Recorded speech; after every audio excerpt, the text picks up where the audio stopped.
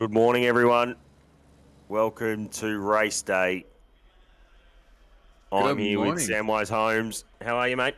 I'm great, man. I'm looking forward to an excellent day. How are you? I'm great, mate. It's going to be an absolute ripper. Absolutely. Everybody tuning in on YouTube, thanks so much for joining us for Octane Online Racing's Bathurst 12-hour race day. We are looking forward to a massive 12 hours of action starting in just a few minutes. So it's 9:55 local time right now. And the race is going to kick off at 10 o'clock. So we've got about 5 minutes left before the action unfolds. Hope everyone's having a good morning so far.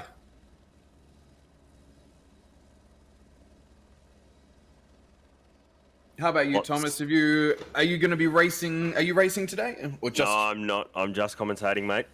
Excellent. Here to give everyone a brilliant call.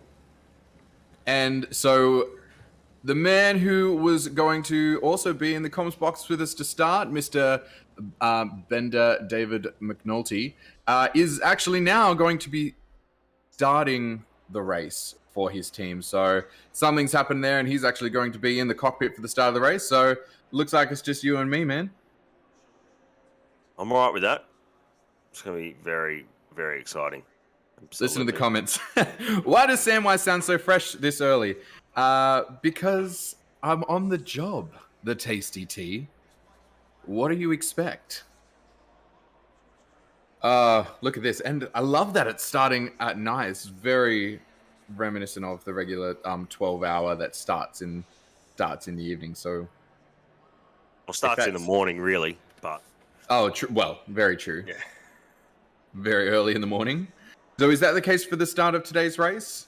I think probably it does start at 6 a.m. It does. Excellent. I love it. Love the look of these cars zipping around in the dark on the mountain. Yeah. Thanks, Jan Tully. Agree. Go Bender. And absolutely, we're happy to be here this early. It's going to be a big day. So we're going for on camera, going for a bit of a ride up the mountain. Not that you can see anything whatsoever. So there we go. You can just make out the Mount Panorama sign. That should really be like a fluorescent white sign, don't you think? Really make it clear. You know, it's a beacon for helicopters and planes. So if you weren't here with us last night, it was an absolutely incredible qualifying session and top 10. Lots going on. Andrew O'Hara in the 616 Alpha Venturi entry, they took pole.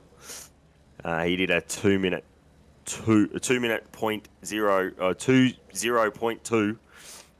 Lots of complicatedness there, but he was 5/10 clear of maximum pace 4:45 there, Mercedes with Zachary Smith. Incognito mode, who were pro and now pro. They come in. They'll be on the second row alongside No Idea. So 2 Astons on the second row. Incognito mode 3, the Ferrari and Gibson Motorsport, their Nissan. I'll be starting row 3. Pixel Racers and Kovacs Racing Purple, they're on row 4. And Odyssey Racing and 05M Racing, they'll be on row 5. That's shaping up to be an excellent starting to the race. Very much looking forward to see what happens coming into those first turns. I don't doubt that we're going to have a bit of a scrap up the front, that Lambo and the Mercedes on the front row, and we can see them right here. So we are now lining up. Everybody's getting their setups ready. So they're in the Lamborghini on the front row, right at the front. That is Andrew O'Hara, who I believe may also be starting the race. Does look that way. It does look like it. So we'll find all of that out very soon. But that is Team 616, Andrew O'Hara, who qualified in P1 on the right side. And then on the left, that is Zachary Smith. Also with Zach Smith is Matthew Pignata, Zach James, and Daniel Hunter as well in that entry. So that is a very strong front. Very, very strong front row. Hey, Braden, thanks for joining us in chat. Oh, this is going to be a spicy one. I'm excited. It is. It is. The critical part about this race is the start. I think those top 10, as long as they can get through without contact, as long as they just keep their cool, they'll be all right through there. That's right. And so the key thing with Bathurst is always getting through lap 1. But this is the first time we've run a 12-hour on the 1.8 version of the game. And we know that the tires take longer to come in this new physics model of the game. It's not as easy just to rip it off the line. And if you do, you're potentially setting yourself up for shitty tires towards the end of the stint. So it's definitely more of a balancing act now, is how hard do you push on that first lap when there is a lot to gain, but at the expense potentially of performance later on in the stint if you push those tires too hard too soon. Yep. I think we might leave all the technical chat just for a couple of minutes. We're going to roll into our Bathurst 12-hour intro video. Ladies and gentlemen, this is the Octane Online Racing Bathurst 12-hour.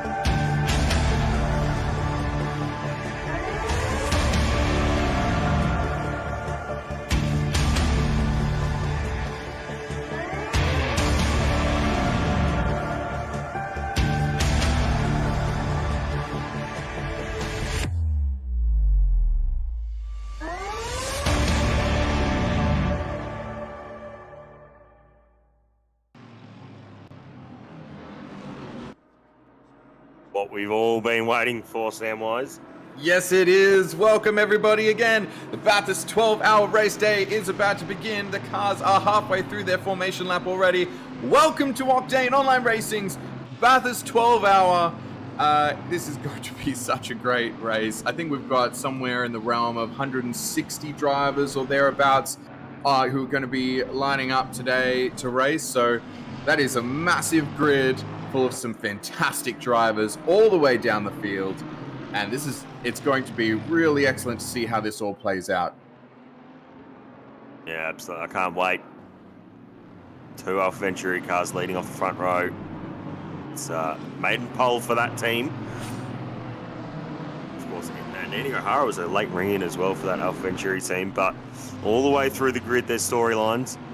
Storylines with drivers not coming in early, coming in late, or leaving very late, as is the case in some of the Kovacs entries, or at least one of the Kovacs entries. They lost a driver.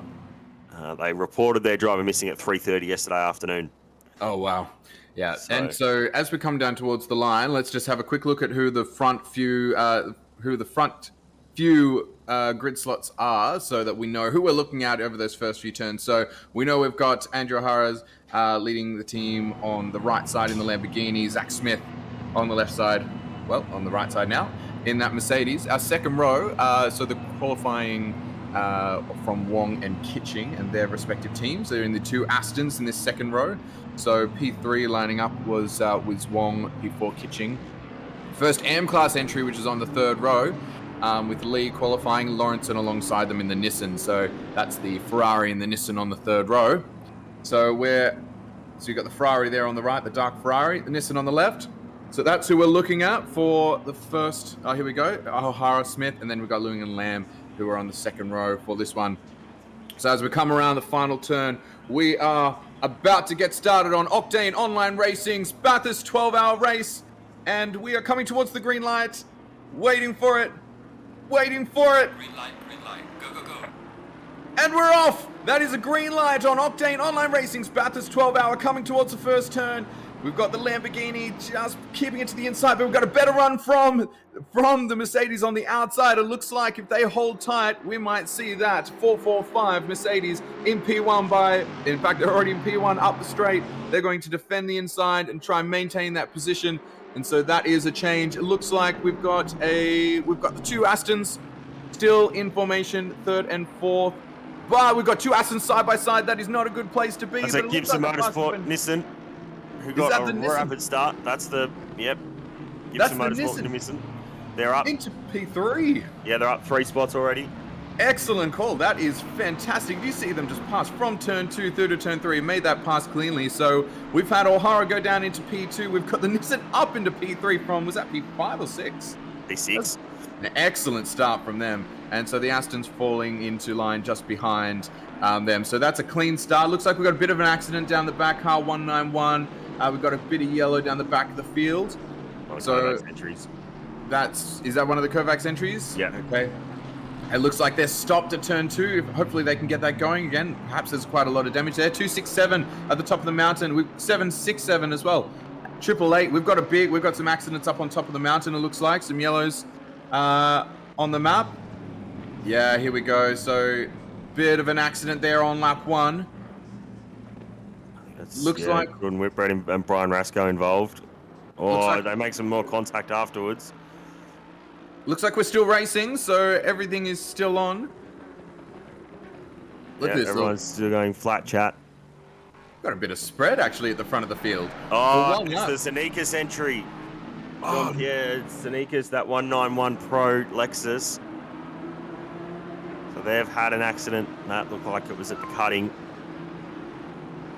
I'm sure we'll get to have a look at what happened there, but right now we have got action unfolding. Is that going to be a dive into the final turn? Oh, it's close. So the car in front, is that another Nissan? No, it's a Bentley in front. Oh, it's a Bentley in front. The Bentley going deep just in case there was that dive up the inside, but holding it steady from the Aston behind. Yeah, so we look back over that first lap. O'Hara swap positions with Zach Smith. So that's now the 445 leading. Lawrenson's up 3 spots. Lamb, I think he's up 1 or has stayed about the spot. Up 1 because Liam's down 3. Yeah, but Lawrenson also jumped up. So I think Lamb is. I think Lamb might have held his position. 1 sec.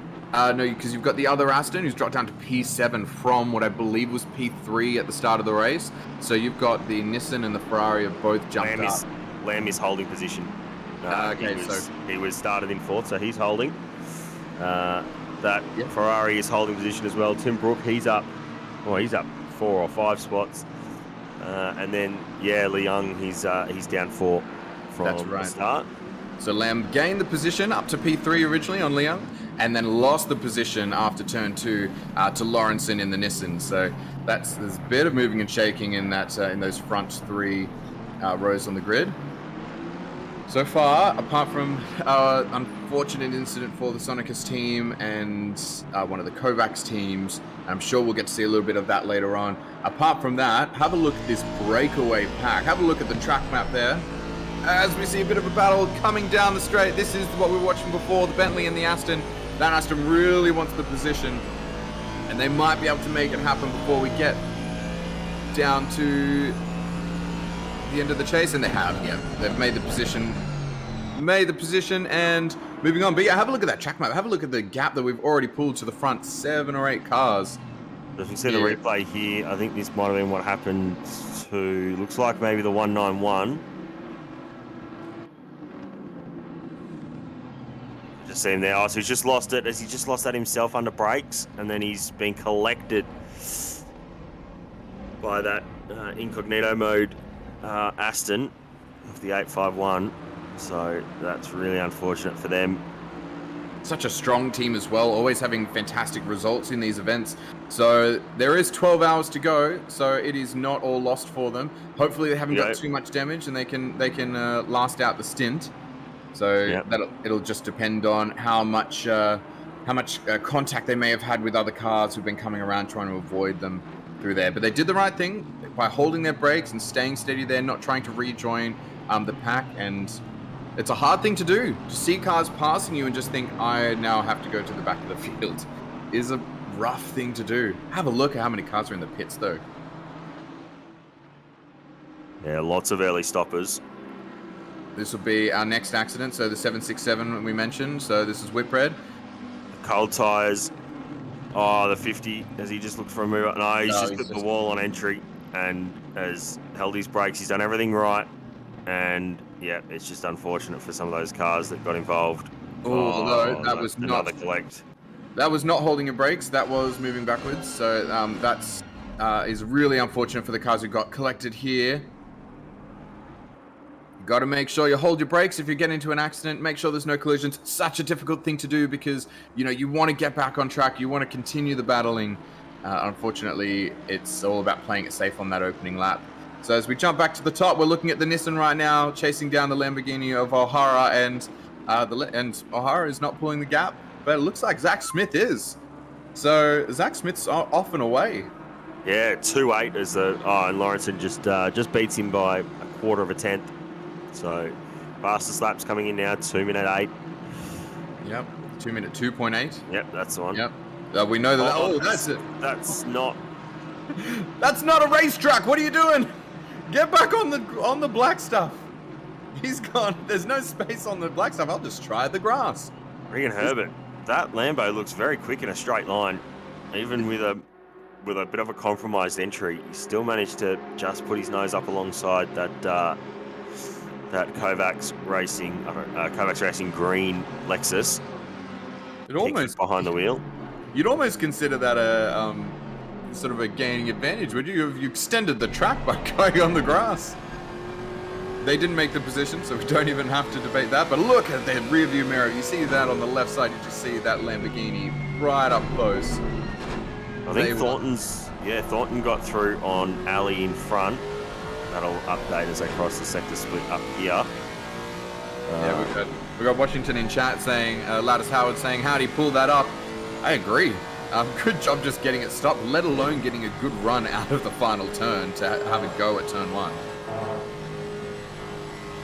Good morning, guys. Good morning, George. I didn't want to interrupt the action. That's all right. I think almost 8 minutes into the race, and we can just relax a little bit more now. It seems to be a bit more line astern. We've got a couple of cars further back through the field. We've got the 191, so they must have had a fair bit of substantial damage, so they're just going through the cutting now. And 94, and I think that is 144 coming up Mountain Straight. So they're a little bit further back, but the gap between... oh, hang on, there's something going on. What's this Aston on the right side? That is... Oh, that was Thornton. He just got through on Ali, that Bentley. We called that as he went up through turn 2. Look at the front side of that Aston. He's clearly carrying a lot of damage. I think he might have had a big hit up at Forest Elbow. So that's really unfortunate for that team there. Have a look at some of these close battles, though. Is this another Aston? What a popular car it is for the Bathurst 12 hour. That 767 car, that's a lap down already. They were involved in what happened on the first lap, up over the top. So they've got a bit of damage. It looks like they've still got damage. So interesting, that one. Such a difficult position to be in, to be, only 8 minutes into. Oh, that is very, very wide. That's not just wide at turn 1, that's just shooting off. And that's the wild cards entry, I think. Bit of a dangerous re-entry there. Avoiding some avoiding action. He just wants to get back going on the track. Just got to remember that there's other cars on track, and when you're off the black stuff, oh, that's contact up into turn 2. That is devastating into turn 2. Steenkamp, he's been collected by Taylor. That's not ideal. Kovacs racing red. Kovacs aren't having the best start in all their entries. So he manages to get it turned around. Got a bit of battling going on here between Page and Rasco. Rasco obviously trying to make up some more positions after he was involved in what happened in the 767 kart at Skyline and the S's. Young's just being a bit of a bottleneck at the moment.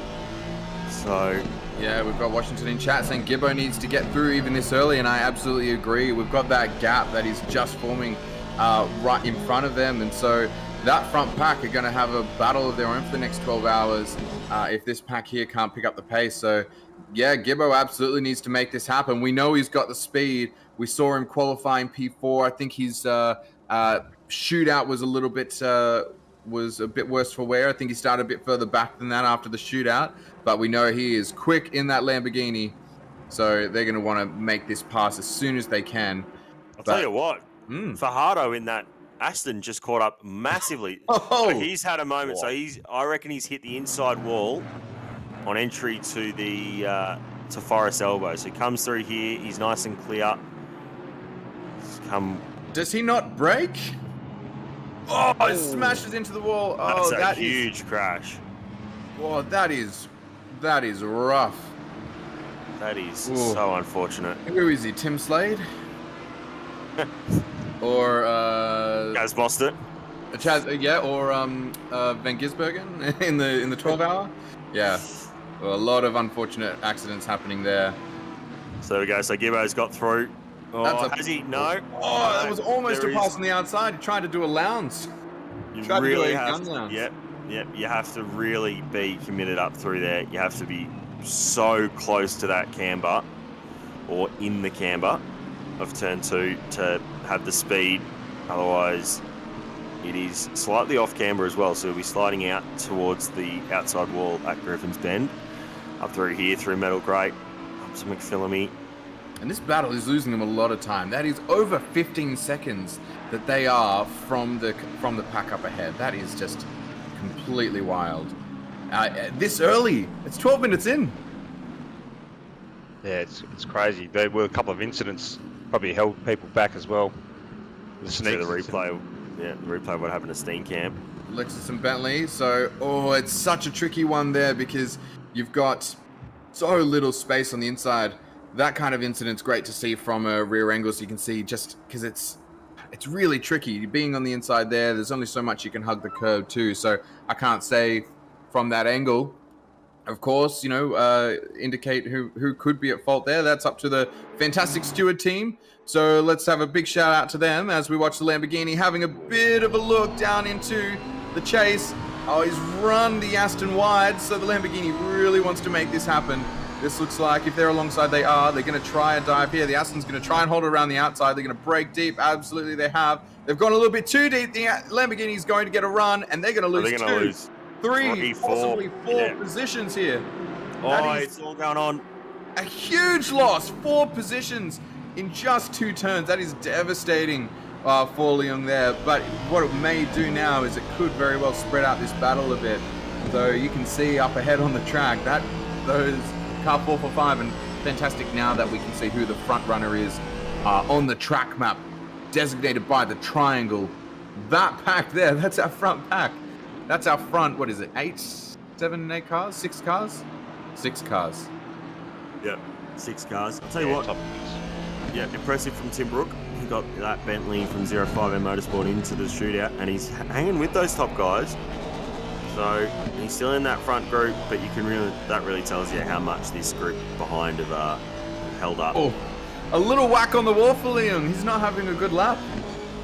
Just tags the wall a little bit, and it's sort of hard to say how much damage you get from it. But in this new version of the game, even a little tap can give you quite a rough time. Alex Bone on that last lap did his own fastest lap of the race. was a 206 flat. So, you know, when you're as quick as Alex Bone is, who was banging in 202s in the team challenge, obviously that's a bit different with only half tank of fuel and whatnot, but you can see the pace difference and how much these guys have been held up. You can see the gap already between Leung and Fajardo in front. There you go, fastest lap for Andrew Lawrenson, 202.5. Looks like we've got a bit of a battle going on here. Leung could very well lose another position here. That's going to hold on to it now, but Alex Bone got a really good run out of the chase. So he might look for a move here. And it's not like you even just... Sorry, mate. No, Leung is just running it just that little bit deeper. He gets it pulled up, but he probably has a little bit less apex speed. Got the Alpha Venturi McLaren with Jake Baldwin behind the wheel. He's going to look up the inside of Alex Bone, so that's another spot for them. That's a good gain. He's been ripping through the field as well, Baldwin has, and he is a very quick driver, we know that. But what do you do in Leung position? I mean, you can't give up a spot because you've got 20 cars waiting to all get through. It's not like you play it safe and just, you know, let the battle, let the car behind pass and, you know, take it easy for the first part of the 12-hour, because it's not one car, it's 20. Yeah, and then he can get mixed up in an incident, and it makes it worse. So you're better off just racing your race, and that if they can get past you, they get past you. Rather than it doesn't look like he's holding him up though from a blocking perspective. It just looks like he's, you know, Jonathan Wong put him in the top 10 shootout. Might be sitting just a little bit too far ahead compared to some of the pace of the other drivers, but it's you know, Baldwin's right on the back here. He's gonna have a look. Oh, he runs a little bit wide. That's a scary place to be. McPhillamy Park. Seen plenty of people in real life get two wheels out there, and it is game over. So lucky for him, he managed to keep it on the straight and narrow. He does lose a little bit of time. Nick De Silva here in one of the only Audis, if not the only Audi running here this weekend. He's still sitting in behind. Zach Smith bangs in a fastest lap with a 2:4.92. So that's almost it's about 6/hundredths faster than what Andrew Lawrenson did. So it's interesting that we don't have O'Hara setting these fastest laps. Considering that Andy's time in the shootout and qualifying was it half a second faster than the nearest rival? Here's Leung. Now, this is going to be chaos. Leung, he just gets a bad exit out of the chase. A little bit squirrely. Alex Bone, he's invited up the inside. So that's one more position lost. So he lost two more on that lap. One to Jake Baldwin and one to Alex Bowen. So he's now held the position into turn one. Oh, and these guys are a bit compromised because they're battling too. So, well, that Nissan really needs to just breathe out of the throttle. Needs to just not be in where he is there on the inside, because he's really not giving that Audi any opportunity to try and make a move. He's just in the wrong spot. I think that Nissan needs to get out the way. This is a backmarker, is it? Yeah. This is they're down in 40 seconds, so... Oof, that's Sam Misson, who is a fast driver too. That's a rough spot to be, because he has a train of cars behind. But 4 corners is the rule. You see the blue flags waving. He is going to have to move out of the way. Tricky spot to do it on top of the mountain. So I believe that in general the rule is that the passing will be done after they come down from the as they're coming down from the mountain, not on top, which is where the accidents will be caused. So I think there's some leeway in the blue flag rules, Justin Bathurst, but he's going to have to move away pretty quickly. Yeah, I think the wording is that blue flags are not obliged to get out of the way over the top of the mountain. If they decide to, they need to do it absolutely very safely. But he had plenty of chance there to come off the throttle, move over a bit. Zach Smith bangs in a 2.2 lap. Oh, and that's contact there with another of the Kovacs cars around. They get straightened up. Oh, and there's more going on. That's is a bang onto the grass. And as the first drive-through has been given to the Bentley car number 17, currently with Taylor in the cockpit. We're going to see some more penalties, I think, rolling out now. If this is the stewards have made their move, so they're now going to dish out the first group. See who was at fault for those incidents, who's been deemed at fault for those incidents on turn one. A bit of side-by-side action. Looks like that Aston can hold it around the outside, and they'll have a nice run in for the final turn. Yeah, they're quite a ways ahead. In fact, they're the move's made. Well, a few people jumping in the pits. I think this might be some of those we saw with damage. I think that is the old farts car as well of that 17 car serving its drive-through on the first lap. Here we go. So here's Smith up the inside. That's a good little battle. Oh, and that's the contact there after the apex. And then a second incident. Oh, no. Such an unfortunate thing for that Lamborghini, who was just a passenger there. There was nothing they could do. So that's really rough. And all those cars pitting 20 minutes in, it's pretty rough. So hopefully, hopefully they can just claw their way back. Yep, Kamal Ali on that time through Griffin's Bend. He just got a little bit too wide too early and had to come out of the throttle a bit. That's a good Adam Drecky's up the inside. Are we going to go 2x2 across the mountain? No, we're not. Drecky just decides to pull back into the toe, back in the line. Come up through here.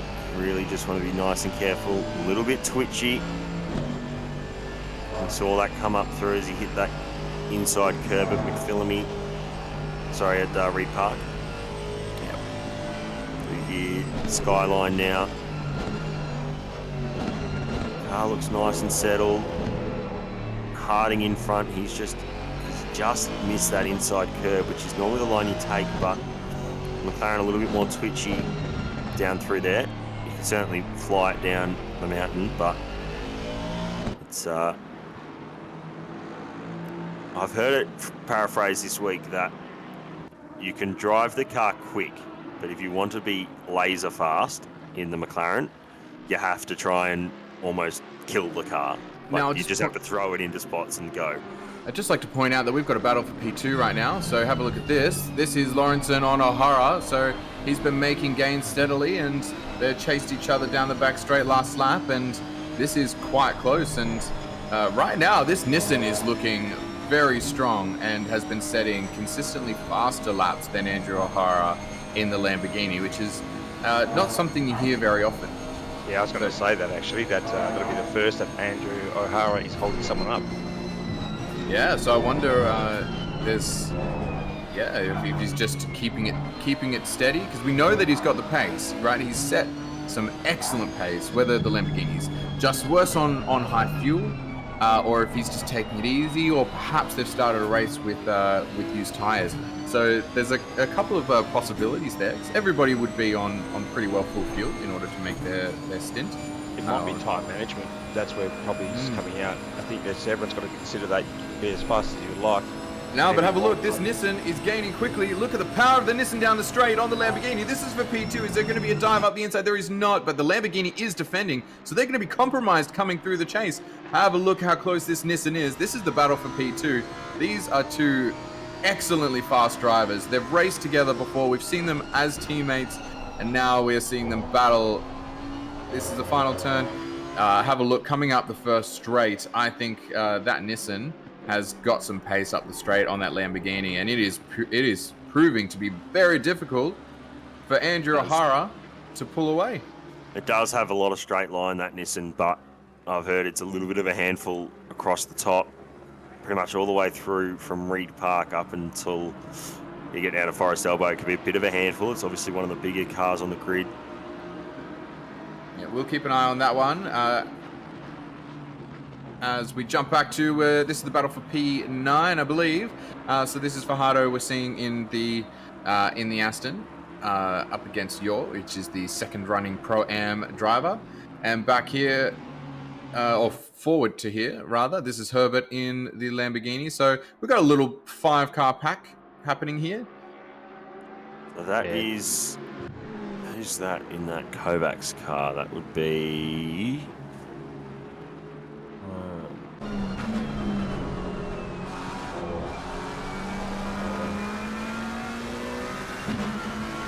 191, so that's I think that's who we were seeing. We're seeing the 191 entry of the Sneakers entry, Kovacs Racing. Purple, I think it is. So they're not where they want to be at the moment. Probably a lap down. They are a lap down in the wrong spot on the track. I'll be able to try and make those spots back up as soon as I can. see. Actually- Go ahead. Oh, just thinking about strategies. Do you think that's going to be a 11 stopper, or do you reckon it's going to be more likely 12? It can be done as it should be able to be done as an 11 stop. In fact, it absolutely should be able to be done as an 11 stop. I think I think the question more is, can it be 10 stops? Yes, I agree, because that's that is absolutely the question. Because our stint timers are 70 minutes, so you have to be in the pits before your timer hits 70 minutes from when you leave the pit lane. So if That's you did how driver stint works. So if you did 11 stints, you absolutely have. If you went right to that 70 mark. Oh, that was a little bit. Oh, there's a car around. There is. That's Finch in the Lexus. Wild card entry, number 422. That's really not where you want to be. I think you just got held up. This Bentley of Kamal Ali, he's just dropping back the field a little bit. But, yeah. It was Rasco in front who got past around the outside over Skyline and just sort of gave everyone a little bit of a twitch up. Everyone was moving a little bit too much. We've got Bender here, Dave McNulty. It was meant to be lead. It was meant to be in the comp box with us, but a little bit of an issue for one of his drivers. So no space there for the white and orange McLaren Holdry. Contact. So we've got Bilko in the comments saying if you do 65 minutes, you can do a 10 stop. I've just done the math on it. That is absolutely correct. If you pit after 65 minutes, add on your pit time, you're absolutely getting to 12 hours. So that is 10 stops, 11 stints.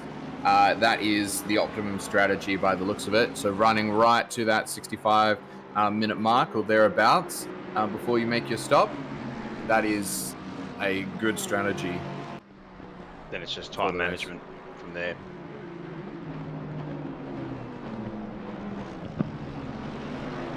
It's a close one, that one. Yeah. All right, so let's have a look at chat. Hey, chat, good morning. Welcome to the 12-hour. Hope you guys are having a good morning so far. Not too stressed out watching your teammates racing. I want to know how many people have we got in comments. Chuck something up. Let's see who we've got here. Say hi. We want to see that you're there. And silence. Everyone's focused on the racing. They're absolutely focused on the racing. They're like, shut up, I'm talking to my team.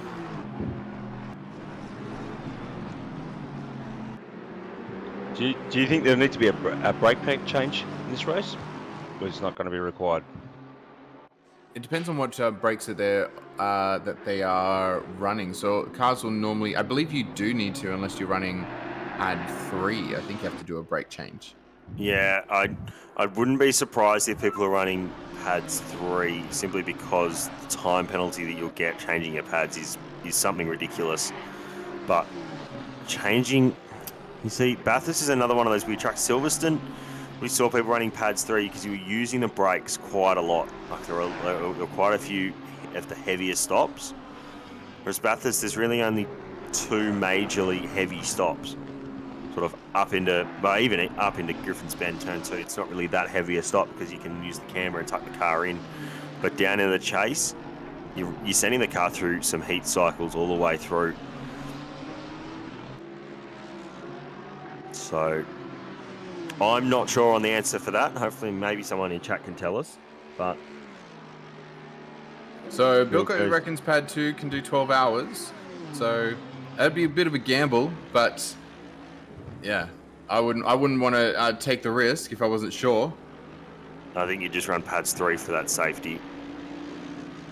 Yeah, and have a look at how close this is. I love seeing podium positions scrapping it out. This is excellent for, well, I would say it's excellent for Zach Smith, but that gap's going down. It was 2.5 seconds only a few laps ago.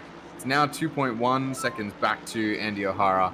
So yeah, we saw Lawrenson drop in a 2-minute 1.850, and he's just beaten it. And Andy O'Hara's just beaten that. So here's the pace from Andy O'Hara. So he's picked up the throttle now.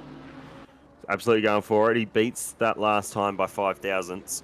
I was just saying from Andrew Lawrenson. So do you think that this was just him being smart about his pace across the stint?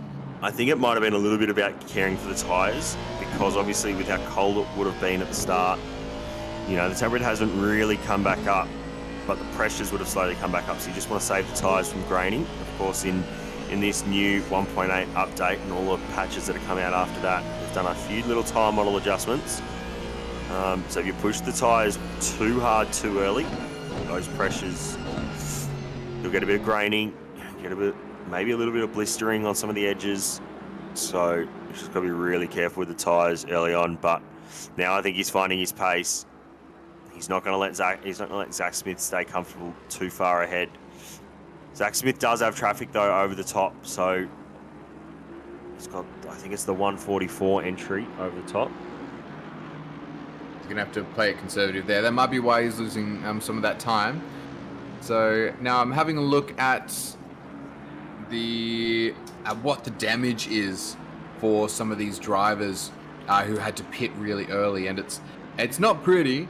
So basically, if you came into the pits before the 12 minutes were up in the first stint, you cannot hit that stint timer. You won't be able to do that 11 stints, that 10 stop strategy.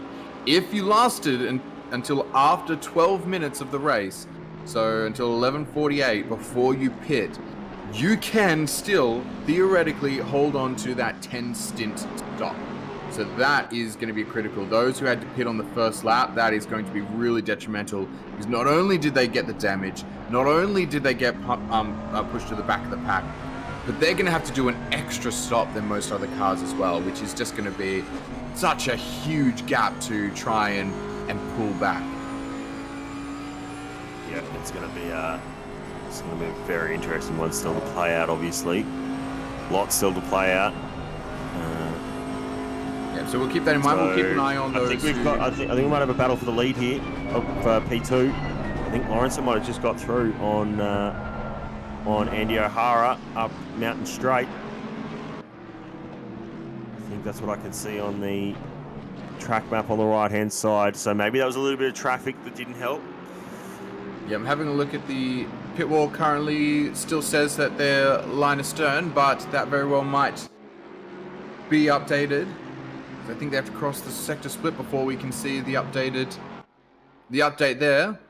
We know in the last lap, Lawrenson did a 2:02.2 and a 2:02.4 from O'Hara, so Lawrenson absolutely had the pace. We're going back to see the replay. This is it. So this no is traffic. O'Hara just decides to take the normal racing line. Lawrenson, he's just going to sit there. O'Hara is just going to have to tuck in. He just doesn't tuck in early enough, so he's out off the camber. So, and he has not defended it. It looks like he may very well have let them through. Maybe that's part of the conserving the tires phase as well. So he's going to be able to sit in the slipstream, potentially allow Lawrenson to do the hard work to chase down Zach Smith, as you know, O'Hara just sticks in behind him, and that could be his strategy. Perhaps he knows he's got pace on these guys. Maybe he's taking it easy. But there's the question. Do his teammates have the pace on these guys? We've got Stephen Ty and who's the other Fluke. one there? And Fluke there. So I can personally tell you, and we saw it in the team challenge on Friday night, that Robert Fluke is no slouch, and neither is Stevie Ty. No, they are absolutely not. But also, they were certainly sitting in and around the top 5 for the whole night for both races. I think they took second place overall in the team challenge. So they are certainly pace setters, and I think they'll be able to maintain in and around that battle for the top 5 or so. For sure, and a shout out to our current race leader, Zach Smith. Now that team won our Silverstone race only a few months ago. So that's with Matthew Pignata, that's Zach James, and Daniel Hunter, who is the new ring-in for that team, coming in as the fourth driver. So is Smithy. Smithy was not running with those Maximum Pace Racing boys at Silverstone. Correct, he was not. Only the 3. Daniel O'Donnell. That's right, not O'Donnell. racing today. So Zach Smith was an original member of that team. He just happened to not be racing with them for the Silverstone event. I think Zach Smith was with the Odyssey team for that particular event. He's back with the team, so the OG crew back together, plus a Daniel Hunter. So they are looking really strong, and we know that they are strong runners. So Pinata and Zach James, having done the last couple of seasons now of the sprint series, coming up from Pro-Am class. Only last season they were Pro-Am, and then they came to win the Silverstone 12-hour in a pretty dramatic finale. So we're looking at a replay now. So this is Rasco, who's in 26th. Oh, just pinning it across the top of the mountain and pulling it up. Oh no, that is unfortunately a terrible rejoin, and it sent that Bentley into the grass. Or into the sand. Even that Mercedes has gone in as well. That's it's unfortunate. Josh Hill here, he's on the back of this little battle for what seems to be 17th place. He's behind Pickford.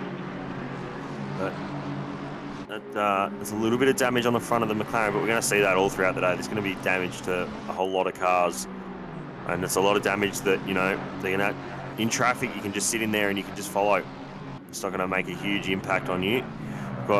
That's the number 4 entry of Jarecki behind him, who's looking very nice and close. I think Jarecki might have just clipped the inside wall on entry to the dipper there on the right-hander. One of those corners you really have to get the car rotated around nice and tight so you can get the best run through the dipper. So you can, like, the dipper's not a corner that you really get a whole lot of gain out of if you get it perfect. Probably only a tenth or so down into Forest Elbow, but you've got to be really careful about it. Not sure. It's an interesting move from Joshua Hill to just pull out of the slipstream there. Would have just had a little bit of it, but it would have been a good spot to be. So that's who's that? Liang? That is Liang, who just got overtaken by the 676 entry of Convicts and Colonials, Bartlett. And that's contact. Oh, straightens him up. That's a nice thank you very much. Have some fun. Nice of him. Straighten him up. But, that is not a great first 40 minutes for Liang, though. So he started in P4, I believe it was. Currently in P21. So they're really struggling in this first There's going to be contact here. That Luke Fleming in that Lambo was looking to try and stay in the slipstream, try and get a move done. The side-by-side up through here, yep. You'll see that a lot today. Anyone who's on the outside up into Griffin's Bend, turn 2, that's not where you want to be. Lawrenson bangs in the new fastest lap with a 2-minute 1.837. So he's chasing down those leaders, and you can see now that Liang, he's dropped in distance pretty much 2/3 of the lap. So the 445 entry, they're coming up to turn 2 now. These guys are only just going through McPhillamy, so lots of traffic to deal with now. Oh, he runs a bit wide, keeps the car straight. Just going to have to take it easy down through here. Just needs to cool himself down. Try and keep it nice and neat. Get the car back to the next driver in prime position, or at least in good condition. Just an update there. Sorry. Just an update there. Lawrenson's just taken a second out of Smith in the last 2 laps. Yeah. That is going to be a thrilling battle. So 1.9 is 1.8 there it is where it is now. But look, he's pulling a little gap on O'Hara behind. So this is an excellent drive from Andrew Lawrenson so far.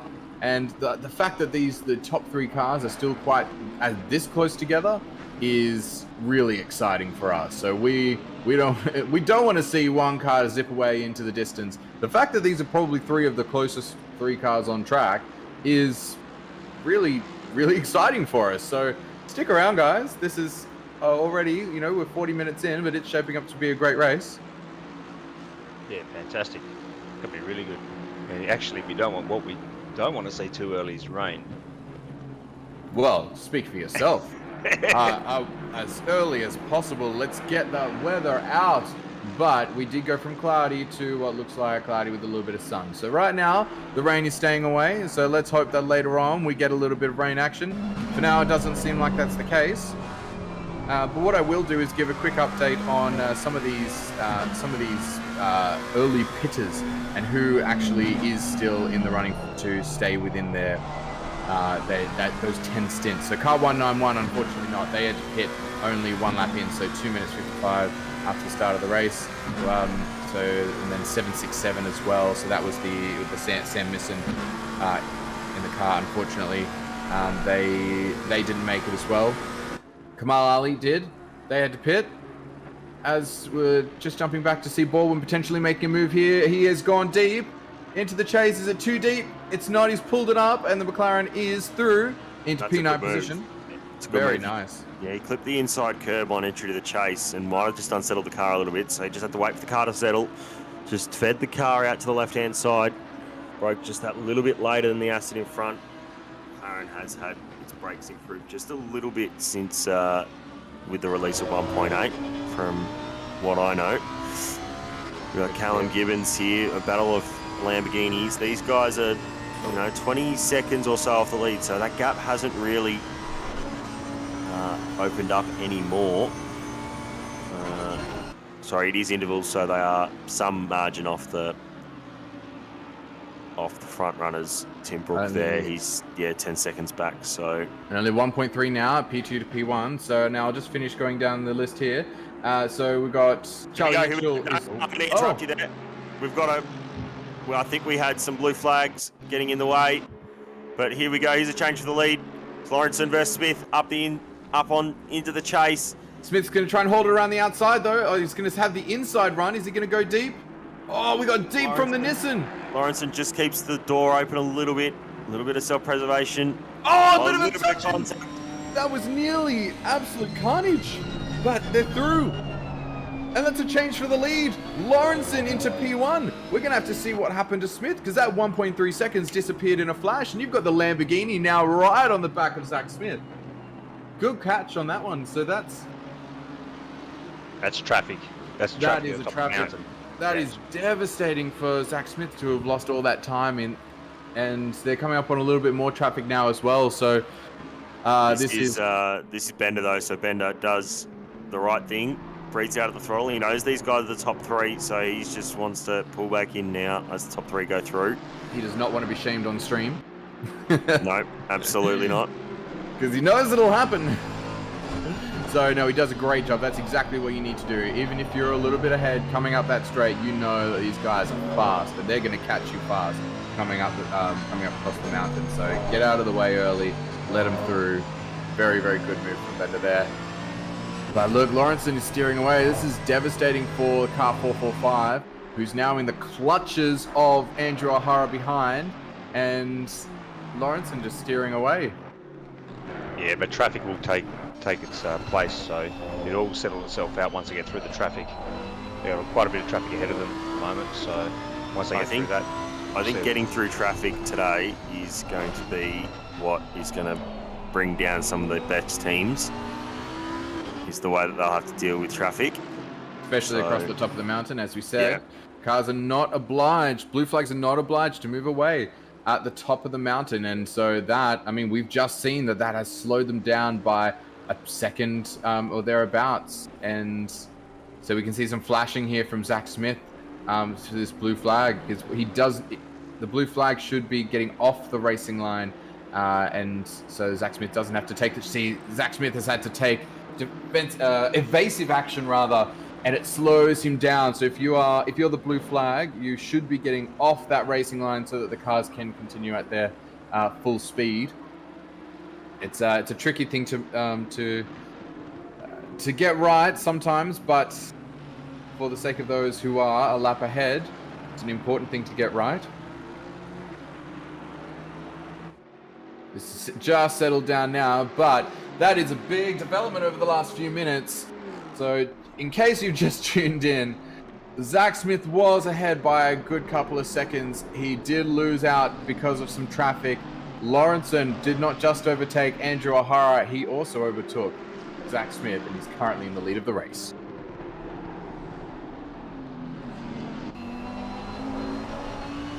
Got some penalties being distributed. Unsafe rejoin for Rasco.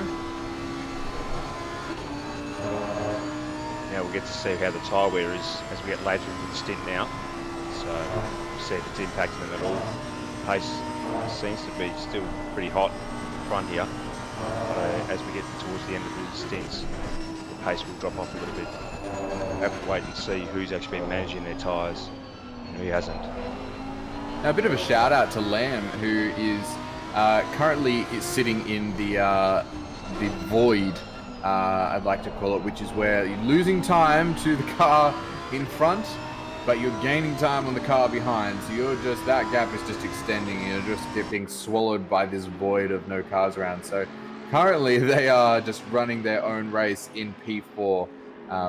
Yeah, props to them for maintaining that position off the start. And then you've got Leaves in 5th, who again is in a similar position. He's losing time to the car in front, to Lamb. And he's still gaining time on the Bentley of Brooks. So we've got 2 cars sitting in P4 and P5, which for the moment are just sitting in the void. And that's our first pit from the front of the race. So that is an early pit stop for Lawrenson. So that's really interesting because we are only 45 minutes into the race. Must have been running light. It has to be. It must be a strategy call. It must absolutely be. So a track position call, you know, like I said before, as long as you lasted that at least 12 minutes into the race, you can still do your 10-stop strategy. So they've still got a good, you know, half hour up their sleeves or a little bit more as far as making that 10-stop. So yeah, they absolutely must start on lighter load of fuel in order to get themselves up the field. And you know what? It worked a bloody treat. Yeah, just got to make sure that when they come out, they're not stuck in traffic. Because it'd be a poor position that time. Yeah, so I reckon some of these more experienced teams are going to have done the calculation. If I come into the pits, you know, so you make that calculation like if you know the pit stop is roughly the travel time through the pits is 60 seconds or something thereabouts with the stop, which it should be somewhere thereabouts. You can make that calculation on when you cross the start-finish line, whereabouts on track is the gap. So you can sort of do a calculation on where the gap is, where I would come out. And so those guys will be keeping track of that sort of thing, and they'll go, great, right now I know that I'm going to come out in a gap, and they'll take it, and they'll take that opportunity if it comes, because that can make the difference, especially with the gaps as small as they were. Yeah, he's just come out, he's got a little bit of a gap, but then he's got some traffic coming up, so it's fed okay into an okay spot at the moment. Yeah, so actually looking looking all right. Not as big a gap as there could be, but he's got at least a little one. And the guys up front have still got traffic as well, so that's going to be very interesting to see. Can he not be held up enough to maintain that position when these other 2 guys come in for their pit stop in, you know, the next 20 minutes? I think we're talking about this 11 hours later, about tyre wear. Absolutely, yeah. But what is exciting is we now have an alternating strategy. So we're going to have to keep an eye on that and try and keep our viewers enlightened as to what those strategies are and who is on them. Zach Smith and Andy O'Hara are currently... Oh, that's a bit of a tap of the wall from Pickford. Be careful, man. Pickford's very experienced here, very experienced at Bathurst. Always in the public lobbies racing at Bathurst. So he's a quick driver here. Now, Zach Smith and O'Hara currently P1 and P2, but we've got to keep in mind Lawrenson, whilst he might be sitting currently in, not even sure what position he's currently 11th. sitting in. 11th, is it? Oh, so it's a Rayton who's currently in. So Terry Rayton, who's currently in the car for car 10. They were P1. So that car is in the battle for the lead right now.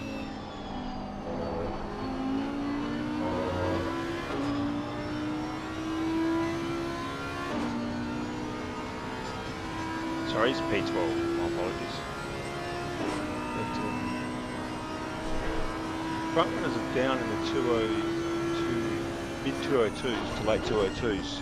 So it'll be interesting to see when they come out of the pits where they do feed in. Well, it'll be interesting. It'll be interesting to see what Rayton's pace is. That's going to be, I think, the key. So now, after we get this first stint out of the way, and we're going to start to get some of these average times across across the stint. So, for example, O'Hara's average lap time across this stint so far, a 2:02.5 is the average. 2:02.54 and then a 2:02.58 for Zach Smith. So very, very well matched at the moment. Those cars are. And then Rayton, so I can have a look. Lawrenson's average, 2:02.4. So he was the fastest of the lot. And then we'll start to see what Terry's pace is. Currently it's a 3:06. I don't think that's representative. Where did Jake start? Says Lattice Howard. Jeremy, I will find that out for you. Because he is in P8 right now. But absolutely, it looks like he has had a great start.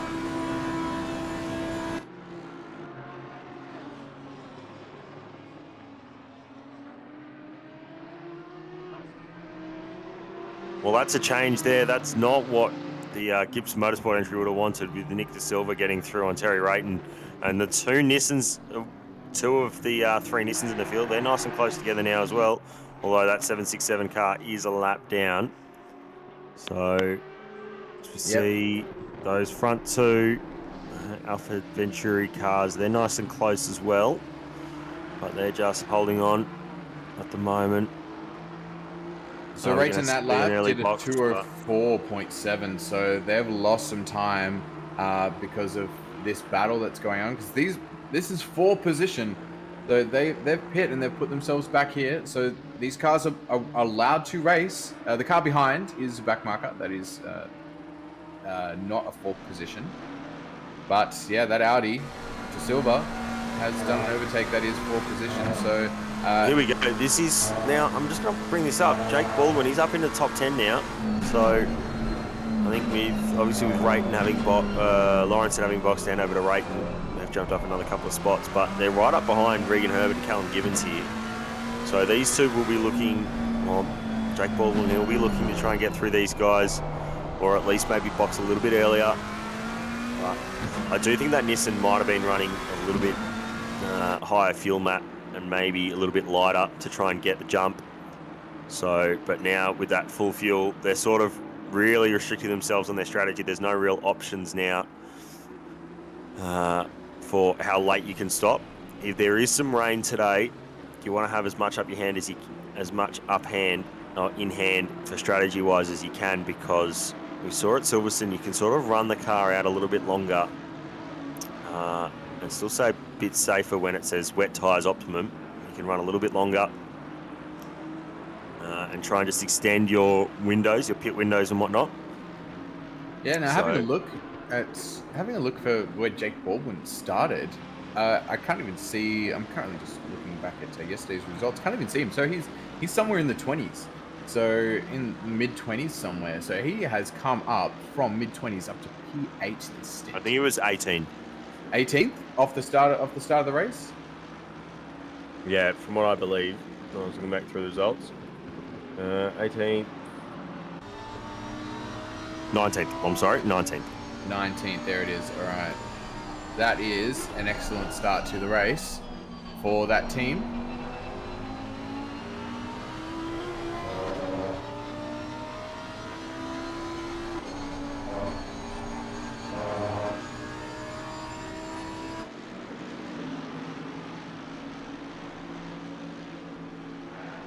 Those top two now, they're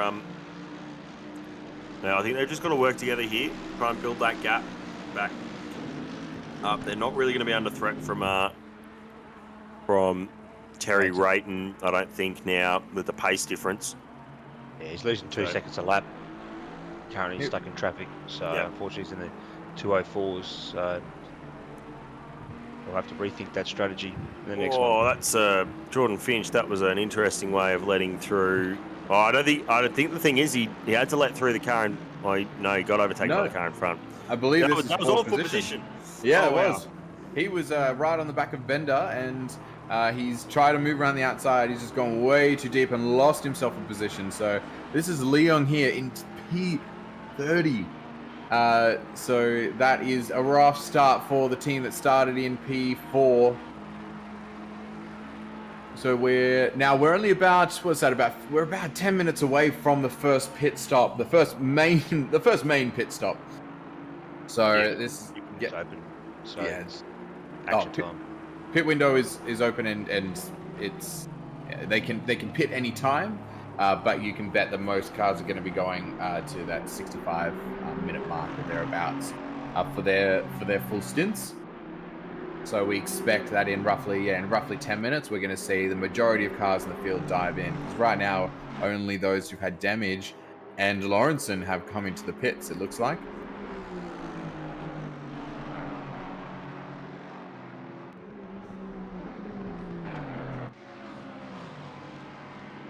Now, this is the battle here for the lead. So we're currently looking at that Zach Smith there in the Mercedes, and that is Andy O'Hara behind in the Lamborghini. They are very close. It looks like the Mercedes might have to defend down here into the chase.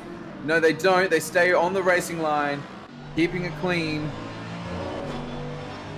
This is the battle currently for P1, which I believe, considering the loss of time from that car number 10, is the actual battle for P1. So Rayton on that last lap did a 2:03.6. So still losing a bit of time. I think that'll be enough that Smith and O'Hara will both pass car number 10 after the pit stop. That is just a prediction, but I believe that corrected positions will come out as Zach Smith is back in the lead of the race and Andy O'Hara in P2. So this is the battle for the lead of the Bathurst 12 hour. We are 55 minutes in. It has already been a very exciting race, and I expect we can continue it to stay. That is a weather update. Rain in 30 minutes. Oh, I shouldn't have said it. Sorry, guys. If you wanted an exciting race, we have it for you. Look how closely matched these the two cars are in their livery as well. I really like the white and the blue. It stands out in a nice way. Right now, we know who the leaders are just based on their livery. Every other car seems to have a much darker sort of set. As someone on the inside of the Alpha Venturi operation, it was a lot of discussion to get our new colours right. See, previously we've been, you would have seen at Silverstone, we've been a navy blue, a gold and a black, or a white or a silver or whatever other colour. But gone through a little bit of a rebrand. Now we've got this very nice sort of warmish sky blue, and then a really nice seafoam green as the accent. You can see it there on the lights of that Lamborghini and on the end plates of the Mercedes. Look at the Lamborghini gaining. So he just wanted to give us a better look at that livery, but he's gaining steady. I actually think he might have pulled off at the end there. So he's not, I don't think he was wanting to put themselves in too much danger. I think he's being a little conservative. So I think he is, though, as teammates, I think they're going to be nice and smart. But they're both boxing now, so here we go. So they must have been running a little bit lower on fuel, maybe because we know the Merc is quite thirsty. So maybe they were both running, or maybe the Merc was running a little bit of map 1. But you're pretty safe to box now. So as we see, Terry Rayton here, I don't think his last up was a 3.2, so I think they might be safe from unfortunately the undercut. But track position will still be key. These guys might still pop out sort of in and around 4 and 5 after all the stops have played out. And just to be clear, not an undercut. This will be an overcut from the other two drivers, because that Terry Rayton in car number 10, his partner Lawrenson was in P1 at the time of pitting. So they are potentially going to lose these two positions due to this pit stop. And this is Baldwin making another move. Has he got it done? Outside. No, he's just going to... He might have to try and duck in behind here if he wants to go for the move. He might. But Regan Herbert defending very nicely. Yeah, so here we go. About to see, this is the exit. Where's Rayton? Nowhere. Nowhere to be seen. Yeah, we know he lost quite a lot of time in those battles. He's only just coming up into turn 1 now, braking for turn 1. So it's a fair bit of a loss for them. Yeah, it's pretty significant, but it's going to even out. Who have we got in the cars now? So Zach Smith and Andy O'Hara are going to be out of the cars. Who potentially they could be doing a double stint, of course. Let's see who is going to be into the cars in their place. we will find out Next time on OOR. We'll find out in about we'll find out now, I think. Is it time for a word from our sponsors? From our sponsors. Yeah, that's right. Must we wait? We'll take a break and be back. See you again soon. I'm kidding. We're here all day. We are. Yeah. We are. No rest for the wicked. Yeah, that's right. Commentators-wise, we're going to have quite a few in and out of the cars. Oh, no, we've got an accident down into the S's. So that is car number... Page 63. Oh, no. No, he's bounced back. That is going to be teleported back to the pits. That's at least a minute and a half, 2 minutes of towing time. Yeah, unfortunately, they also had to pit 5 laps into the race, or 11 minutes in, so they were already outside of that window for to get that full 10 stints. But then they also only ran a 35-minute stint. Oh, and Mitchell's been turned around as well in the Black Lab X SKS car. That's another one that had a big accident early on, Mitchell was. So, again, these are more cars that are just going, unfortunately, further and further down. Oh, I don't like the look of these.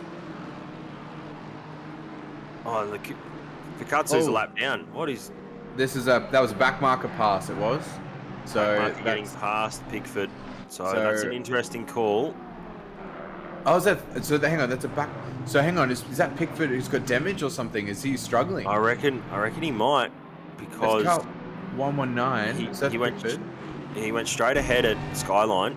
So, it does look like there's a little bit of damage. Is there any steering damage? I can only see there is damage on the front of that car, though, and on the side. So, I wonder if it was a recent contact. That's a very second-hand looking Lexus.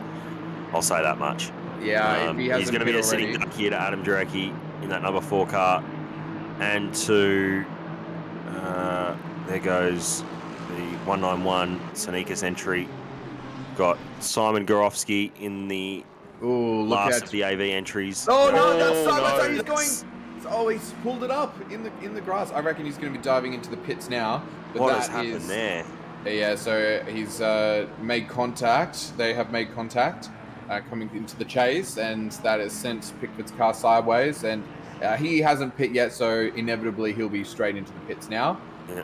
So that's a rough first stint for them, but it is still a long race, and they're not in a bad position still, so they can still claw it back. So I believe he's now into P22, so gone down a couple of positions there.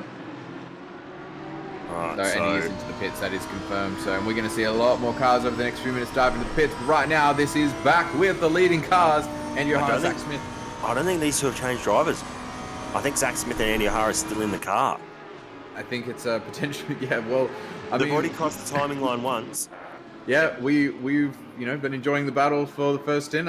We can enjoy the battle for the second stint too. Let's see how this goes with passing this Lamborghini, who's a back marker. Are they going to pull out of the way? Are they going to they're going to go to the outside. So they're going to stay on the racing line. So far, not yet letting Zach Smith pass. So are they going to force him to go on the inside, or are they going to pull off the racing line? Oh, no, this is for position. Scratch that. They are not obliged to let them pass whatsoever. I apologize to Herbert, who is doing all the right things at the moment, battling for position. I think it would be smart, though, to let them through, because you're on a different pit strategy. There's no point fighting them and losing time, or maybe having contact yourself. You are also battling, though, for your own position. So Baldwin up ahead is now, he's now further ahead. So. Yeah, you're battling for your own position, but you're gonna have a chance again, you would think, because Baldwin doesn't have to give up that position either. So no, we'll see he what doesn't. happens. He doesn't, but he is also a team member. Okay. These are all 3 team cars, line astern, so I wouldn't be surprised if there's a little bit of a not going to make it difficult for you, mate. And he's not going to lose any time himself over the top, though, because he's still chasing Callum Gibbons. He's only 2.4 at the end of the last lap behind, so he'll be hoping to catch back up to Callum Gibbons. I think the best play for him is to just keep powering through, and if these guys get past him, then just sit in behind them and use them to try and get through Callum Gibbons. Yeah, I suspect he's going to let them through, both on this back straight. He has to be careful because Herbert's there, so this is the opportunity where Herbert can utilise these. I don't think, A bit further back though. I think Baldwin just won't fight it. As you can see, he pulls over to the right. He's not going to fight this. there'll be a bit of team play here, knowing that there's no point in battling for it. Yeah, so you see he just probably came out the throttle, probably 95%. Just let those two cars through, sit in behind them now. Use them to try and get past Gibbons. That's got to be the play. There's a nice shot for the team. So you want to get your screenshots for our Team Alpha Venturi. That is the one right there. This so is what happened with Pickford. Yep. So he's coming up to turn 1 now. Going to be early on. That's a rough lap if you've had a big bang. And he's into the outside wall even. So that is just a picked up rough the throttle one. a little early, loaded the car up. And this is the incident on the top of the mountain. So later on in the lap, we've just gone forward Here we go. a little So bit. let's see what happened here. So he's just got on the grass and just moved across and has made contact with that Lamborghini. Yeah, well, he's in the pit. He's gone through the pit, so he's back out now after we see everybody else pit, which will be, I think we're going to see everybody else in on this lap or the lap after, and we're going to see Zach Smith and Andy O'Hara be promoted back to their corrected positions of P1 and P2. So that battle is still on. This is on board with Zach Smith, who is effective P1 right now, who's currently trying to navigate Callum Gibbons. Also a very quick driver, but clearly Car 445 has the pace, and 616. These guys having an absolutely fantastic race for pace. Callum Gibbons is no slouch, and right now he's just being eaten alive by the Aston Martin. Andy O'Hara is just playing the waiting game, so this is a difficult spot for you to be if you're Zach Smith. You want to get through as fast as you can, but you don't want to cause any accidents. You got to keep it safe. Andy O'Hara looking for where's that opportunity. You've got the P1 car who's being slowed down right now. But again, as you say, they're also teammates, so you've got to be extra safe. Oh, there you go. A bit of an indication from the back marker from the Lamborghini as to which way he wants them to go. Always a tricky thing with indicator because it can be quite confusing. Which if you're indicating to the left, do you want them to go to the left or are you going to the left? Oh, there we go. Nice pass, yep.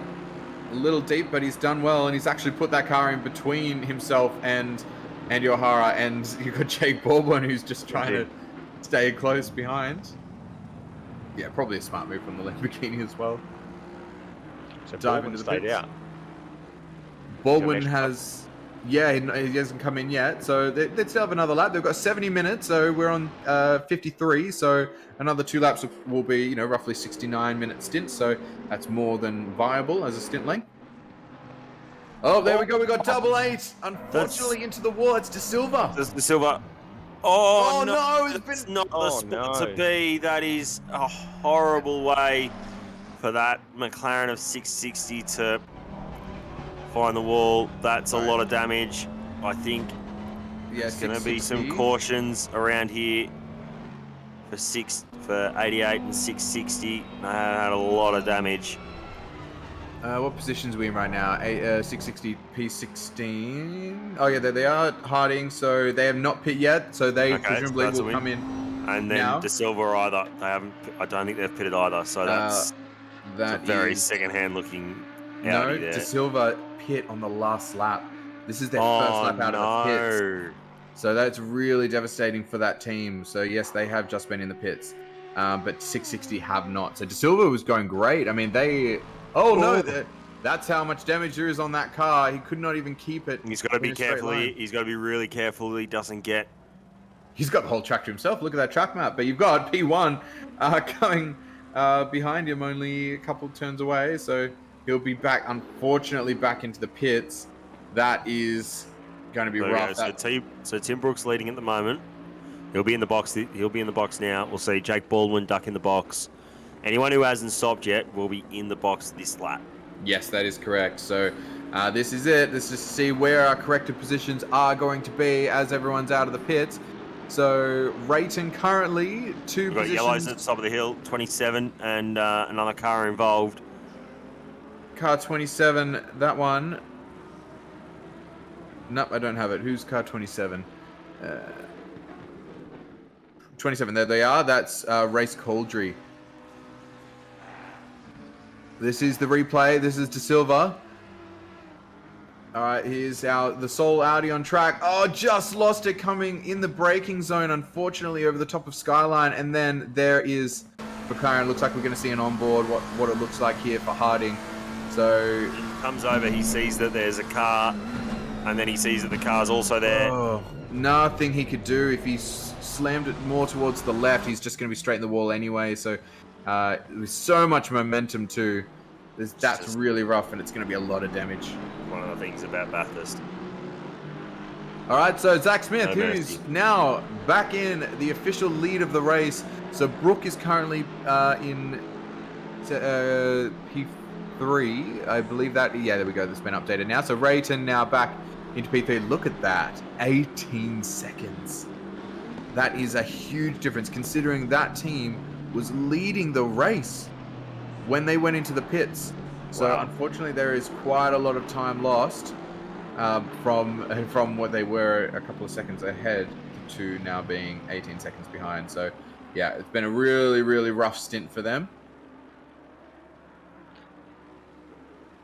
Yeah, you just wait and see strategy-wise how this all plays out as well.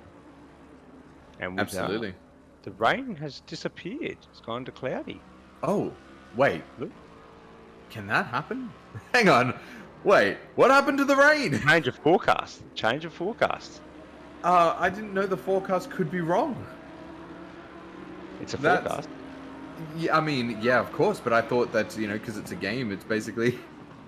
oh, here we go. Rain forecast diminished, shower expected to last 5 minutes maximum. Oh, so that's... Okay, so the rain, if the rain is coming, it's that in 10 minutes it's going to be cloudy, in 30 minutes it's going to be cloudy, so therefore... The rain can happen in the middle there. So we might still see the rain icon pop back up on the 10-minute radar. But, yeah, it's only going to be a short stint. So looks like everybody's just going to have to suck it up and stay on these tyres. I wonder if we're going to see anybody dive into the pits. Yeah, it's going to be really difficult to pick what's going to happen. They shouldn't. They absolutely shouldn't go I've seen the variability as well in 1.8. For the weather variability to be very, very variable. As we see what happens here with this is... I'm not sure who this is. This is the Mercedes. Oh, no. That's another spin. It's another Lexus who's gone round. They're having a tough time, aren't they? The Lexuses are... I don't even know if 23... I don't think 23 is a Kovacs racing entry. Let me double check.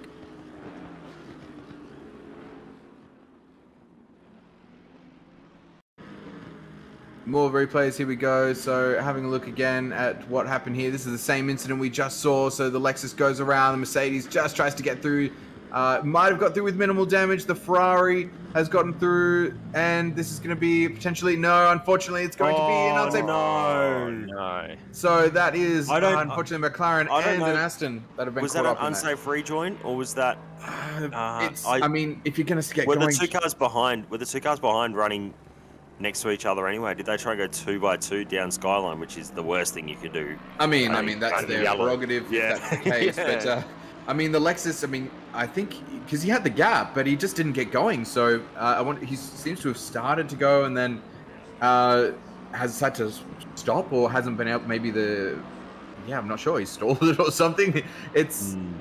Yeah, it looks like, if you're going to get going because those cars are coming up. Because if you don't get out in time, I believe it is classed as an unsafe rejoin. Because those cars theoretically could have filed through the gap that was left for the other two cars that the Ferrari got through on. But unfortunately, the question I would have is, it was yellows. So what are they doing battling in the yellow section? Well, it depends whether or not they got yellows. It's not instantaneous in this, whether... like after an incident, whether you get yellows. So just going to have to see here. So who's this? This is a different replay, so we can't see. So he's clipped the inside wall. Oh, it's the 453. Oh, and he's going to... No, is that one okay? That may have just been it, so... excellent. Well, penalty for Lee. Speeding in the pit lane, that is a rough one. So for our 4th place sit-up, I believe that is. 851, and that'll be the Incognito Racing 2 entry. That's going to be a bit of a hit to them. For them. Yeah. Yeah, so now I love that our P1 and P2, I think we're we're not appreciating quite enough that we've had a P1 and P2 that have been within half a second of each other the whole race. So currently we've that battle for the lead is on, and that just keeps absolutely is. Looking at the track map there, I think Andy O'Hara was right up behind Zach Smith there. Andy O'Hara, he was last time around, he was only a 10th slower than his personal best. 868 gets a penalty for 10-second penalty for speeding in the pit lane. That'll be pretty standard. If you enter over the pit speed limit, you will get a penalty. Yeah, they've really amped it up. Let me tell you, this stint, the average time for both of these teams is about the same as last stint. So 202.5 is the average for both cars. But that last lap, they did a 201.5 and a 201.4. So 201.5 for Zach Smith, 201.4 for Andy O'Hara. Now they've crossed the line. They've actually done a slightly slower lap this last one, a 202.6 versus a 202.7 for O'Hara. But that 201.5, that is very, very fast. The fastest lap of the race so far is currently held by Zach Smith, which is a 201.29. So very, very fast laps being given by these front runners. Small shower in 10 minutes. Here we go. So they're just teasing us with this. So there you go. Like I said, it popped back up on the radar, but that just indicates that there is going to be a time where there is no shower. So we can expect now that at 30, when it gets to 35, 10:35 on the time, that we're going to see a little bit of shower. So we're going to see some action there, because nobody is going to be able to change tires and make up the difference that pit stop would have made, unless you were making it your second pit stop. But again, not enough rain. You're not going to get a whole stint on it, and you don't want to go and then do a whole stint in the dry on wets. In fact, I don't even think it'll be enough time of it raining for it to be wet tires at all altogether. I think the dry is probably going to be up the whole time. The only problem is their tire pressures are just going to sink. So we had a race in the sprint series last season at Kyalami. It was the opening round for Split Red, and it was raining. It's a 30-minute race. Said it was going to rain about 18 minutes in or something like that. It did. 18 minutes in started raining, and even then, with 12 minutes of rain, the only strategy was to stay on cold tires, and you just had to manage cold, dry tires in the rain. That's going to be what they're going to have to do here too. It is not the best. It is not the move to go into the pits. But you might see some teams dive in if they have not been reading the radar properly, and if they think it's going to rain for longer. You might see some teams dive in for wets. It will depend also. Like when they cross the top of the mountain on a wet track with dries, it's not going to be comfortable to maintain. Not at all. Everybody's going to be skating. Everybody's going to be having to take it very easy. These lap times are going to go down by 10 seconds for a few laps. And that's just going to be the way it is for that period of time. But they need to hold it steady, because they will lose a lot more time by going into the pits. So best move is just to take it easy, skate along the top a bit, and try and stay on the track.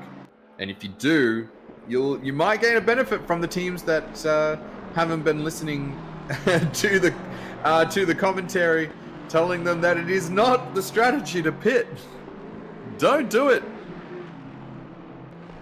And on that race I was saying about the Kyalami race, the car who was in P1 at the time did pit. And they did think that even though it was going to be 12 minutes of rain, they thought that they could pit and make up the time, and they didn't. They lost about 10 spots. So take it from history. Don't do it.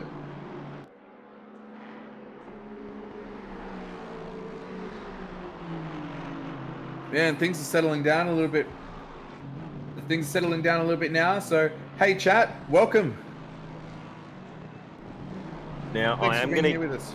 Yes, I am going to give you a little bit of an insight from the 445 garage, and I think the 616 would have followed as well.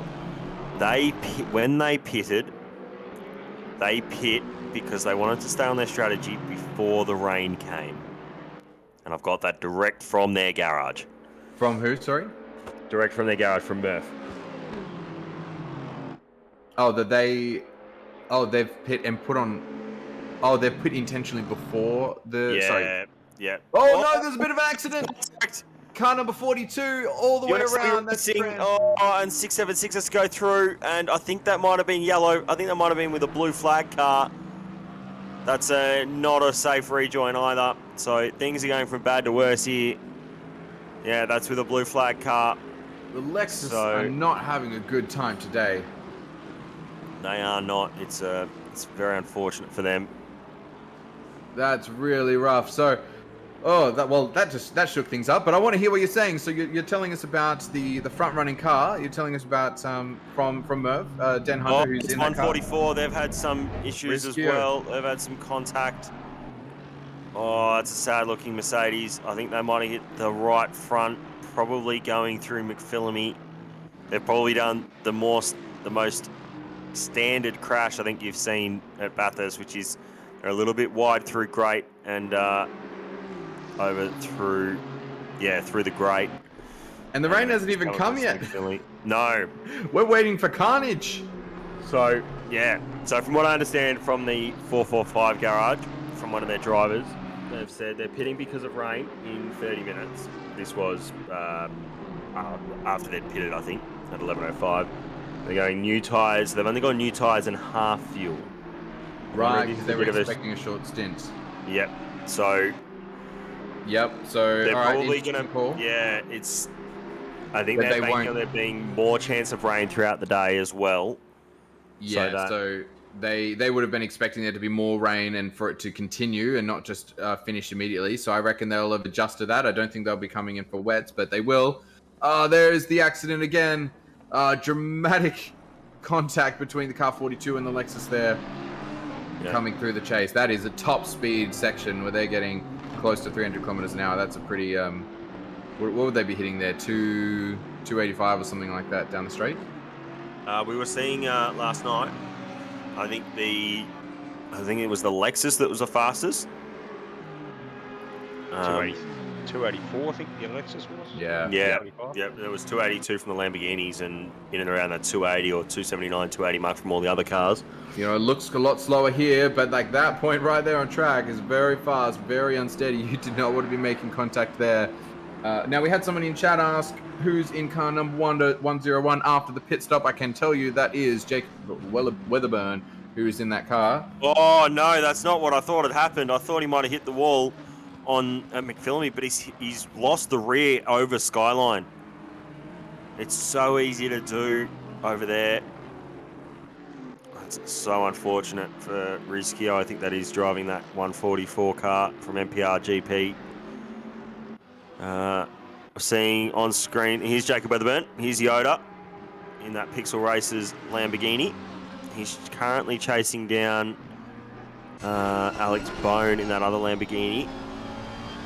Only a second behind him, so he's got a little bit of traffic in between, but that traffic has moved over. That's very nice. That's exactly how blue flag should behave. It's exactly where you want to get past in this little short run. It's probably the least impact that you're going to have on your lap time. Is there? Oh, we've got. That's Zach Smith. Was that? No, it's not. No, it's not. Is it? Wait, this is the Andy O'Hara car. Where's Zach Smith? Car 445. Where art thou? Zach Smith is down the straight. No. Why is there a huge gap between those two cars? Andy O'Hara's been in an accident, so there's Andy O'Hara's been in an accident. So coming into the final corner in a few seconds is going to be car 445 in the lead of the race. Andy O'Hara has been in an incident. Let's see what's happened. It's going to be...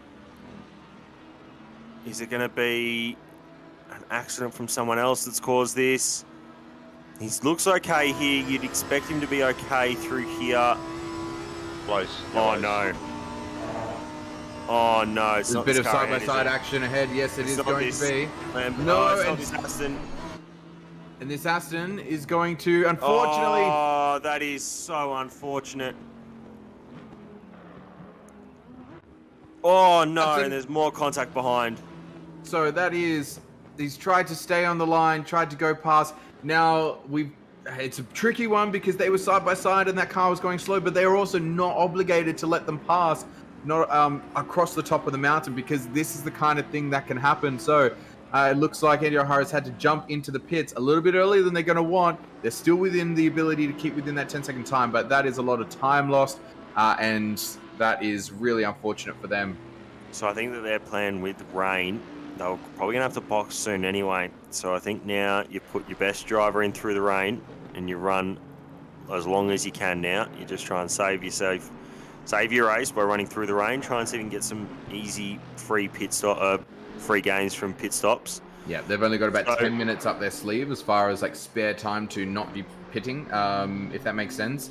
So they cannot afford to pit early on other times, which is going to be really detrimental to them if the rain comes, because other cars like this one here and like Zach Smith have got a lot more flexibility as far as when they're going to be able to pit, because they've been hitting a little bit closer. There's a rain. Here it is. Rain has arrived. 10:35. There it is. Right on cue. Rain is increasing in 10 minutes. Rain is increasing in 10 minutes, and then it's going to go back to dry. So we've still got at least 10 minutes of rain. Let's see how many cars actually pit. And like I said, I believe it's the wrong call to pit because it's not going to get quite enough for the wets to be more beneficial enough to actually go into the pits. Yeah, this is going to be detrimental to car 616, O'Hara's team there, because they'll come out on cold tyres, or low pressure tyres, and then they've got the rain as well to defend. So I think they're gonna come out. Where are they? So they're on track. They're almost a lap. They're almost a full lap down on 445. 445 is just coming through braking for turn 2. So you see a replay here of what's happened to this. I think this is a 660 car been involved in one incident already. Oh no. You just clipped that outside curb and your race is gone from bad to worse. It's going to get spicy. The rain's coming. Absolutely it is. So let's see how this Nissan plays. So currently they're not close enough to be battling for top spot, but they were at one point in the lead of the race. Currently they are about 26 seconds behind the lead, and then 15 seconds gone greasy. behind P3. Yep, track is greasy. I think that's who's that? That's an Aston Martin. I can't remember who it is. Watch the back markers. Oh, that's yep. Has to be careful there. Maybe a little bit of a contact on the rear. Oh, I think Zach Smith's done a good job to avoid that. That car's in the wall. That car is. They've held the brakes. That's good, because you can bounce quite easily, pinball off that wall into another car. We've seen it happen. It's all going on now. The rain's here. It's all going on. Bogged at the final corner, a Lamborghini off the track, coming back on. There's a Lexus. That's another Nissan. Yeah, tricky conditions. No, don't even know what I'm looking at. No, it is a Lexus. There we go. Wide at turn 1, and it's always joining. On the rejoin. Oh, it's all going on. Okay, this is going to be 10 laps of carnage, so I hope you're strapped in, chat. Welcome, if you're just tuning in, to Octane Online Racing's Bathurst 12-hour race day, because we are now up for 10 minutes of rain on cold, dry tyres. It looks like nobody is in the pits for those wet tyres, which I believe is the right call that they are making. So now it is rain reducing in 10 minutes, so it's only going to get heavier from now, but in 10 minutes time it will be still reducing. So we've still got at least 10 minutes of wetness going on, and then you'll have the track drying out for another good few laps after that. So we're in for about 15 minutes. Oh, there you go. It's just hit off the 10-minute mark. It's going to be dry. So we've got about 15 minutes of slidey, skiddy action. So every car on this track needs to be careful right now, because there is going to be a lot of cars who are going to be hitting the wall, getting to accidents. Right now, this is basically the cull of the race. This is the first rain cull of who's going to stay in the Bathurst 12-hour and who's going to be eaten up by the walls. Go George. Oh, I was just going to say that the lap times have dropped away about 8 seconds. I think everyone's losing about 8 seconds lap. Yeah, that sounds about right. Yep. It'll get worse. It'll be about 10 seconds slower soon. And we're going to damp as well, track conditions. Yeah, so we won't know. And the lap times will perpetually change through as it gets more wet and then less wet. So we won't ever get a consistent reading on what a good lap time is. All we can do is see which cars are on the black stuff and which cars are not. Some cars naturally, yeah. Yeah, so in the comments, 70 minutes, you can only do one full tank basically, yes. So it's a 70-minute stint, so basically there's not really any room for strategy stuff there. It's basically you're doing 70 minutes to the end or thereabouts. Yeah, on that, I think the important thing is that 70 minutes actually covers off a lot of the cars from their fuel tank size. They're normally set to about 70 minutes for a stint of normal driving. So it basically equals out the whole field, whether you can run longer or shorter, or it's not so much about can the car do 90-minute stints on map 2 and save the pace. It's more about can the driver do 70 minutes. Correct. I know there have been some cars that can't make the full 70 minutes. I think it was the Porsche at Paul Ricard. They had to do an extra stint altogether. Yeah, the Mercedes at Misano couldn't do a full stint on map 1, so we had to be running map 2 for some of it. But it was probably only map 2 for half the stint, and you could run map 1. It was that so close in between. Yes, but no, there have been some races where you have to be going right up to that 70 minutes, and some cars couldn't do it. I think they might have even won in the Porsche. I think there might have been the Bakita entry that might have won the Paul Ricard race, despite having to do a whole extra stop than the rest of the field they were battling. And look, we've got some Lamborghini in the wall, and we've got McLaren behind who's just have to take evasive action, clearly slowing down. These guys are going much slower than they ever have across the mountain in the dry. Yeah, car rounded exit the chase, 144. That yellow flag up the top. Yeah, 144. That's Rischio again, unfortunately. They're not having a good time. So Rischio around. There is a lot of positions changing right now. Yeah, so it's another Lexus. Or the one same of the strongest cars in the wet as well. Or used to be one of the strongest cars in the wet pre 1.8. I don't know what it is now, but no, neither. That was the 19 slide entry. by slide, down the straight in the rain. All right, we've got a committed Aston there. And a committed Nissan. Absolutely going for it. Okay, well, are they going to keep their footing coming down here? This is so sketchy in the rain on dry tires. You have to lift. But you've got to lift on the straight. The key is lift while you're going down the straight and then accelerate around the turn. So there's a bit of a tip if you're in the rain. You really don't want to be lifting and turning at the same time as much as possible. So, there's 144. That's unfortunately the Rischio car that we just mentioned. We've had an accident. We're going to be seeing a lot of replays over the next 10 minutes. As we do have 10 minutes of rain at the Bathurst 12-hour. Well, now they're down 12 seconds now off the pace in the dry. So yeah, that's about right. I think we're gonna even out pretty soon and start heading back, getting less wet. The track will obviously still get more wet as the rain drops down, but we're gonna start coming out of it soon, I expect. This is only a short one just to test everybody, just to throw a little spanner in the works. And we got it, Nissan up the inside. So that's a position. That's 2 positions on Lou. Lou's lost 2 positions there to Karud and to Kaneko. Is that to Kaneko as well? No, that's Karud and Mullo who've both gotten through. Possibly. Is Smith in the pits? We've just had to change the lead. We've had to change the lead. Rayton in the lead. Yep. And Zach Smith is not in the pits. He's coming around the final turn. Something's happened there.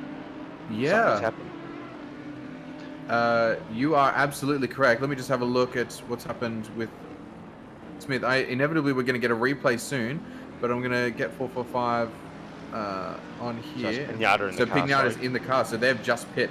So Pinata is now in the car. Are they on wet tires? They wouldn't have. They surely not. It's too late if you go on wets now. They're on wet tires. Why are they on wet tires? That is not the right call. It is going to stop raining in a few minutes. Car 445, what have you done?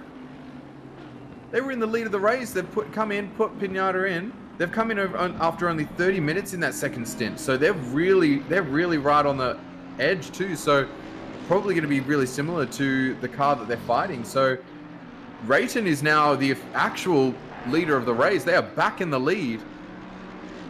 I wonder if the tyre offset from the wets to the dries is that high that they decided to pit.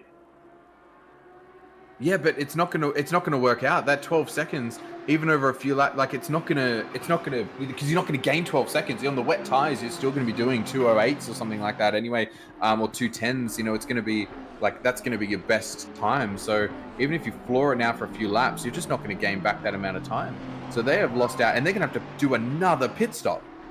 So it's not even, you have to make up the time of 2 pit stops, because they're not even going to be within the pit window after this rain stint just to go and put on their dries again.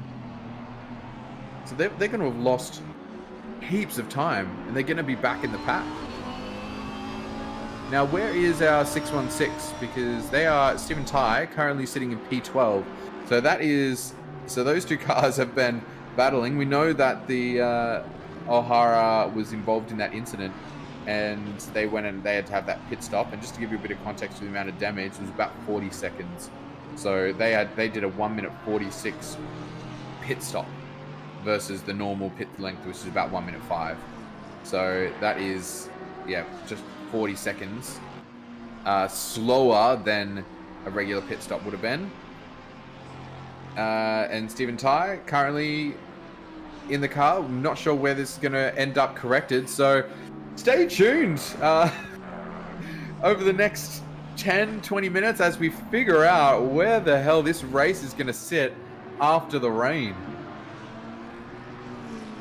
This is a good time to join. Hello, everybody. Hey, Bender, how was your first stint? Well, it was earlier than expected, that's for sure.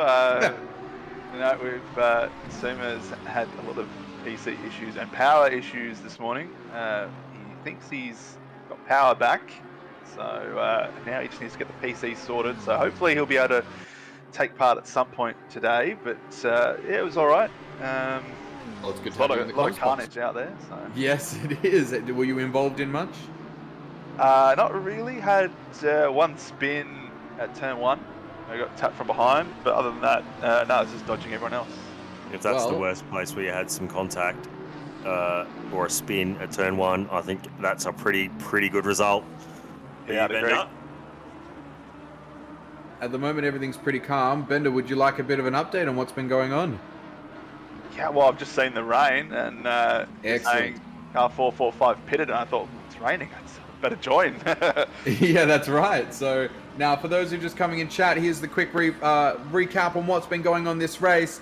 Currently, it's raining, but at the start, it was dry. We had Andy O'Hara was on the front row of the grid. Zach Smith got him on the start, so we had Smith in the lead. But then from P3, we had Lawrenson, who overtook O'Hara, overtook Zach Smith, and was in the lead of the race. They pit early and unfortunately got bogged down in traffic, so they actually dropped down quite a long way, about 20 seconds behind. So Zach Smith was promoted back to the lead of the race. I'm sorry, I must have missed something that Pignata had.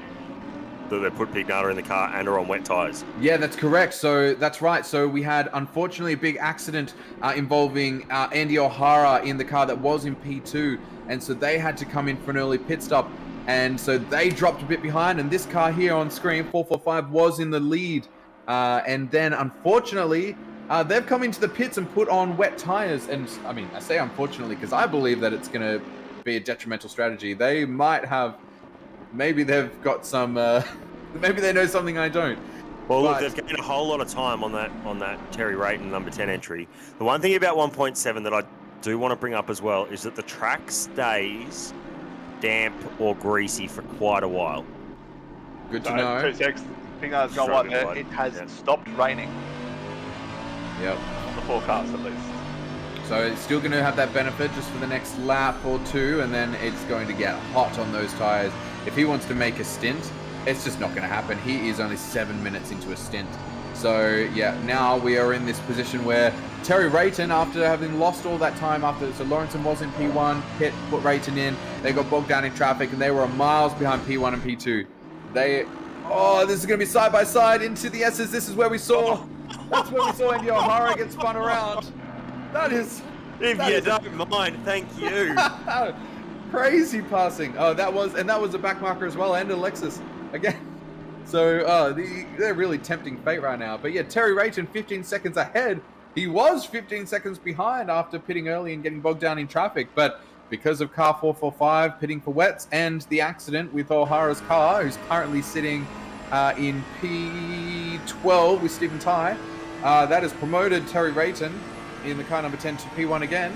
So we don't really know at this point where everything's going to shake out because everyone's on alternate strategies. In fact, Lee might be in an excellent spot right now. I was just going to say, that means you just need to watch for the next 10 hours. That's right. Well, the only car who's currently in the top 5, who's currently on the right strategy or on the standard strategy, is that Lee's Kim Long Lee in the car in car 850 in the Ferrari entry. Oh, here we go. Oh, that is threading the needle. Oh no, and the Alex Bone has gone off. The 217 car has been forced to the left-hand side of the track on the grass. It's taking a while to get back on. With no grip on the grass in these conditions, but that was just. I don't even know. I think that's taking full advantage of his tyres. Yeah, I think that's just Pignata getting a much better exit and thinks that there's space for 3 wide, but there really isn't. But he was alongside that other car, so gee whiz, a lot to play. Not sure how everyone's going to see that, but the 217 car absolutely lost out. They're dropping back through the field as well. They've got yellows at the exit of Griffin's Bend coming up to the cutting. They're still very slow, so have they had contact with a wall or something after that? They might have, so I'm sure we'll be able to check in with what's going on there soon. We'll see how much slower this lap was. But that car of 445 is only gaining about 3.5 seconds a lap at the moment, so it's not going to be quite enough. And like we said, they're going to be on. Well, they're going to have to pit again. They're not going to be able to last another 50 minutes on this set of tires. I mean, if they eliminated all of the sort of leeway they've got with their pit stop, they would still need to pit. Oh, they'd still have to go about another half hour or so, I think, at least, in order to get to their pit stop. So I think they're just going to have to suffer the extra. The benefit of suffering the extra is it means it actually gives them a lot more leeway as far as when they can pit if we see more rain in the future. So whereas if they get to that onto the edge of that margin and get that pit stop done in 30 minutes, then they won't have any leeway left. So if it rains again, they're just going to have to pit on, it's going to be worse for them. I think they've committed to that 11-stop strategy. I think they've got the pace to be able to pull it off. So it's not that bad a call, I don't think. It might end up being a 12-stop strategy. That's the only thing. It might end up adding 2 pit stops because basically their stint, this 70-minute stint, is going to include 3. They'll have about 4 pit stops within an hour and a half. 453 Lambo around at the top of the hill. 453, is it? Oh, they've hit the wall at the. That's Leary again, unfortunately. Yeah, they've gone off at the at McPhillamy Park there. Yeah, so they're back on now though. In the rain. It's really hard to see it. I can't really see a dry line through a lot of these corners. There's a little bit of one coming up through the cutting, but. So times, Rayton doing a 2:11 and Pignata doing a 2:10. So right now that gap between the lap times is shrinking. So Pignata is still the fastest on track. So currently those wet tires are doing the job. Not quite as much of a job as they probably would like in car 445. But Rayton's only 1.2 seconds slower on that last lap.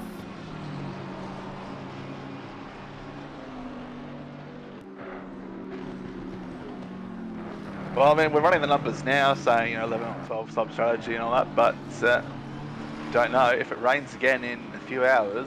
Exactly. And if the rain sets in, the rain sets in, then it's just going to be we don't know.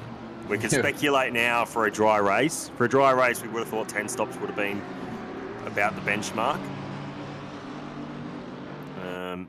But now, for a bit of context, so from the lead, car 616 are currently 1 minute 36 seconds behind.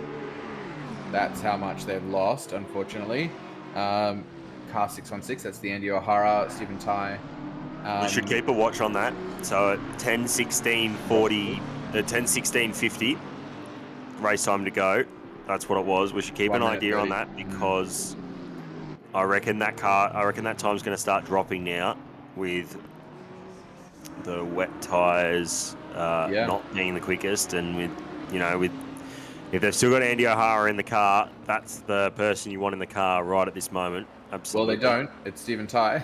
Oh, well, okay. Never mind. Don't worry. I'll shut up.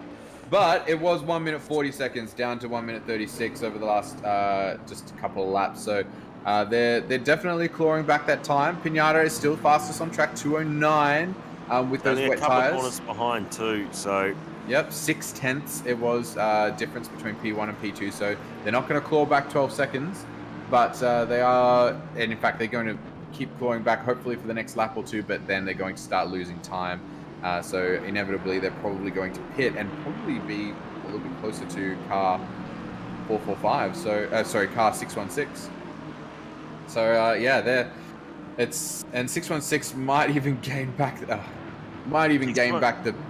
pit stop on them. Oh no, 217. It's Alex Bone and that Odyssey Lamborghini. They're around again at the cutting. So I don't know what's going on here for them. P36 they're in, so a bit of context on there. So they went in for their pit stop after their short second stint. It was a long pit stop, so they may have had an accident. It was a 1:18 pit stop, whereas normally it's 1:05, 1 minute 5 seconds. But then they came in for another pit stop 1 lap later, which was 2 minutes 57. So they clearly had massive amount of damage. I think that's where I think that's from the damage we saw just before, because they're I think they've had damage again. In fact, that was. Like that when we saw them going off, it looks like they've gotten nearly 2 minutes worth of damage. Because it was a 2 minute 57. Oh no. Clayton, off onto the grass. Are they gonna try and safely That was the 217 car I was talking. Oh, it is the 217 car. Came out of pits alongside Matthew Pignata, who made that move. Why has he got pits? He's got his pit limiter on right now. I wonder if he just can't turn it off. Oh no. Oh no. Has he not got pit limiter map somewhere? So is he stuck with a pit limiter on right now? Is that what's happening? Yeah, We've got a car on track with this pit limiter stuck on. So Clayton is having some frame skipping issues apparently. Oh, 63. Hello. Yeah. So that's one way to take McPhillamy. This is devastating for 217. Oh, these guys were in the top 10 shootout. I thought the pit limiter automatically ended when you left the end of the pit exit. But it's off. It was off there. Wait, is he? No. They're gonna. Oh, they was just waiting for the cars. So, no. Oh no. I think this might be the end for 217. Unfortunately, this might be the end of the line for their race. They're back in P41. And it looks like, unfortunately... He's still got reverse, so he's still going to look to try and get out of there. Look to try and get back to pits. That car is... Oh, no, he's stalled it now. Oh, no. Unfortunately, it's quite an unsafe position. I wouldn't be surprised if we see a safety car or these guys have to bounce back to pits. So, yeah, there we go. So, they've been told to teleport back to pits. He's got it moving. Might be okay. Yeah. No, they've been told, and unfortunately, that comes from the Supreme Leader himself. There they go. Back, so that's their race over. It's really unfortunate for them. Here's Pignata though. He's still out on track. Track's just gone greasy as well. I've been watching that. Terry Rayton is just going through turn 1. So. Yep. Times on that last lap. So still Pinata's advantage on those tires. So 209.8 plays a 2:10.7. So he's gained another second. They're 11 seconds away now from the lead. So right now those tires are still doing good for them. Yep. The important thing Pignata needs to do here is get off the racing line where he can and cool those tires up and down the straights. That's right. Now he's done 8 laps. Pignata has. Our standard stint is about 33 laps, so that's a lot. That's a big difference to make up. 25 laps to do on not optimum tires is going to be rough. I think he makes another 5 or so laps before he has to pit the slicks. Yeah, I would say you're probably right, Bender. definitely sounds like what it's going to be for them. I think they're just going to start losing way too much time. It'll end up being something like 5 seconds a lap once things dry out, and they're just going to be cooking those tires and ruining that car and just risking it. Yep. I think, can we look through some of the movers and shakers, if that's possible? I don't know how that's possible, but I'll try and work it out. I think I think the one car that I was looking at was the 717 car, that Nissan, up in 15th at the moment. They started down in 33rd or something like that. Wow, very good run. Do we have a grid? Do we have a grid list? We do have a grid list. Yeah, excellent. So, they're looking really strong. And where is the car that Baldwin was racing in? Baldwin is the 818 entry, so I think they're up in the top 7 or 8. Yeah, they started outside the top 10 right now. Sanderson in the car right now. Yeah. So Sam Easy qualified the car last night. He wasn't too happy being 18th. I think that's where he was.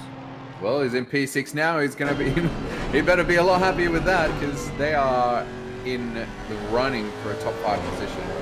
So that's a very, very strong place to be from P18 on the grid. They started 19th on the grid, sorry. So that's good for them, up 13 spots or so. So there's a lot of shakers. There's a lot of people down a lot further than where they would have liked to be. That 851 car qualified as a Pro-Am last night in the top 10 shootout, got converted to Pro after their incredible performance last night. They're down in 33rd from 4th on the grid, I think it was 3rd on the grid. They're down 30 positions already. So yeah, that's a pretty huge drop. And yeah, the classes for all the cars have been decided based on the combined speed of all of the drivers in the car. So just because you have one fast driver in the car doesn't necessarily mean that car is going to be pro class. You'll have some AM drivers who've got a very quick driver with them, pro AM drivers who've got multiple quick guys, but it is the average though. Regan Herbert got a really good run out of here. This is for P6. This is the car we were talking about just ahead. This is Sanderson in the 818. We saw Baldwin tearing through the pack earlier. They've got the inside, so Lamborghini goes deep on brakes. Are they going to try it around the outside? That is a difficult spot to be. You're off camber, but he really tried. He just didn't quite get it over to the right side he probably hasn't lost as much time as what he would have if he was compared to before. If he dropped in behind, he'd be further behind. Yeah, so he's definitely kept it close. But we're not quite a Lowndes v John Bow moment that they would have wanted to get that move done, but this is a great battle. So many incredible moments at this track. We've seen so many good things happen. We've seen 12 hours lost in the last hour. We've seen 2 3-lap dashes a couple of years ago where Nissan won the race. We've seen. You know what? I'd say 2 of the big differences to the main track that you see is, for one, this is not as good a passing spot at Forest Elbow in the game. In real life, it is probably one of the key passing spots. Now, I'll talk about it briefly because these guys are going to be side by side down the straight. This is Herbert in the pink versus Sanderson in the McLaren on the right side. I get the feeling that Herbert is going to pop out in front. He's going to pull it. He doesn't even have to defend. He just stays on the racing line, gets it through the chase, and very nice move coming through to the final corner. So that is P7 now of car 818. P6 now of car 45.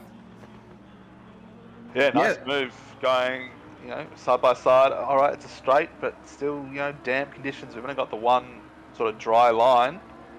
That's a good commitment.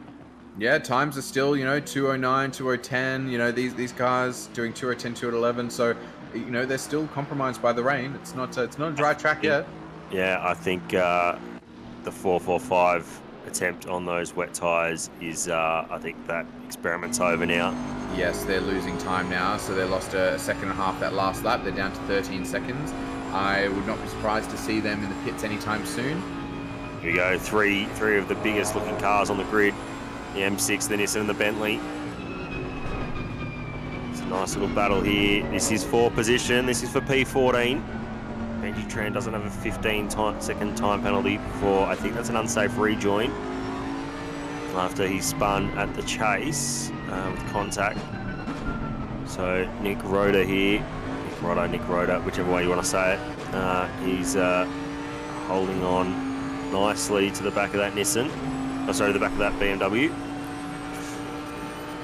Go back to what we were saying before about some of the moments and some of the things about this track that sort of differ a little bit to real life. I think Forest Elbow is such a difficult corner, and you know, in this we push it so hard to try and get good entry and good exit. I think the one thing about real life cars is that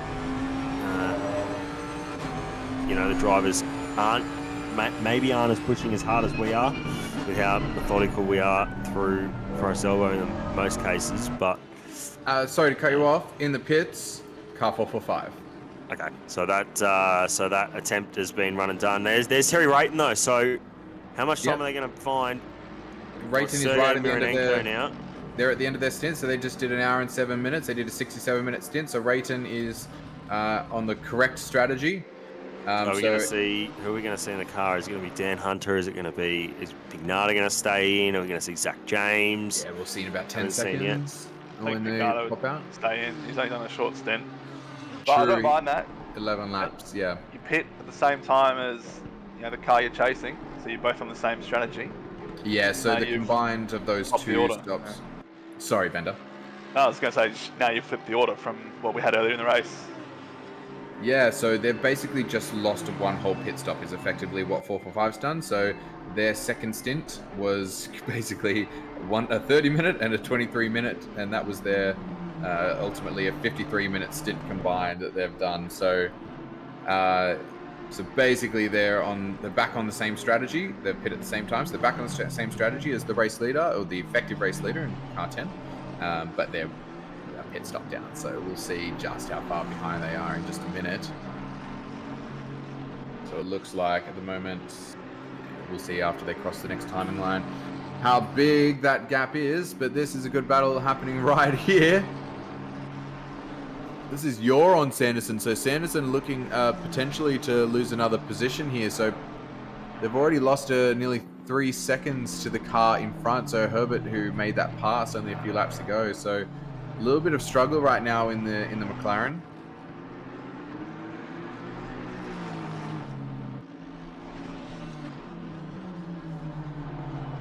And we've got to keep in mind that the track is still not all correct, so the times are still 2:08, 2:09, so they're still dealing with the ramifications of that weather that we saw. So I think that this McLaren might just be a little bit worse for wear in the rain, so they're really just trying to hang on, and Sandeezy doing the best he can with what he's got. I think what it is a little bit of offset of pace between Baldwin and Sandeezy. Baldwin, we know, is laser fast.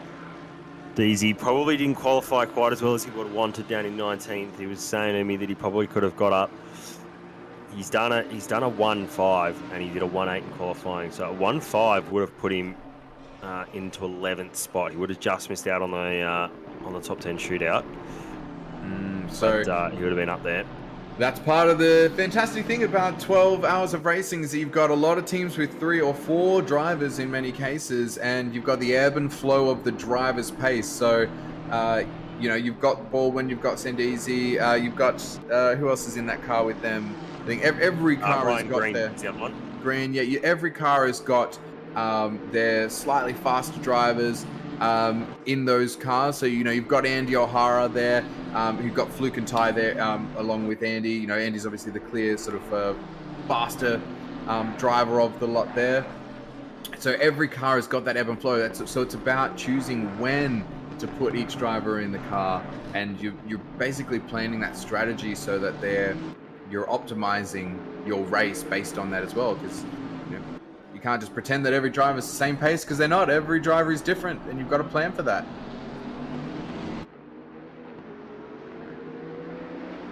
All right, so having a look now, the gap between Pignata and Mironenko, who's now in the number 10 car. So I think the timing on the pit wall is not quite updated. It currently says they're only 10 seconds apart, which might be correct. Oh yeah, they did pit at the same time. So yeah, that is actually the correct. That is the correct positioning. So in the rain, they've managed to claw back about 15 seconds or so, and there was quite a lot that they gained prior to that after their first pit stop for car 10. So it's actually evened out to only have car 45 be 10 seconds behind officially on track from car number 10. So they're not as worse for wear as they could have been with that extra pit stop. And is that Weatherburn around a 101? Oh, that's a big hit. Oh no, that is not where you want to be, Jacob. No, not at all. Oh, he's trying to get out of the way. And he's going to have to stay there for a bit because there's a good lot of cars coming. And after these next two, it's going to be the time. But no, Bender. Oh, no. That's devastating. Oh, no. Is that your team, Bender? Yes. Yes, so that is my sorry. team. And, I'm sorry to hear it. Raj is going to have to pit now. Our steering is absolutely ruined. So, yeah. Another car stopped on track. David Thornton, he's stopped up there. Weatherburn doing all he can. He stayed in position, the right thing to do, that the cars could go around. But unfortunately, it didn't end up well for them. All the other cars. The last or the second last car in that queue that he had to wait for to go through that made contact. Weatherburn was in P11 at the time too. Yeah, that's really, really unfortunate for them. So he did the right thing, but that's really unfortunate.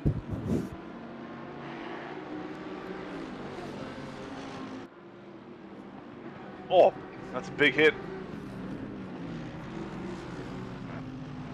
Is that car 17, Glenn Germain?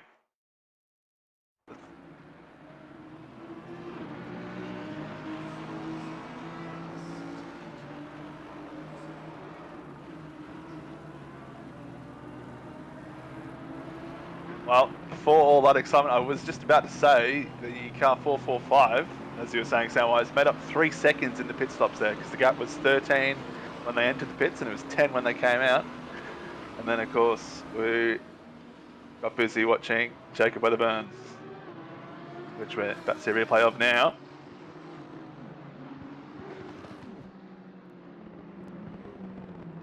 Very easy to do, losing the rear there. Very, very easy to do. See, here's what happened to your teammate, Bender. Raj. I don't want to watch it. Don't want to watch it. Close your eyes, Bender. It's not going to be pretty. He knows there's yellows. He's still pushing. Comes around. Oh, no. Oh.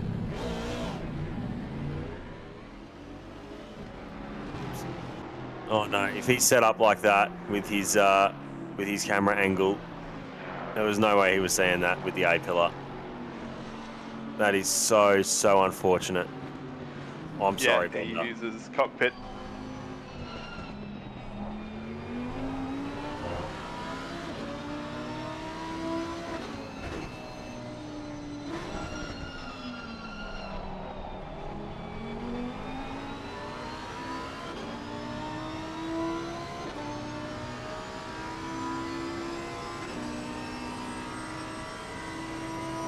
Oh no, and it's, when I watched it, it's gone from bad to worse. Raj just pit for the damage, obviously, and he's done the old classic, got to swap the driver that's going in the car, so he's doing an accidental surprise double stint.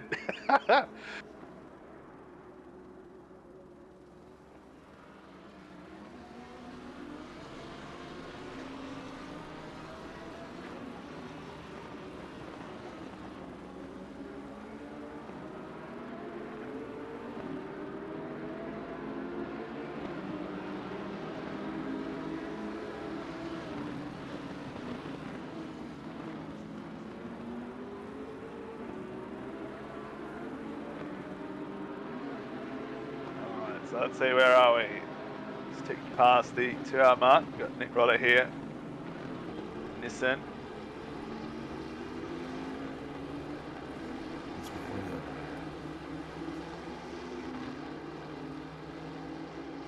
This is going to be a nice opportunity up the hill into turn 2.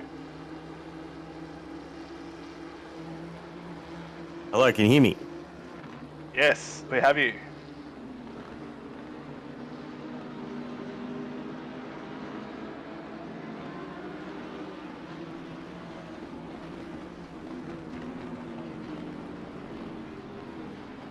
Hello. Yes, can There you we hear? go. There we go. Yes, I'm here. I'm here. A welcome little bit back. of headphone and microphone issues, but we're all good to go now. Everyone seemed to have something. It just went quiet. Yep. And I tried talking. I wasn't sure if it was going through, so I opened the stream and it wasn't going through. And now you're here. Ad break. Insert an ad break right there, Mull. That's what that was. Oh, Benji Tran. He's holding up.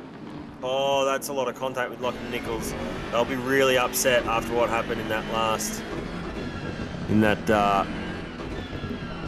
what happened a couple of minutes ago with that car. Benji Tran just holding them up a little bit. Got to make the safe move though if you're in that 217 car.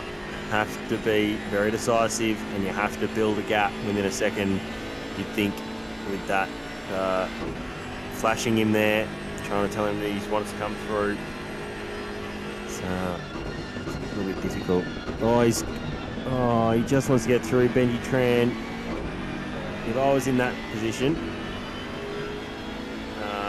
I would let 217 through if I was Benji Tran. Oh, he's gone deep.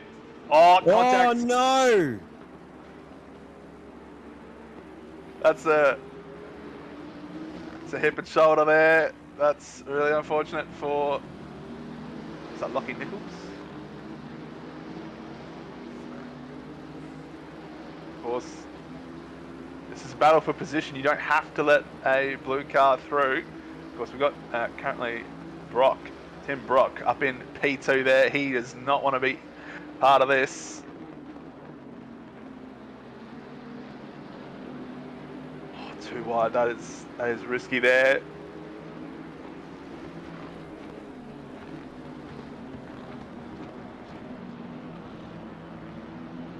For now, it looks like Rodder is through, clear of Tran and Cicluna behind. Oh, who's this?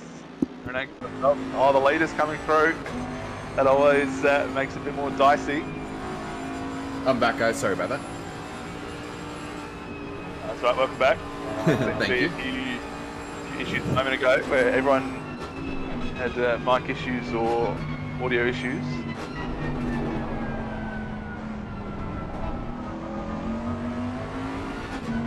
So what are we watching right now? So we've got Luna who's chasing down Trans. This is a little three-way battle. Is it all for position? Yeah, it is. Excellent. We'd love to see it. This long into a 12-hour race.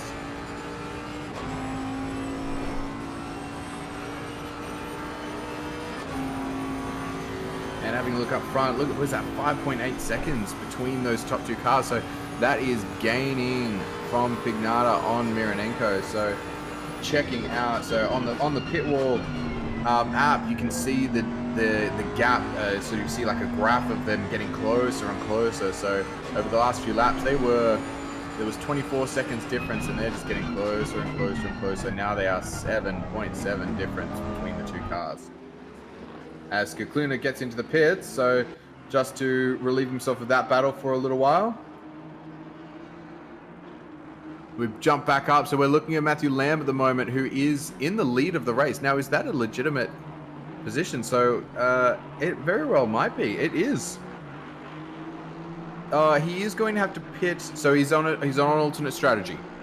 Yeah, so I think that's what's worked out here is Lamb and Tim Brook, they extended the stint, whereas Mironenko and Pignata, car 10 and 445, have pitted early in the race, and then obviously 445 made that second pit stop again during the rain, and then they pitted recently.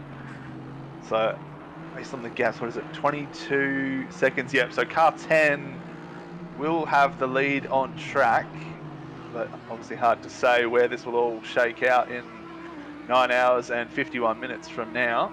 We'll have a look. That gap's gone down again. Car 10 and car 445, they are closing in. There must have been a little bit of an incident. It jumped straight from 7.7 seconds down to 3 seconds. So that is now very close. We are seeing, have a look. There's some traffic up ahead for the Nissan. Yeah. So Pinata. It was that battle we were watching before between Rodder, Tran, and whoever it was, and Mironenko's caught them at that time. Yeah.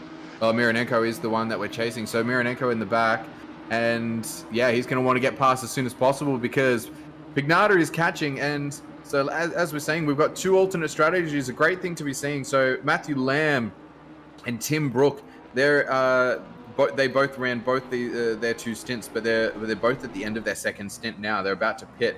And so basically what we've got is we're going to have car 10 and 445 pit. And then roughly, 7 or so laps after that, you'll have these other 2 cars pit. And we're going to see swapping of that lead between those 2 groups. So, Brook and Lamb are definitely ones to keep an eye out for. And we'll see those groups converge. Yep, that sounds right. And so I believe Brook will be in sometime. They're on 60 minutes into their stint. So they'll pit sometime the next. They'll probably wait a couple more laps. I reckon we might see another 3 laps or so before they come in. But basically, Lamb and Brook are on effectively the same strategy. Mironenko and Pinata are on an alternate strategy, and who are car 50 around, trying to get it back. They've got a little bit of clear air at the moment. This is the time to go. And they've got it back and going, so that's good. Yeah, nice and clean. They had a bit of clear space there. That's what you want to see. But yes, I believe that the cars who are the effective leaders and who will be the lead for the majority of the stints to come, if everything stayed as it was, is car 445 and car 10. So, and the rain and when rain comes and things like that, that is what's going to play a big difference, because if rain comes and it's at the optimum pit time for one or the other group, like hypothetically, that's Paul Boxall with a lot of damage still on that Pixel Racers car. Oh, that's rough. Has there more contact? Or do they just decide not to fix the bodywork? Or do they not tick the bodywork fix? I think that might actually be another incident. I can actually tell you. Yes, I think that's another incident. So what are they? Car 26. P26. Car 101. 101. So car 101 when they pit. No, they had a 2-minute 59 pit stop. They had to. This is more damage. 2 minutes of damage. Oh, that's a Bentley. He's gone very wide at McPhillamy. Oh, that's a pass around the outside for the Aston. Oh, that's a scary place to be. I think that is a blue flag though. So. Yeah. Oh no! That is unfortunately Dale in the wall. 959. Miss Daisy Drivers, isn't it? Is that Miss Daisy Drivers? That's the team. He's bounced back to the pits. Unfortunately, that is a race over for car 959.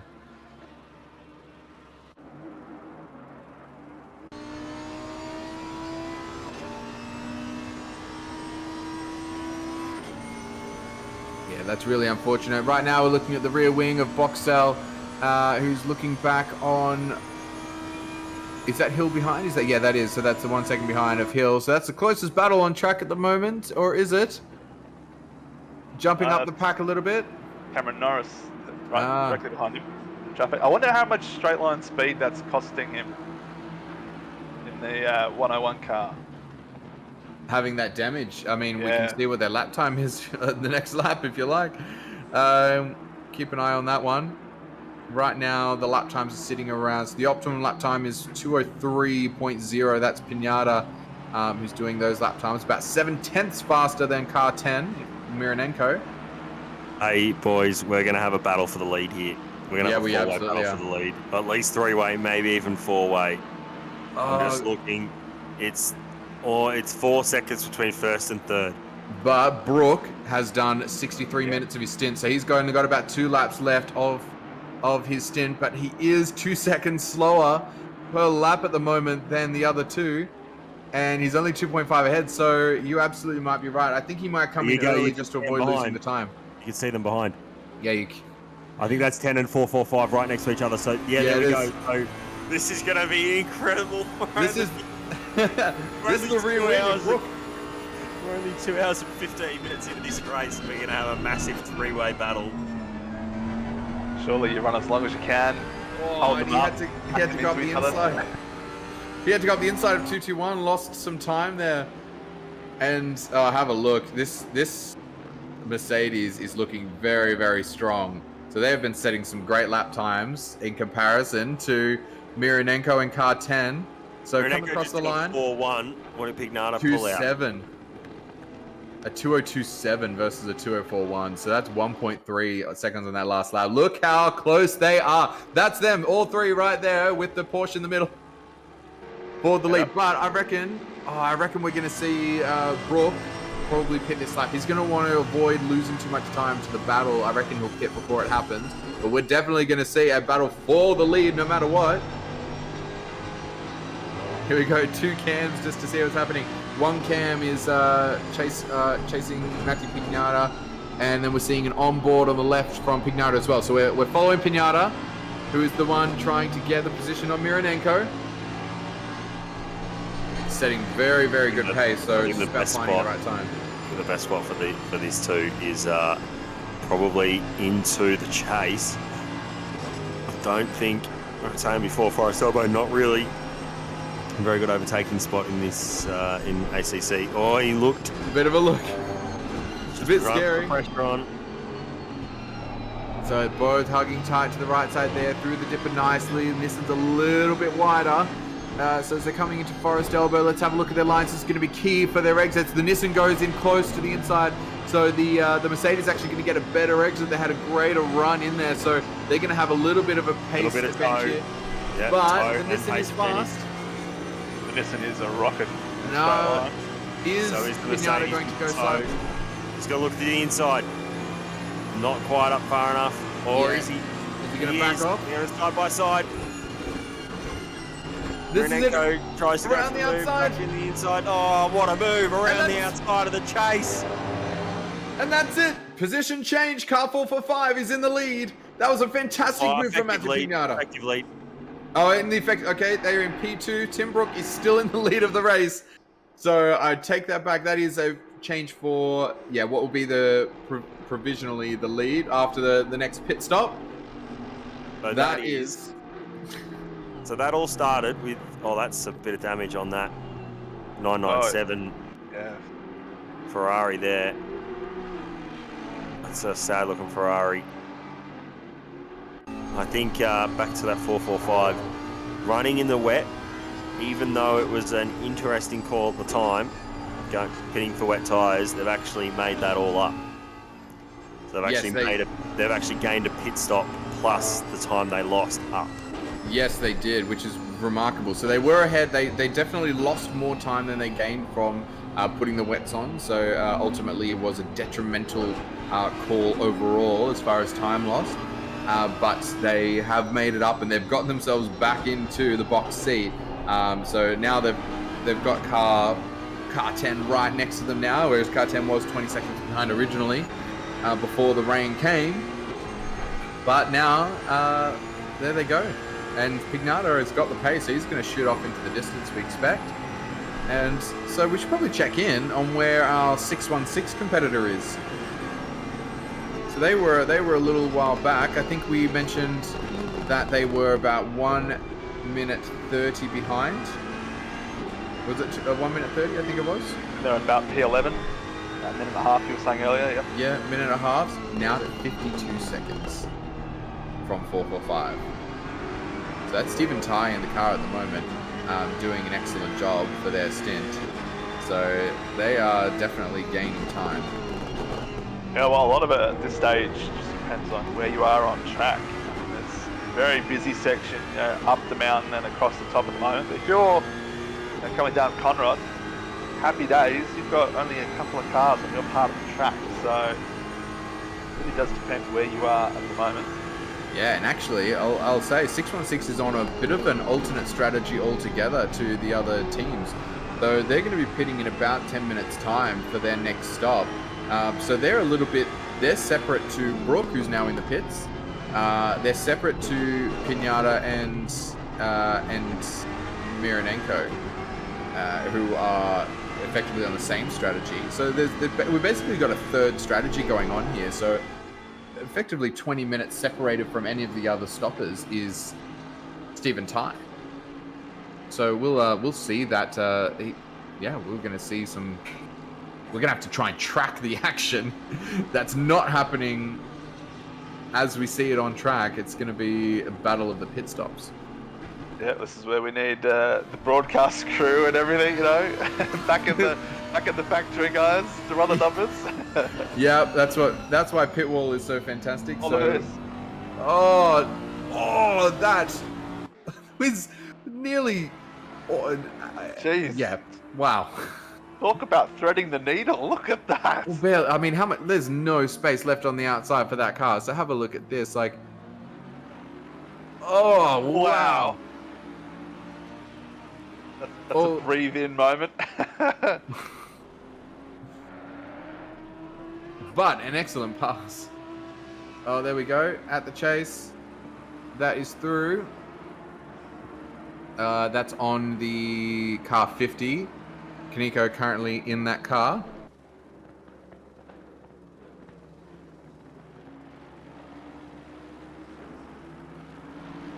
Yeah, Kaneki, who's right. Yeah, Fajardo, who was in the car before that. So back to having a look. That was Mironenko there, who's now 2 seconds behind Pinata. So Pinata is, setting some really great time. So about half a second faster at the moment on track, and that's a 2:03.5 from Pinata. But just to give some context, his nearest rival is Mironenko, 2:04.0. But the next beyond that is like 2:06. So you're talking 3 seconds faster than most of the field are averaging around somewhere between 2:06 and 2:08. 2:03.5 is what Pinata just did. So that's pretty damn impressive.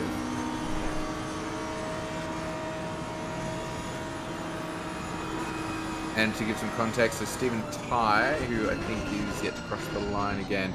So I think he was delayed a bit that lap. He did a 2:08.1. So currently not gaining actually on Pignata is Stephen Ty. Actually losing time in this stint.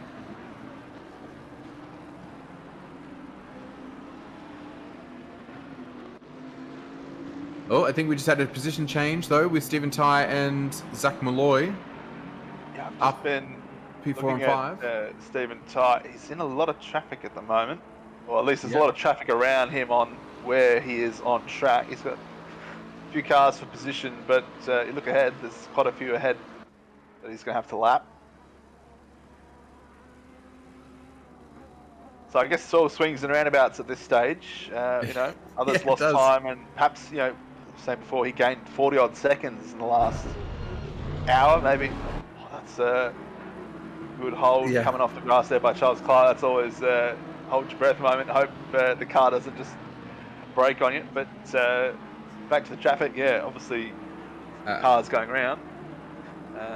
Pit stops, people on different strategies. You can't just find some clean air like that. You have to actually hope a bit and get lucky.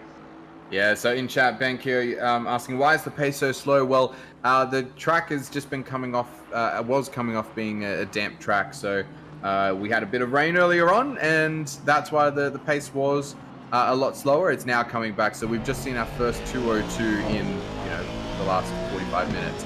So they're getting back to regular pace now. I think it's all, it is optimum. And we just seen a 2:02.6 from Pignata. So I think we're back to standard pace now. So we've just been compromised by the rain for the last little while, and so everybody will be back in, and everybody's tyres would have been pretty rough after the rain as well. So those who pit, which is now going to be quite a chunk of the field, now picking up the pace again. Oh no, Scott Rochford. That is a big collision. No, not the Lexus. The Lexus is accursed here today. Awful to see. And so coming to have a look at chat. So rubber washed away says Dan Hunter. Hey everybody in chat, how are you going? Sorry, we've been neglecting you. There's been quite a lot going on. Hope you guys are all having a good day and enjoying the race. Most So just going to quickly apologise. I can't actually load up chat at the moment. I don't want to, run more things on my computer when it's already struggling to run just ACC. Excellent. So everybody talk shit about Bendel, because this is your opportunity. He has no idea. Yeah. I got that enough from Mullock already. Yeah, it's true. You're like the punching bag a bit. Oh, you got to embrace it. It's all in good fun. Malik says, how many mirrors did the Lexus teams break this morning? Yeah. 17. And they walked under at least 3 ladders. See, it's all, yeah, that's the problem. You drive across the top of the mountain, you skim the wall and smash your side mirror, that's bad luck. So that's the problem. They've caught that. You could say it's their own fault. They did it to themselves. There you go. That's an interesting question for you. If you crash into the wall, oh dear. Oh yeah, that's a backwards Aston. Yeah, no. It's, that's my, an it's awful my mate. Yep. place to be. But no, and they're gonna have to hold it there. That's okay. That is the spot to be. The racing line is not where they are. So as long as these cars stick right against that wall, they'll be fine. And yeah, he's gonna have to wait another 10 seconds. So it feels like an eternity if you are that. Oh no, he accelerated to the other onto the racing line. I was gonna say, if you crash into the wall, can you ever damage or lose your wing mirrors, or are they? Yeah, I don't know. Simulated on that you can't lose them. Yeah, I don't think you can lose them. I don't think they come off. Okay. I mean, that'd be a nice little bit of immersion if you could, but makes sense that they don't. I don't think their focus is on a realistic damage model, hence why we talk about damage in time and not as our unit of measurement for damage, which is kind of an absurd thing to itself. To go, how much damage do you have? Oh, 12 seconds. Oh no! Oh dear! That is a T-bone from between. Is that another Lexus and a McLaren? Is that a Lexus or is that a? I think it's a Nissan. Nissan, is it? Oh, just the big ones. The big ones. yeah. One of the big ones. Don't know what happened there, but that was Baldwin, and who's the Nissan? Is that Malone? I'm not sure. I think someone got on the grass. I think there was blue flags involved. Yeah, it is. We need to see a replay of that one. Yeah, that's Jeffries. Jeffries back in P15, and that's Baldwin who's in P8. So those two have come to collision. So I wouldn't be surprised if Jeffries let Baldwin go before the mountain. No, he's not going to. Those blue flags. Got a replay. So, well, they're not even close together. So is this an accident from? So Jake Baldwin, yeah, straight onto. Oh, he's had a disconnection of some kind, or it's just that. Wow, that is a really strange. Yeah, like it's almost like he froze in time. So what happened I wonder what happened on his screen, because that's a really. I wonder if it just froze completely, because that's a really weird. Yeah, really odd thing. That'd actually be really interesting to ask him what just happened. Like, what did he see? Yeah. Yeah, because like it's like he froze because that Nissan obviously was nowhere near him, and then suddenly it was right in front of him, upon him on the So like, yeah, he's like teleport backwards. Because normally, even if you're freezing on stream, we see, from your perspective, it doesn't necessarily look that way. So, yeah, how strange. This has been a blue flag for the whole lap, though, of course. So, we'll see if the Nissan lets him past. Or maybe he's going, screw you, you teleported into me. It could be. Yeah. But no, he is still obliged to let him through, so I suspect we'll see that pass happen now. Are we looking at a battle? Pickford versus Suji.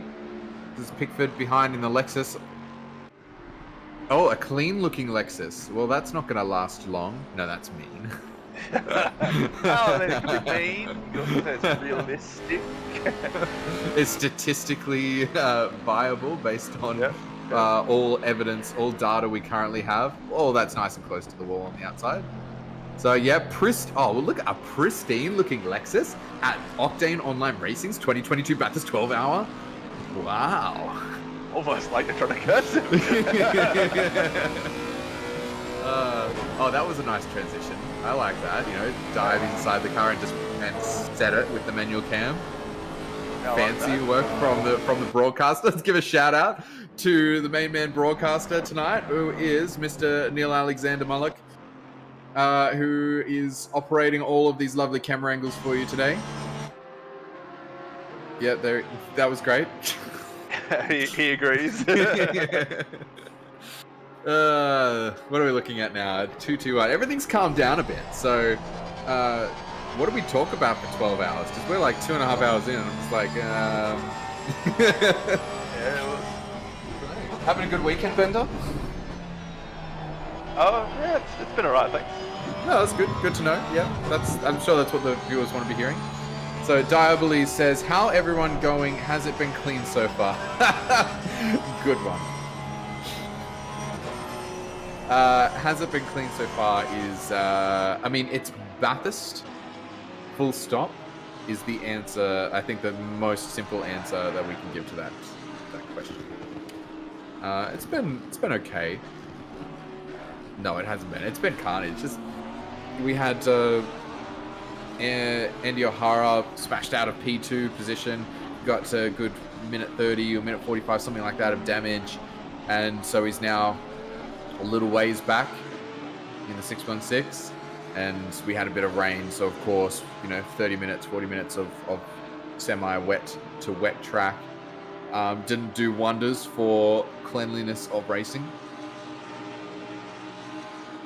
So, a little bit of a personal story. My weekend is just taking a bit of a nosedive. Remember earlier how I said Suma was having power and equipment issues? Oh no, what's happened? Well, power came back on. He's been all right. We get out, we'd solved all the equipment issues, put him in the car. Oh no, and, power back out again? No bueno. So he's been seeing the pit lane. So now we've had to return to pits and manually swap drivers. So, yeah. That's rough. With 9.5 hours left to go. Yeah, so we'll just go out and have a bash. Yeah, I mean, yeah, don't be bashing into anyone else, but it's really unfortunate to hear. I'm sorry, Bender. You can take you can take a moment, get a tissue. There's my sub story. Yeah, that's right. So 221 car, Braden Ross. This is 4th position right now that we're watching, up on Phipps, who's in the 94 Lamborghini. So let's see. So this is in the AM class, Braden Ross. We haven't seen him in an AM class car for a little while. As we said, it's the combination of drivers across the car that determines the class. Braden Ross himself, as an individual, is definitely not an AM class driver. So this is Phipps v Ross. This is our 9.5 hours to go race to watch. And on that, I'm just going to have a quick check on the times between these leading groups as well. So Pinata and Mironenko. So Pinata has got himself out to 7.7 seconds ahead. So he is just steaming away at the moment. But you've got also the car 616, who would have had to pit. So they're currently, so Stephen Ty is in the car, and they'll be coming to pit any minute now. So they're about due to pit in the next one lap. So if they're currently coming, nope, don't even know where they are. But they'll either be in this lap or next lap. And we'll see just how. See who they put in the car and where they get to, but they've actually dropped to about 1:10 behind. So just for a bit of context, they're actually losing time at the moment to the front runners.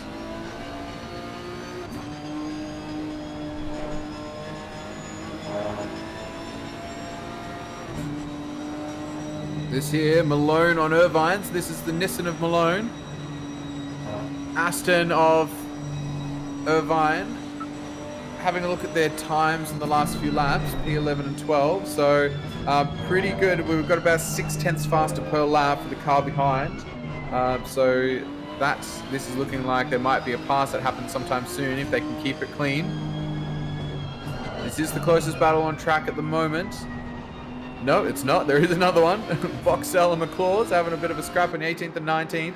So a couple of battles raging at the moment. A couple of close ones. So we saw the pop up a moment ago.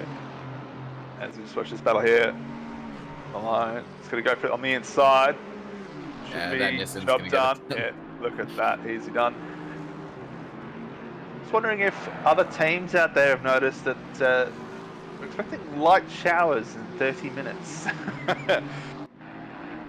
As if there wasn't enough going on already.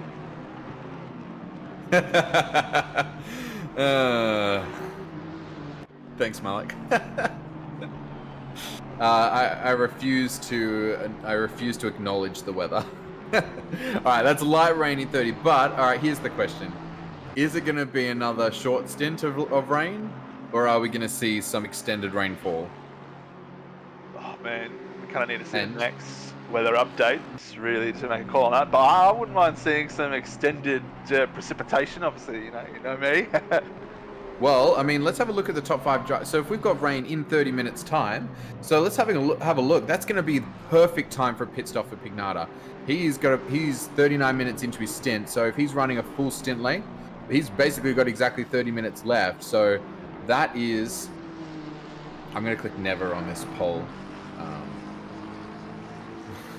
If he's got 30 minutes left until rain, if it is going to be extended rain, he is going to get a big advantage from being on the right strategy to pit. In fact, the Matthew Lamb, Paul Britt entry, car 15, is also, they're 24 minutes into their stint, so they can, and they've been running full stint, so they can absolutely afford to do a 54-minute stint and pit early. Mironenko also on the same strategy there as 445, so they'll be able to, they might be, yeah, they'll be on about the same strategy, so they'll be able to pit early as well. Normally, though, the rain will come and you've got a couple laps before it becomes wet tyres optimum, so they would have to get on the wet tyres a little bit earlier, but of course it's going to be the right call if rain is expected to last the whole stint. These commentators don't believe in climate change. Cancelled, yeah. Yes, climate change is a very serious issue in my simulated world, just like martial safety. Yeah, that's right. Yeah. Can I change my vote? Says Colin Johnson. No, you can't. Is there a team list? I don't know if this is a public document or not. I assume it is. This spreadsheet. What's going on here? That is Mironenko.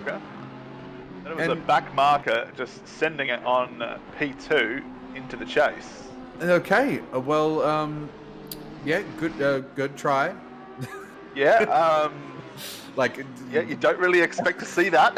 Okay. Now, I believe that this here is a public document, so I'm going to chuck this up in the chat, which is for those who wanted to know what these starting positions were.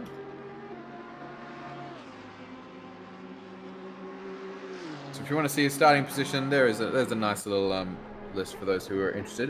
It does not have all the drivers, so it does have 2 of the drivers in there. Yeah, those. If you want to see who the drivers are, I think the only way to do that is to go on to pitwall.live/OOR. And let me put that up here as well. pitwall.live/timing/OOR. Go there. You'll be able to see the names of who is on each team. Oh, Zach Malloy. From P4. No. That is a rough spot to be in. Oh no. There was that clean Lexus. Clean Lexus it remains clean for now, although a little trip onto the dirt is not helping anything. But the exterior is clean. I'm sure there was a brown flag moment on the interior.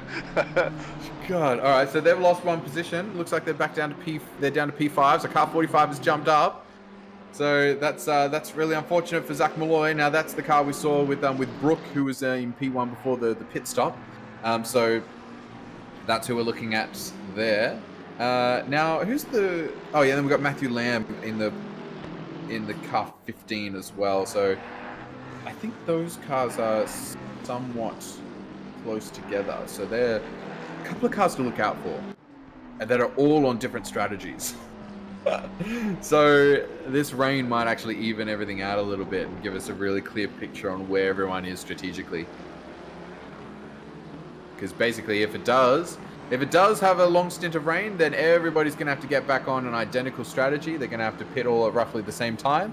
And so we'll know exactly where everyone is officially in the standings, if that happens. But we've got to wait another 5 minutes or so before we see whether it's going to be raining. So this updates every 10 minutes, the weather does.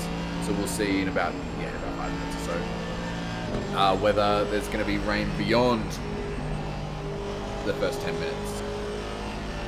Yeah, that's the thing. Everyone's just waiting to see the next update. Yep. That's really all we can do at this stage. Track conditions, still very cold. I mean, we've had patches of sun, 18 degrees ambient, 18 track. Is that Leon in P6? I'm sorry to interrupt. No, that's right. Yes, it is. Yeah. Is that Leon Leung. Leon Leung is currently in P6, so they've had a good race too. So they started. Where's that document? Did they make the shootout? No, was that the 850? I think that was the other car. Oh, that's two. Yeah, there's a few of them. No, that was. It was the 850 and the 851. 851 and the 15. So the 851, Jonathan Wong, who did the qualifying, and I think that was the car that lost out massively during the first stint. I think they're the ones that would drop down to like P35 or something like that from P4 or 5 on the grid. I think P4 it was. So yeah, there's a bit of loss from them. What number is that car? What number is Leon? 852. 852. Where did they start? They were a fair while back, I think. They were...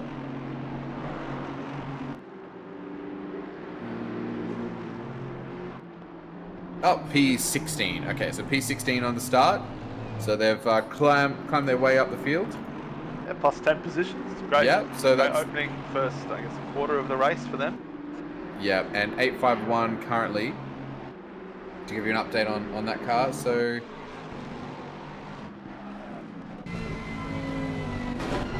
No, not even sure. Oh my goodness, what has happened? Wow, that is a car all the way on its side. Oh, and disappeared. Did that just teleport to the infield section of the track? What? Wait. What? What? How are they?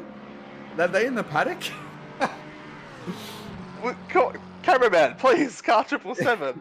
Let's have a look. What's going on? Oh, wait. It's losing its mind. Okay, car 777 is taking a shortcut, and I mean, not to. Obviously, they've had a devastating thing happen to them. So sorry about that, guys. But why? How? Are they just gonna hang out there? The blue shell was activated. Yeah, that's right. Okay. Can we even select them? I think that might be why we haven't cut to them yet, because we can't... They're just occasionally popping up as a yellow thing. Here we go, here's a replay. This will help explain something, maybe. Oh, a bit of a... Oh, have they just gone into and over another car? That just looks a little crazy. Oh, and now they're flying. There they are. Oh no! Can we see what the is onboard? going on? Are they a good view to see see some action from the? So they're in the middle. So can we get a shot of them and the rest of the cars coming down the straight? There it is. That's your angle right there. Octane Online Racing's 12-hour Bathurst of everyone. Here it is. You can just see them off in the middle. Oh dear. And you'll see the cars coming down towards the final corner from there. That's a great spot. That's a great seat to be in. Maybe not as it rotates around. Oh, it's disappeared. All right. Well, the fun is gone. Yeah. Well, it was short-lived. Oh no, it's still there. Yes, with the Mount Panorama in the background. That's next year's cover image. Oh yeah, we're going to see that happen again. So see what actually happened. So we'll go back another 5 seconds, and here we go. As they come around, coming up to Forest Elbow. There they are. Oh, so the car before has actually hit the wall first and actually come into them and just knock them around. That is a full roll too. So who was that they were racing? Is that a pink Lamborghini, I think it was? Yes, pink and white Lamborghini. I think it was the car 45. Not 100% sure on that though. Yeah. Excellent. So, where are they now? I guess is the question for car 777. Suji, unfortunately in the pit. So, I mean, we've been laughing at the situation, but it is a devastating result for them. We've put a lot of work into the race. So this is Suji, Ali, Aziz, and Mudsafar, unfortunately, who are into the pits. It doesn't mean their race is over, but it does mean they've had to jump back to pits, which is going to be a pretty devastating amount of time. Would have lost a fair bit of time for that incident, and it's an amusing eventuality for everyone else not involved. But don't wish that upon anyone. No, but thank you for the amusement, guys. We really appreciate it. We needed that. We needed an energy raiser. Well, we were just saying, it's been 3 and a bit hours, nothing's happening. Not even. It's 2 hours 45 minutes in. We've got a long day ahead yet. Oh, there you go. Long day already. So Kinnear one on Snyder. All right. Oh, there's a little bit of damage on the front of that Mercedes. Not that one. The other one that he's racing. Oh, this is from on board with Suji. Here we go. Oh, yeah, Lamborghini hits the wall. That is car 45, and he gets into the Lamborghini, rolls the car, and he just hits the wall. And see, that's the secret. Yeah, you're like... an excellent onboard view of the track. Wow. Yep. They're having a good day. That's bird's eye view to the next level. It's just, you didn't know that if you hit that wall fast enough, you teleport into the middle of the track. So this is here we go. So this is just car 45 currently in the lead of the race. Just making their way around Alexis. Was that a tag? It was close. I think the Lexus might have let them through, but that was quite close. Oh, bang! Lexus collected the wall on the exit there. So see, possible move. No, it could just be lap traffic there, I think. No positions changed. So I'll just point out, car 445. Oh, we've got a bit of an accident down at the chase. Car 5852, was it? No, it's a car 5. Nope, car 5 having a bit of an incident down at the chase. I think they're trying to get back on track, and that's the leader just trying to go around them at the moment. So there's some yellow flags down there. At the moment, we're just cruising on with Jacobs, 1.2 seconds behind Thomas. Yeah, looks like blue flag's been waved ahead. So Jacobs 42 catching up. is parked at the pit entry. Car number 42 is. So who's 40? Old. Oh. That's tough getting past there. Doesn't give himself a good entry down the straight, so he's a little bit compromised. He probably won't make it happen just here, but I reckon, we're going to see something. But 42 is still stopped. Yeah, they've been struggling to get into the pits or get going altogether. Who's that? That's in P15. Well, they just lost a good 30 seconds or so, that car did, and they're still, relatively high up in the field, P15. So they must have been further ahead of that because they just did a 2-minute 40 lap. That's a bit, and they had damage and they didn't pit as well. That was the interesting part there. They were just sort of frozen at the pit entry for such a long time. I think we're about to see a replay of it, perhaps. This is... Oh, this looks like something else. Zach Malloy. That is going to be a hit on car 5 and that is a back marker, I believe. Oh no, that might be for position. That might be... Is that Leon for position? Or is that just a back marker Aston? I think it was a back marker Aston. Yeah, unfortunately. Leon isn't in an Aston, is he? That's rough. Car 5 has been through the wars the last few laps. Oh, Leon is in an Aston. Oh, okay. No, Leo Leon, yeah.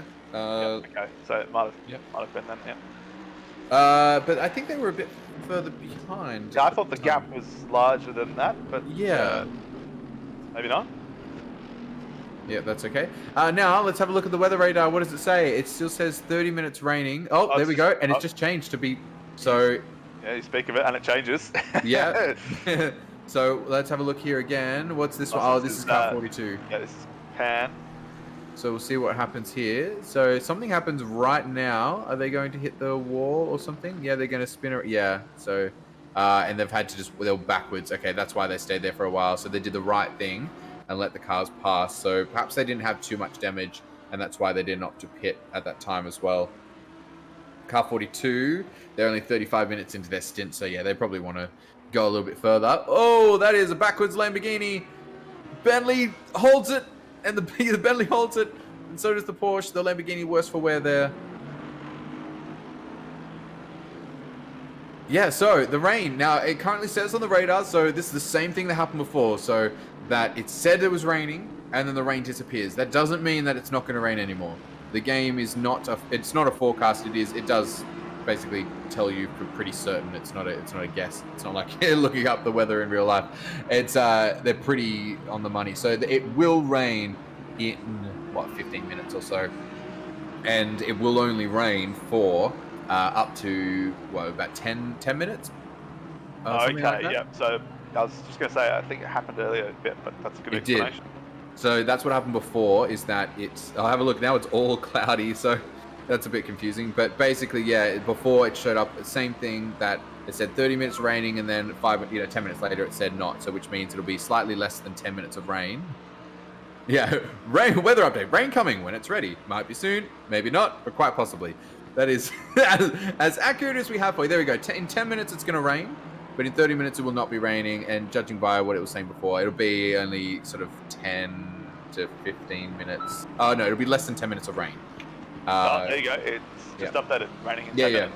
Yeah, which means, so, and there was only about a minute there between, or less, between when it was cloudy and rain, which means it's going to be about 10 minutes of rain by the looks of it. So, yeah. Well, this is interesting. I mean, car 445, we're viewing them now. They were really the only ones that pitted earlier on for wets in that rain period we had. Yeah. Think they would do that same strategy again, or surely this time they would just stick it out on the slicks? Well, it's interesting because you've got slightly longer rain now, and it actually did last quite a long time. But the problem is that right at the beginning of the rain, it's not optimum to put on your wet tires straight away. There we go. Nice. Excellent. It's not actually optimum to put them on straight away, but they're going to have to pit in 10 minutes time for their compulsory pit stop. So it may not be it'll be roughly the right time to put on your wet tires, but it might be a lap or two early, and then you're not going to get a full stint. So if you want to do a full next stint and not do an extra pit stop in that stint, then you've either got to run wets for maybe 20 minutes of optimum wets max, so 10 minutes of rain, maybe about 10 minutes afterwards optimum on wets, something like that, and then the rest on wets on the dry track. Or you do it the other way around and you run the dries just through that 20 minutes and you just slog it out for 20 minutes, and then you've got dries for the rest of the stint. But your dry tires are going to be pretty they're going to be so cold and whatnot from the rain. It's going to take a good little while to get it all back up to temperature again. So I don't know. What would you do, Bender? Well, one thing I meant to also add is, when are we expecting the next round of pit stops for the front runners? Yeah, so that's what we're saying. So the car 445 has to pit in 10 minutes.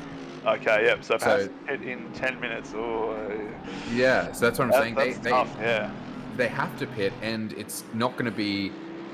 It'll be a little bit before the optimum time to go onto wets as well. So it's roughly the right time. Like, that's if it was going to rain for a long time, then it's perfect for them. Yeah. But it's not. So they've got to decide whether to put on wets while it's raining, or dries while it's raining, and that's a hard call to put on dries while the rain is coming down. Well, I think they've got the advantage. They were the only front-running team to run wets earlier, so they have the information and the experience to say, well, maybe we could have gone wets a bit earlier than it said wet tyres optimum and got away with it. Other teams, they might have a difficult call to make. Personally, I think if you've got a pit and it's already raining, even if it is 5 minutes earlier than it says wet tyres optimum, just put the wets on, and then pit to dries later. Yeah, I mean you don't want to bin it on slick tyres in the rain at the front. Very conservative approach, but if you're racing for a win, true, it is 9 hours to go, but you're also setting yourself back a whole pit stop. Whereas, and I guess that's the thing, right? Is it better to sacrifice, a 60-second pit stop? Are you going to be able to, in the time that it's raining, can you gain that back? And actually, the answer might be yes. In the 20 minutes or so, 10 laps, gaining 5 seconds a lap or so, that's 50 seconds. You're actually gaining back most of a pit stop and you're staying safer. So if it was 5 seconds a lap difference in the wet between the wets and the slicks, 27, unfortunately.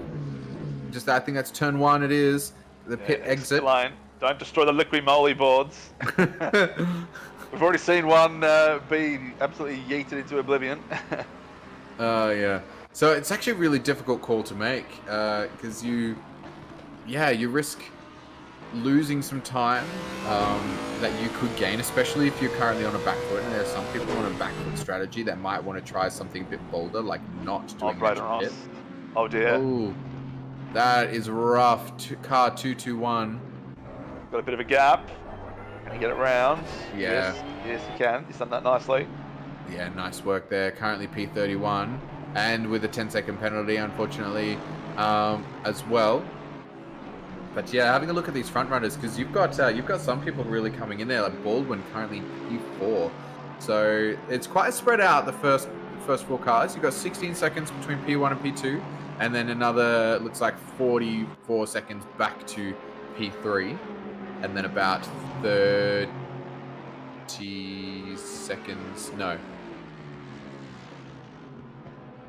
Yeah, so if you're P3 or 4, I think you have to gamble. Don't take the extra stop. Oh no, top there. Chamber claws up the inside. That was rough. Now this is actually 4th position. This is Leon and McClaws right now. So Lexus does Lexus just get 2 positions? Well, they tried. No, Braden Ross was being lapped and hunted. Right, so these two are battling, are they? And Braden Ross was caught up in the middle. Oh, a bit of a late on the brakes for the Aston. Pulls it up in time. That Lexus got good legs, though, and he's got to run. So I wouldn't be surprised to see that Lexus almost pass them on the straight, in a straight line. Are we going to see the Lexus brake late or brake early? Either way is... Outside line is favoured. Yeah, so your brake early is better. Yeah, he lost a bit of time there because he sort of was a bit undecided. Either you brake late and you really go for it around the outside, or you brake early, you go on the inside. It's got a bit of a compromised line, so you can turn it in and get that better run out of turn 2. Aim for something at turn 3 perhaps. Well, now that that battle has just settled down for a moment. He lost it himself. The replay of Braden. I think it's a good time to introduce Nick to the commentary box. Swab. Hello, gentlemen. Good evening, or good morning, good afternoon. How y'all doing? Yeah, not too bad, Nick. How are you? I'm doing pretty good. That was a really good American accent, I have to say. You almost fooled me there for a minute. Thank you very much. I really appreciate it. Well, welcome to Octane Online Racing's Bathurst 12 Hour. We're glad to have you in the box today. Well, I gotta say, it's very good being here for Bathurst 12 Hour. I've really been looking forward to this all year long. I think it's about time we see some of the best drivers in the world go head to head here at this glorious track. That was pretty good. Thank you. and we've got a hard accent. Yeah, it is a little difficult. Mind meld going on here. This is crazy. I mean, a little practice, but I'm ready for it. Yeah, mate. Yeah, that's all. I'm trying to do an Australian accent, even though I am Australian, but still. Oh yeah, they're going around the final corner now, and the Lexus is ahead of the Mercedes. That's the problem problem with the emphasising the Australian accent is it's not PG for the stream. You know, no, it is absolutely not PG. Every word, you know. Race control says we're giving away Samwise Homes to a good home or a bad one. We're not fussed. Why not more homes though? Because there's multiple of his homes. Oh. Yeah. Hey, so we've got rain coming up. I don't know if have you been watching the stream? A little bit. Nick? I popped in when the stream started, and then I kind of got off and did my own stuff. So I watched a little bit, but I haven't been paying too close attention, unfortunately. Excellent. Well, it's time for the highlights package that goes for way too long. If anyone watched any of the GT World Challenge races, and they have played their 30-minute highlights packages, it's time for one of those. So this is a bit of a rundown for everyone who's tuning in. What's happened so far? So we had Andy O'Hara starting on the front row of the grid, and we had this car here, 445, starting in P2. This car got the run. Oh, hang on, we've got a replay. We'll come back to highlights. Come back to the update later on. It appears to be earlier in the race. Oh, is that the Bentley going over? Yeah. Wow, that's And they're about to disappear into the middle. There he is. You know what? I think out of every car in this game, I think the Bentley is the one that's most likely to take flight because I believe someone in this race during a rookie series race from like last year that I was a part of, they disconnected, so their car took off, and that spawned the Boatley Space Program meme, which the two of us actually said, you know what, let's make that a team. And then we went to go do the Imola 8-hour. We got cut last second due to a technical issue with the server. Oh, no. So then we were like, nah, we're going to do the 9-hour. We're going to do the 9 hours of Kyalami, and we brought the boat back. So I don't know, maybe the boat is the one that's programmed to take off. Yeah, we've just had rain come in, so just so you know, everyone's going to start taking it a bit easy because the rain has just started coming down. It is happening. Now, to finish off with that, I'll give you the 2-minute update while we see everyone start to skid around in the rain. So, yeah, we had the Andy O'Hara car, which is currently sitting with Fluke in it in P6. They started in P1, they lost it. It was a bit of a three-way battle there. A lot of things happened, but that car got slammed into the wall by a back marker, unfortunately, and they got a lot of damage. This car here is car number 10. They were in the lead for a little while there. They actually lost it because they had to do an extra pit stop, and then they got it back because car 445 also did an extra pit stop when the rain came. So this the battle has been between 445, car 10, and car 616. Car 616 has been slowly sort of clawing their way back into this battle. But we've also got these wild cards, car 15, 818, and we had car 5 in there as well earlier on, who, could very well play a part in it, effectively on an alternate strategy. So you've got a couple of different groupings of cars who are pitting at different times. But right now, the two we're looking at are Pignata and Mironenko. So Pignata will pit on this lap. So those two will be in, and we'll see, do they put on wet tires or dry tires? Because this car 445, they put on wet tires when it was only going to rain for about 5 minutes last time, which was about an hour ago now. They put on wet tires and they lost time because you can't gain that amount of time back that from the 2 pit stops you're going to have to do. You can't gain that time back being on wet tires when it's only 5 minutes of rain. But now it's going to be a little bit longer, so it's still going to be raining in 10 minutes time. Rain increasing in 10 minutes time. So said that earlier as well, and then it decreased. And we'll do that as well. So that'll change to a decrease sometime. So at least in 10 minutes time, it'll still be raining and getting heavier. And probably a couple minutes after that, we expect it'll start decreasing. So we're expecting something like 15 minutes of rain. So the question is, do you put on wet tires? Is it worth doing an extra pit stop so that you can run that 15 minutes on wet tires? You're going to lose 65 seconds in the pits to go and do it. Are you going to gain that back in the 15 minutes of rain plus they got a McLaren spinning around on the home straight? I think that McLaren actually kind of would give me an argument for putting wet tires on. I mean, if there's any track that I would want wet tires on when it's raining is Bathurst. When you're going up the mountain, you barely have enough room for 2 cars. So in a corridor basically where the smallest mistake is going to send you into a wall and then into another wall and another wall, and now you've got, say, 3 minutes of damage. I think that for the time being, you just go and you put those wets on, especially because, you know, in 10 minutes, the rain's going to be coming down even more. We got Pan almost taken out of Bentley in the process, so I think these drivers should start to come in and just get the wet tires on. I think trading 65 seconds now for potentially 3+ minutes of damage later, I think that's a fine trade to take. It's a great argument. Have you done much wet driving or practice around here, Nick? In my own time, yes. I thought, hey, you know what? I'm just going to boot up ACC one day, hop over to Bathurst, throw on the rain, and see what happens. And I got about halfway through the cutting, and then the mountain cut me, and I realized that I probably shouldn't be doing this. Yeah, it's obviously a bigger gamble when you've got the cars who are up the front who might be fighting for those positions. But I will say, they've got time up their sleeves. So if car 445 might choose to play it safe, and we'll see now, have they put on, no, they've come out on dry tires. So they have opted, so they did the wets last time, and they have clearly made the assessment that that was not a good strategy, and they have opted to stay on the dry tires. It'd be interesting how much you pump up the pressures though. No, you know, so even if you're going on dries, do you pump up the pressures a bit knowing they're going to be a bit hot later when it all dries out, but at least gives you a little bit more of an edge, makes it a little bit more viable during this 15-minute stint?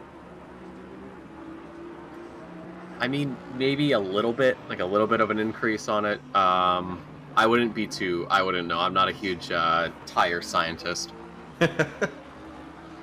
Oh, look, yeah. I mean, Formula One teams employ tyre scientists to try and understand Pirelli tyres, but no one seems to... Doesn't work out for them. Yeah, no one's cracked the code yet. Well, no, because Pirelli does the investigation, and they didn't find anything wrong with their tyres, obviously. So why would you need to hire someone else to do it? We investigated ourselves, and we found that we did nothing wrong. Yeah, so it's always funny when, you know, sporting teams or sporting leagues investigate themselves. Yes, everything was done correct to procedure and nothing was wrong, but we're changing this and that. Yes. Pirelli being like, we'll talk to them. Wait, you'll talk to yourself? Yeah, we'll give them a talking to. We'll give them a bit of a slap on the wrist. It's called a mirror there, sir. Okay, we're gonna go talk to the mirror. We're gonna get to the bottom of this, and then we're all set. We'll launch an internal investigation. Yeah, that's right. Yeah. We saw the pop-up a moment there ago from Race Control. Car 10 made back-to-back pit stops and has dropped down to P4. So, yeah, not sure if Lawrenson was having technical issues. I noticed he was stuck in 5th gear for a while there, and Mironenko's in the car now. So. Oh, Mironenko's in the car now? Is that right? Hopefully that wasn't an issue, though. So it looks like... It's hard to see. On pit wall, it's quite small because it was so brief, their stint. So they pitted, and it looked like they pit and they put Mironenko in. And now Lawrenson's in. So this is actual Lawrenson in the car. So they had Mironenko in the car. Ah, okay. Oh, here we go. You're going to see a replay. You see him clicking, updating the dash page. So what happens here? So coming around turn 2. Yeah, he's stuck in 5th. Stuck in 5th? Is he? Oh, he is. Yeah, so I noticed he was in 5th gear all the way around the circuit, the back half of the circuit at least. Interesting. So maybe... Mironenko was meant to run the stint, and actually Lawrenson is now in clearly because they had an issue because he ran that one lap, and he did a 2-minute 20 stint. Came back into the pits and and put Lawrenson in. So unfortunately, car number 10, that's going to be a big dampener on their day. That is not a part of rain strat. Well, but still just about 9 hours to go. I don't think they're going to be too worried about losing a couple laps to a faulty gearbox. I think they'll be able to get something back together. I don't know how the top 3 teams have been running, but I'm sure they'll be able to pick up ground later on in this race. It comes down to how well they're driving and how well everyone else is driving. Does someone get into an accident? Does somebody misjudge a corner? I think it's still a little too early to worry about whether or not that's going to be a huge issue for them. Yeah, so currently they're not a lap down. They're still on the lead lap, so all hope is not lost. We still have 6 drivers on the lead lap, and that does include car number 10. So not all is lost. They're just about 100 seconds behind. So they've lost a minute 40 or so to the car they were battling with the extra pit stop and the 5th gear dilemma. But no, they are still well in this race, and they are still 4th. So all is far from lost. So currently, and now from 10 minutes from now, it will be dried out again. So that 15 minutes is going to be pretty much as expected. And yeah, now it's just going to be a battle of the dry tires on the wet track. So I wouldn't be wanting to go up the inside right now if I was at Lamborghini, but he seems pretty game. Very wide. Rough place to be. You want to stay off those curbs. Blue flags here. I don't know who that's for. But blue flags are not required to get away over the top of the mountain, especially in the rain. I wouldn't want to be too risky. That's the last place you'd want to go. Did we see the wet tyres optimal pop up at all this time? I don't believe we have we? I don't think we see that in. I don't know if we see that in our spectator view. Okay, maybe it's a spectator view then. Okay. Yeah, but that would be really interesting if it actually gets to be wet enough, because it's damp. The track is damp at the moment. It might briefly go to wet, but it will quickly go back to being damp if that's the case. So yeah, I'd be interested to see what could be gained from those wet tires. So to give you an idea though, we've got a 2 minute 17 lap time is where we're at. So from Mignata, and they were sitting a bit lower than that, I believe, before. I think they were like 2:15, 2:14. So I think it might be wetter potentially than last time. So look at this, Jerry Kerniawan is not where you want to be right now. Oh, that's rough. Wow, he's actually done good. very nicely to pirouette that around. That was really good there. That's turn the traction control off in the wet and that swings around nicely. Nice work. We've seen that happen in the real life Bathurst 12 hour, and they actually drove backwards on the track to get into that sort of to get into the little offshoot in the S's so that they could spin around in there. Oh, maybe he's been taking notes. Which used to be a sandpit. So back in the day, used to be a sandpit there. I think it caused a lot more hazards than it did sort of save cars. So they got rid of it and just had a runoff zone instead. Not that it's a great runoff zone. You bump through there, you're more likely to hit the wall than if you didn't. I don't know if I'd classify it as a runoff. I feel like it'd just be another part of the track at that point. I mean, it's, nothing against the mountain, but, it just, like, you look at it and you're like, it's a runoff. But it's not, just if you're locked up or something coming down Skyline, you got somewhere to go, but it's not like it's smooth and you can re-enter nicely. Like, bumps you around in this game at least anyway. You don't want to be going through there very often.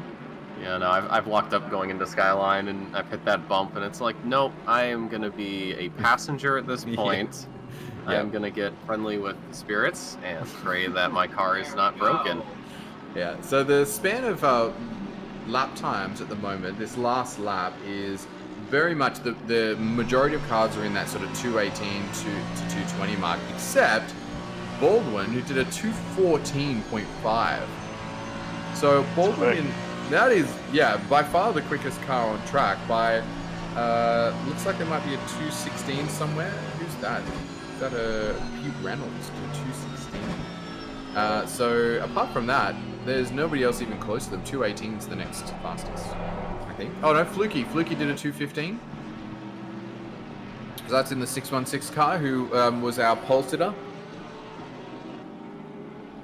So, and obviously there's traffic and stuff that people are contending with as well. So I'm not always going to be a perfect indicator of pace, but yeah, we'll see over the next few laps, see who's got the pace in the rain. And it might be good to see whether, I wonder if Baldwin, have they pit recently? They did. So has Baldwin put on wet tires? That's probably what I'd like to know. Are they running wets at the moment? Yeah, that would be good to see.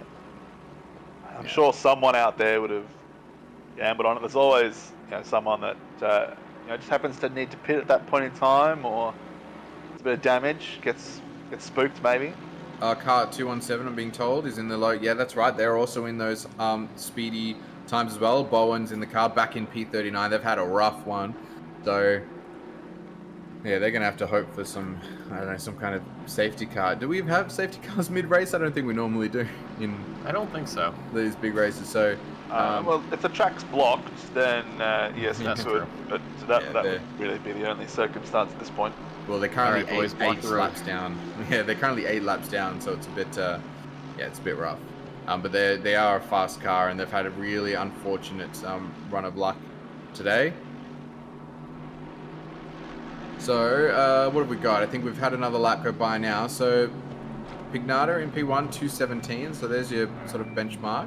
But those who are killing it are Baldwin with a 213, Fluky with a 214.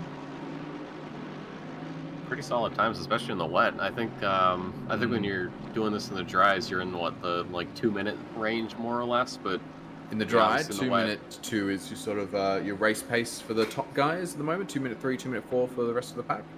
Yeah. So then you go into wet, you're gonna lose time just because of the nature of wet racing. And I think it was a 212 you said was the fast lap, or 214? No, 217 is the benchmark, sort of roughly like the couple of top cars running, and a lot of cars seem to be running that 217 pace.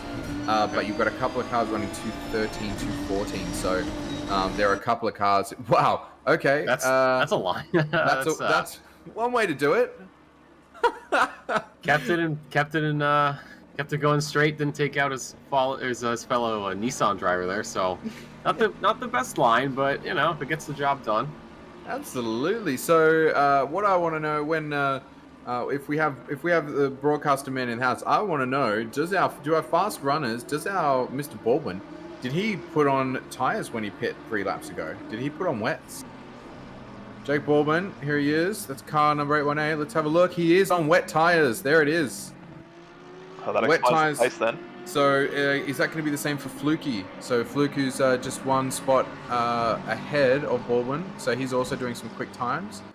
So is that the same case with Fluke? Because that might tell us the difference, right? So those who've gone onto the wet, saving 3 seconds a lap, probably not enough over 15 minutes to salvage a whole pit stop.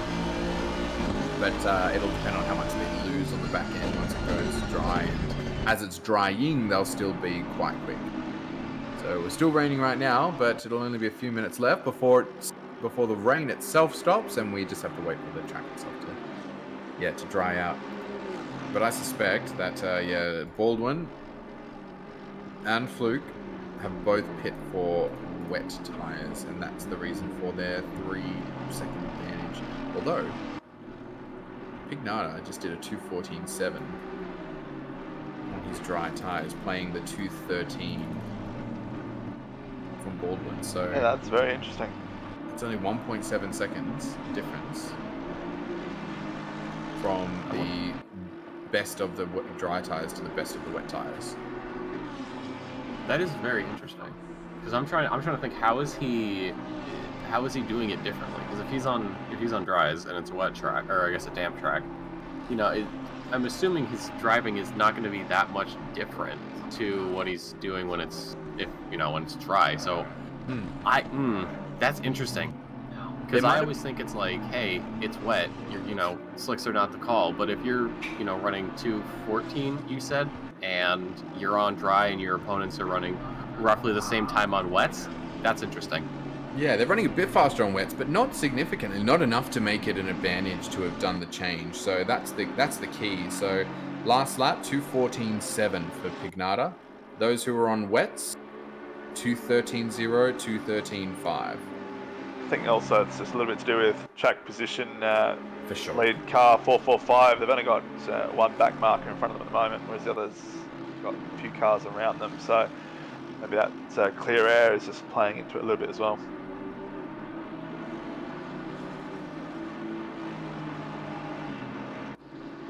That'd be my guess.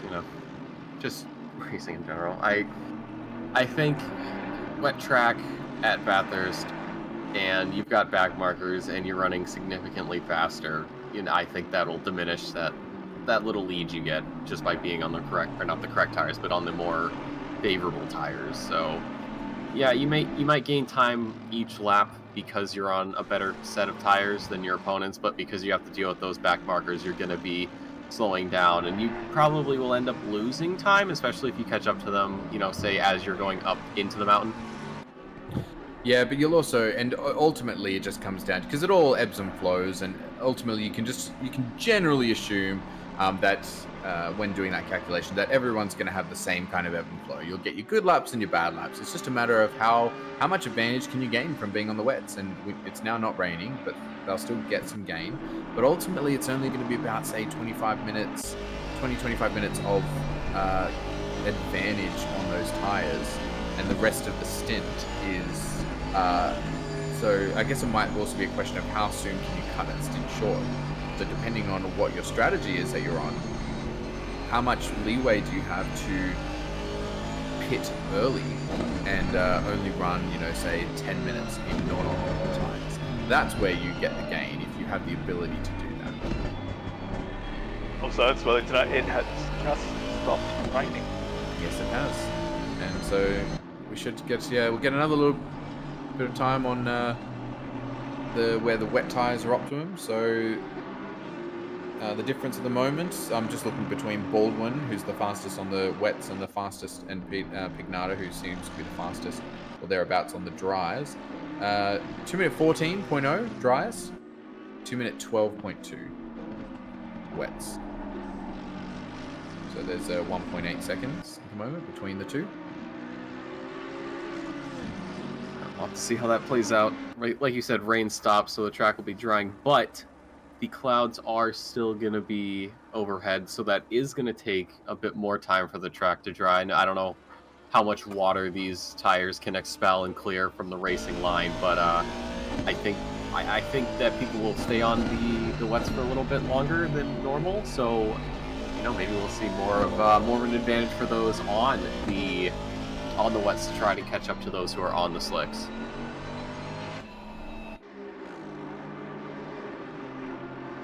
Look at this queue heading up the mountain. Everyone has just somehow ended up on this part of the track, unless you're, you know, like car 5, like 997. Chilling by themselves. Yeah, just hanging out, waiting for a mate. I was getting nervous going up the mountain with the long train of cars. You're like, okay, I gotta make sure that I don't kill the guy in front of me who doesn't inadvertently kill me, and I don't, you know, ruin someone else's race. But it is such a cool shot when you just see car after car after car after car going up the mountain, and then you kind of, you know, if you get an overhead shot, you really get to see, you know, I don't know about you guys, but I've, you know, looked at replays of races I've done at Bathurst, and I just see everybody going up mountain straight, and it just goes on and on and on, and it's just the coolest thing to look at. It really is. We saw a few great shots from one of the support races, GT4 race, I think it was, at midnight. And you just see the headlights as everyone was just piling up the mountain. Oh, that was so cool.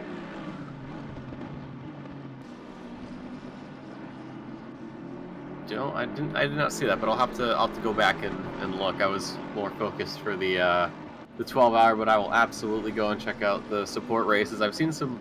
I think I've seen a couple comments, people saying that it was a solid race. So I mean, what's stopping me from not looking at it? You know, I might as well go and see. I think every part of the race weekend here, I think, is very entertaining. I don't know what it is. I think every time I'm not saying this is biased, but, you know, with the OOR, I think everything that we kind of do here, like, it's just all good. You know, whether we're talking rookies, sprint, endurance, special events, it's all just so well done. And that's something I just can't get enough of, and I want more of it. And, you know, when I look at these special events and I see, oh, you know, here are these 3 or 4, you know, sort of smaller races that are going to take place prior to the main event, it's always a fun time. Yeah, it was a lot of fun. Some people saying various different races. We were talking during the shootout, qualifying last night. Which ones of it was favourites? Yes, different things to what you do normally.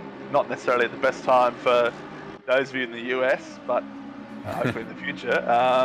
There'll be enough interest that we can do those for you know, people in the US or EU as well. Yeah, and it's growing. I mean, Octane Online Racing has been steadily growing. I mean, we've got, like as we were saying earlier, something like 160 drivers in this race alone. That is a massive amount of drivers. Great following for the brand too. So, and it's so well organized and well put together, and you can trust that the drivers. The great thing is that you don't have any idiot drivers in the field.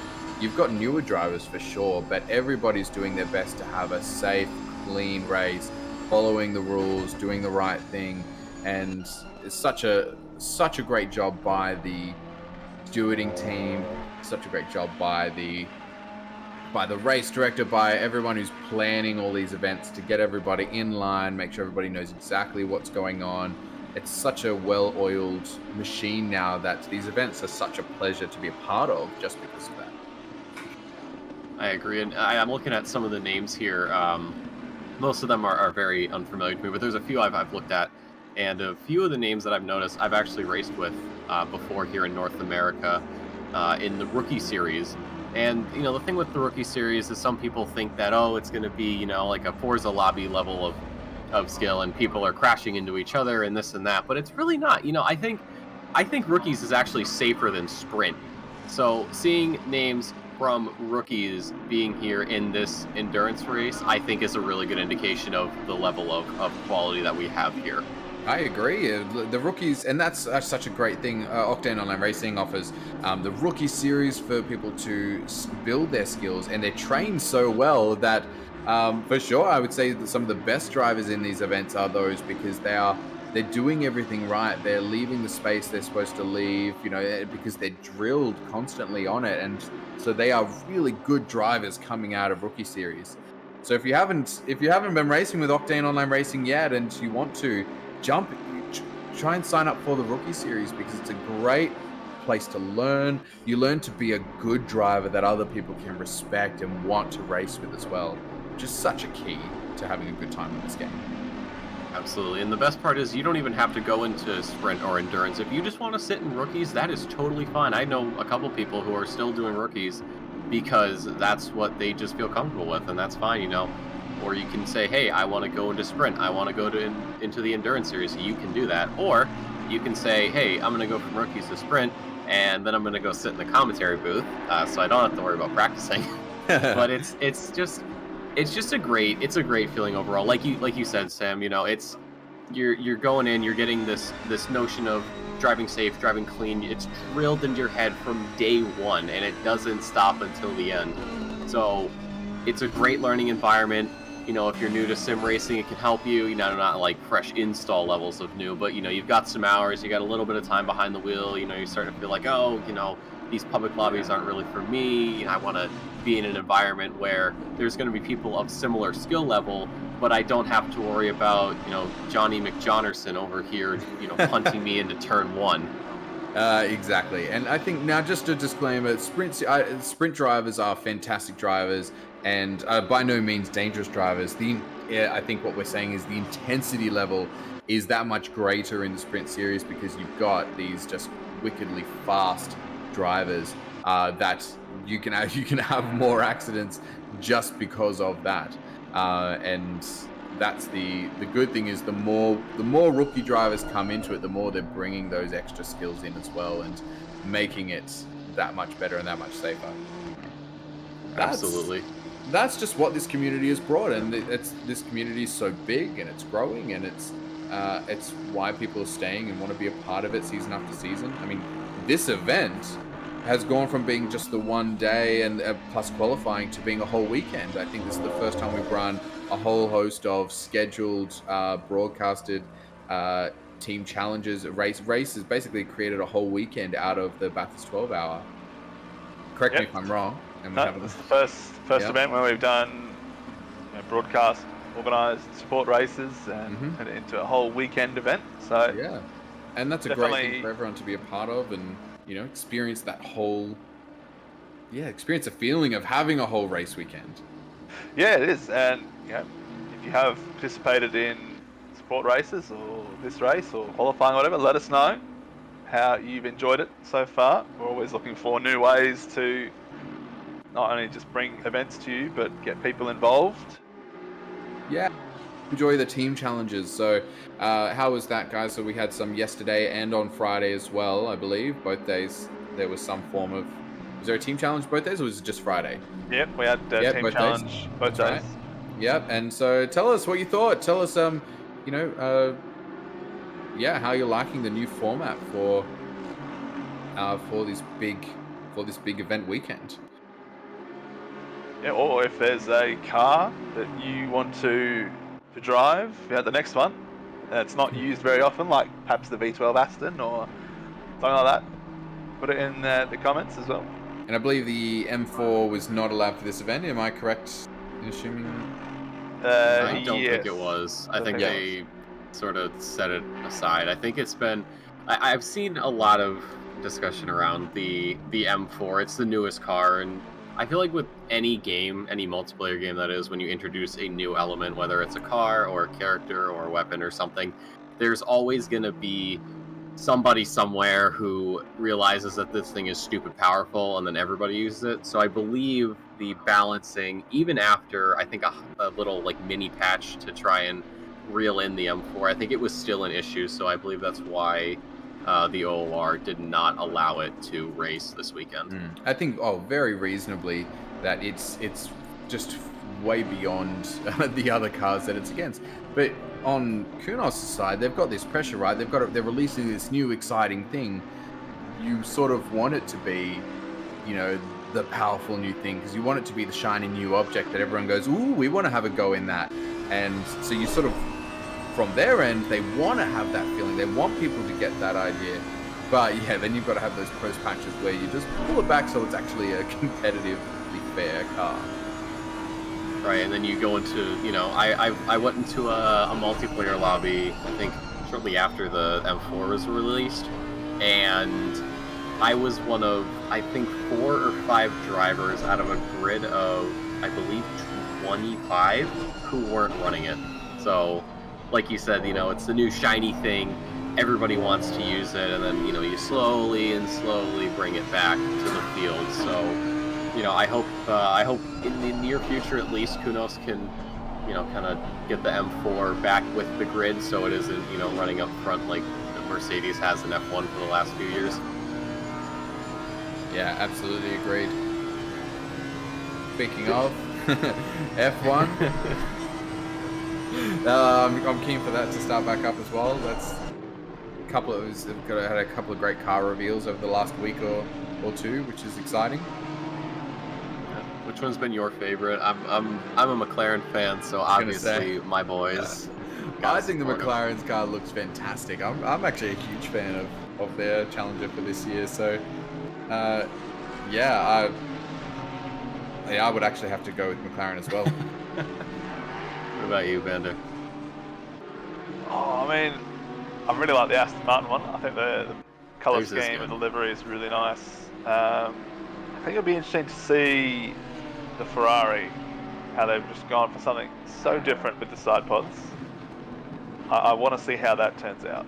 Yeah, I haven't seen the Ferrari one. I think I like things like the extra blue that they've added into the McLaren. I think that's that sort of sky blue. I think that makes it look like a really nice car. I got only a bit of a look at the Mercedes. That was this week that they showed that one, I believe. Yeah, a couple of days ago. Yeah. I saw something about it on Twitter. Yeah. I looked at it. I didn't really interact with it. I'm like, it's a Mercedes. Cool. Moving on. No, but also heard about the Red Bull deal with Porsche that's been going on. So Red Bull have been building their own factory to build their own engines because Honda's left the sport.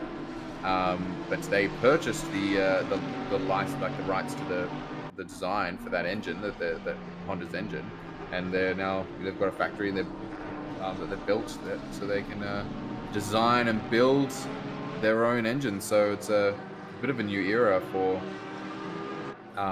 the engine manufacturing in that sense.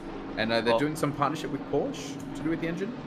I'm not sure on that, but I have a little theory that crypto sponsorships are going to be the next tobacco sponsorships for Formula One. Oh, yep, that makes sense.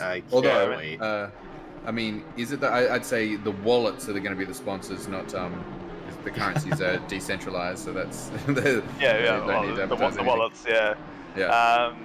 So I think it was Bybit announced a 3-year, 50 million a year deal, so 150 million total with Red Bull, which is just eye-watering money. And then you think they announced Oracle 5-year, 100 million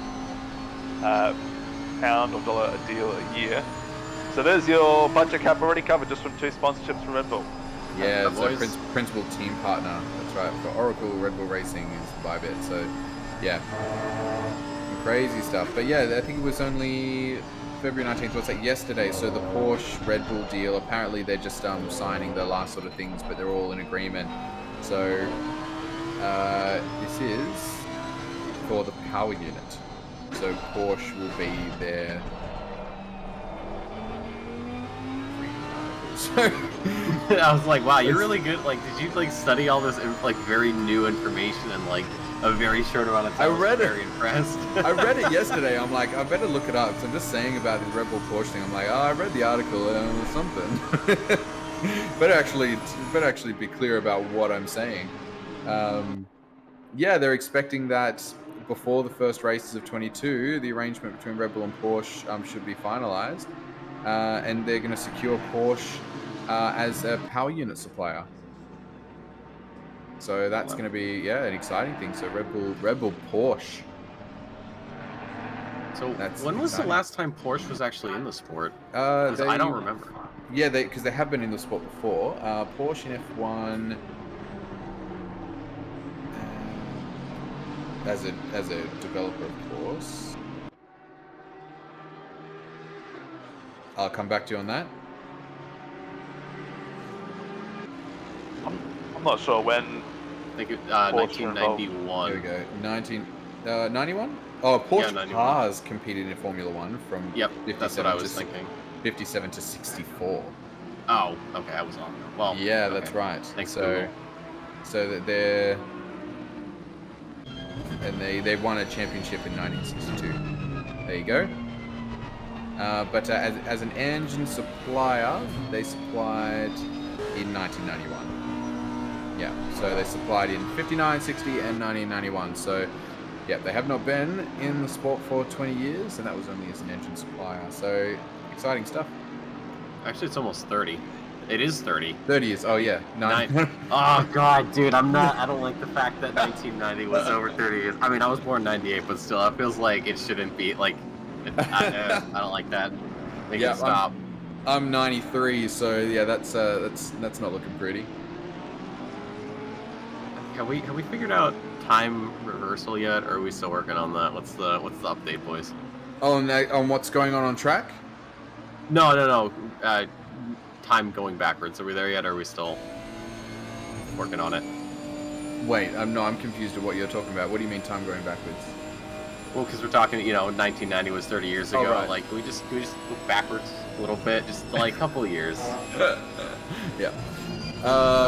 Agreed. On track, though. We've had a bit of a development.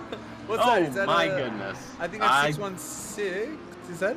Yeah, that's the Lamborghini 616. No, that's Fluke in the 616 doing a massive dive at the chase. So now the track's greasy, so the times have gotten back to 2:07. So we're clawing our way back to the regular times. So it's definitely been now. Yeah, we haven't spoken about the race for 20 minutes, so let's talk about that thing. Let's do a bit of an update on where our key runners are. So looking at just the first few runners, so Pignata in P1 is a minute and 18 seconds ahead of P2. Jeez, that is and then Mironenko behind a minute 45 seconds. That is, and they are all on the same pit strategy. So that is not. So they have definitely done themselves good by not doing that extra pit stop for car 445. So that's definitely worked out well for them. And yeah, so they are miles ahead. Looking at the cars sort of behind them, so you've got Kitching is currently in car 15, Mironenko behind them. And behind that, you've got those who are a lap down, I think. So that's everyone who's on the front lap, on the main lap is. Yeah, so Kitching's coming through the elbow now, and 445's just heading up through around the cutting. Yeah, cutting. Yeah, so that's the gap, and right now they are storming. Now, just a bit of a shout out to them. This team won the Silverstone 9-hour, 12-hour. Yeah, 12 hours. Yeah. 12-hour. Was it 12? No, it was 12. Okay. It was 12. The Silverstone 12-hour, that was won. So by 2 out of 4 of the drivers in that car. So Pignata, Zach Smith, and O'Donnell, I believe it was, won the 12-hour there. And then you got James Pignata, and then we've got Zach Smith, an OG member of that team who's back in it for this race. And then you've got ring in Dan Hunter as well, a part of that team. So this is potentially, well, I mean, we've still got 8 hours and 20 minutes to go. But say, don't say anything. Let's not jinx it now. All right. They are currently in a very good position, is what I'll say. Especially when you lose, like you said earlier, you lose 65-ish seconds per pit stop, and you're well over a minute past your opponent behind. I mean, if they pitted right now, they would still be out in front. Granted, they would lose ground, but they're not really in any position to worry about a loss, depending on their laps as well. But I believe that they're probably running very, very nice Pignata 206 across the line. So I think right now their strategy is just going to be head down, get the car moving forward, don't worry about anybody else, just get these laps banged out, and then finish this race. In the next 8 hours. Track. Oh, they do hold the fastest lap with, I think it was a 2:01. I think is what I saw in the overlay. Yeah, for fastest lap of the race, I believe it's 2:01.3 or something. Purple lap, here it is, 4:45, 2:01.29. So yeah, they do. But right now they were the fastest car on track that last lap, I believe. Yes, nobody is doing better just yet. So we'll see. Times come down. I mean, the track has just reached optimal, so I believe we should see times starting to drop as these laps go by. I mean, it's also some of these tires are probably old. People will probably start getting ready for their pit stops. I don't know what everyone's strategy is. I'm just taking a guess here. Yeah, so for these top 3, they're roughly 35 minutes into their stint each. So on average, so the top 3 drivers, so they've still got a ways to go before their stint, but it might be worth doing a bit of a back calculation on what's doing, roughly 65-minute stints is the expectation. So how many stints are actually left to go, and how close they are to their next pit window in order to hit that margin. So give me a second, I'll do a bit of a calculation. I'll come back to you. Over to you guys. Okay, thank you. Yeah, I'm not much of a math guy. I don't know about you, Bender, but I barely scrape by math. Thankfully, my field does not require it, so I don't have to worry about doing it. I just let that, I let that be the smarter people's thing. Yeah, look, if you can do it on a calculator, I'm probably okay. Yeah. As soon as you start, involving formulas and spreadsheets and all that stuff, it can be done. It can be done in a calculator. So I'll tell you what I've done. So right now, with 8 hours and 18 minutes left, that means that's 498 minutes. That's how long we've got left of this race. 498 minutes. Seven stints would be 455. So that leaves us about 45 minutes spare after that.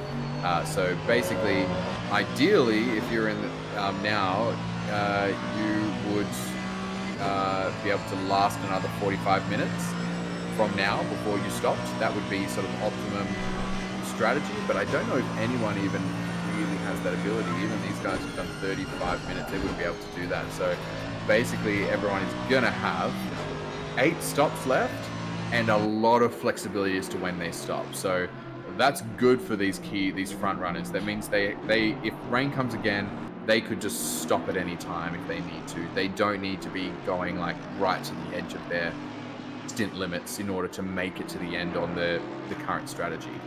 So they've definitely found themselves in a very, very good position, these guys have.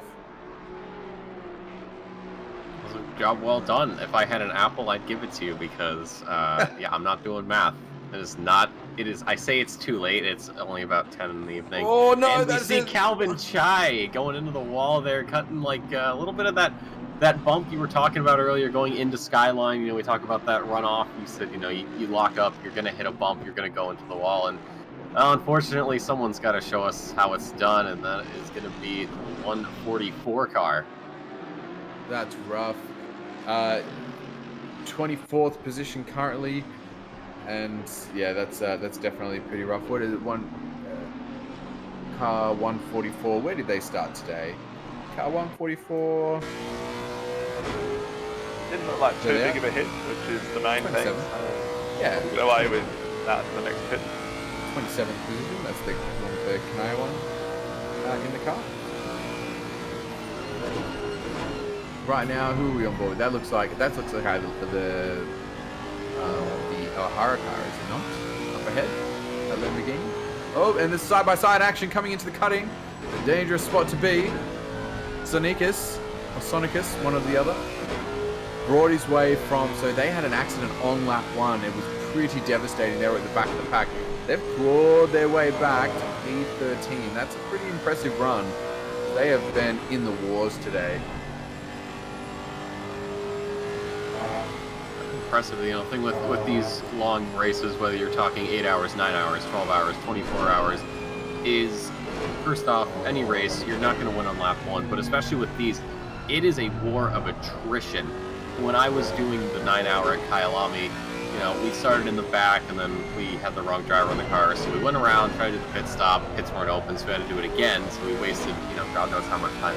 So we were already at the back and a lap down, and we just said, all right, we're going to just get this car moving. We're not going to worry about the number that indicates our position. Those numbers are going to just come to us naturally as we get this race going.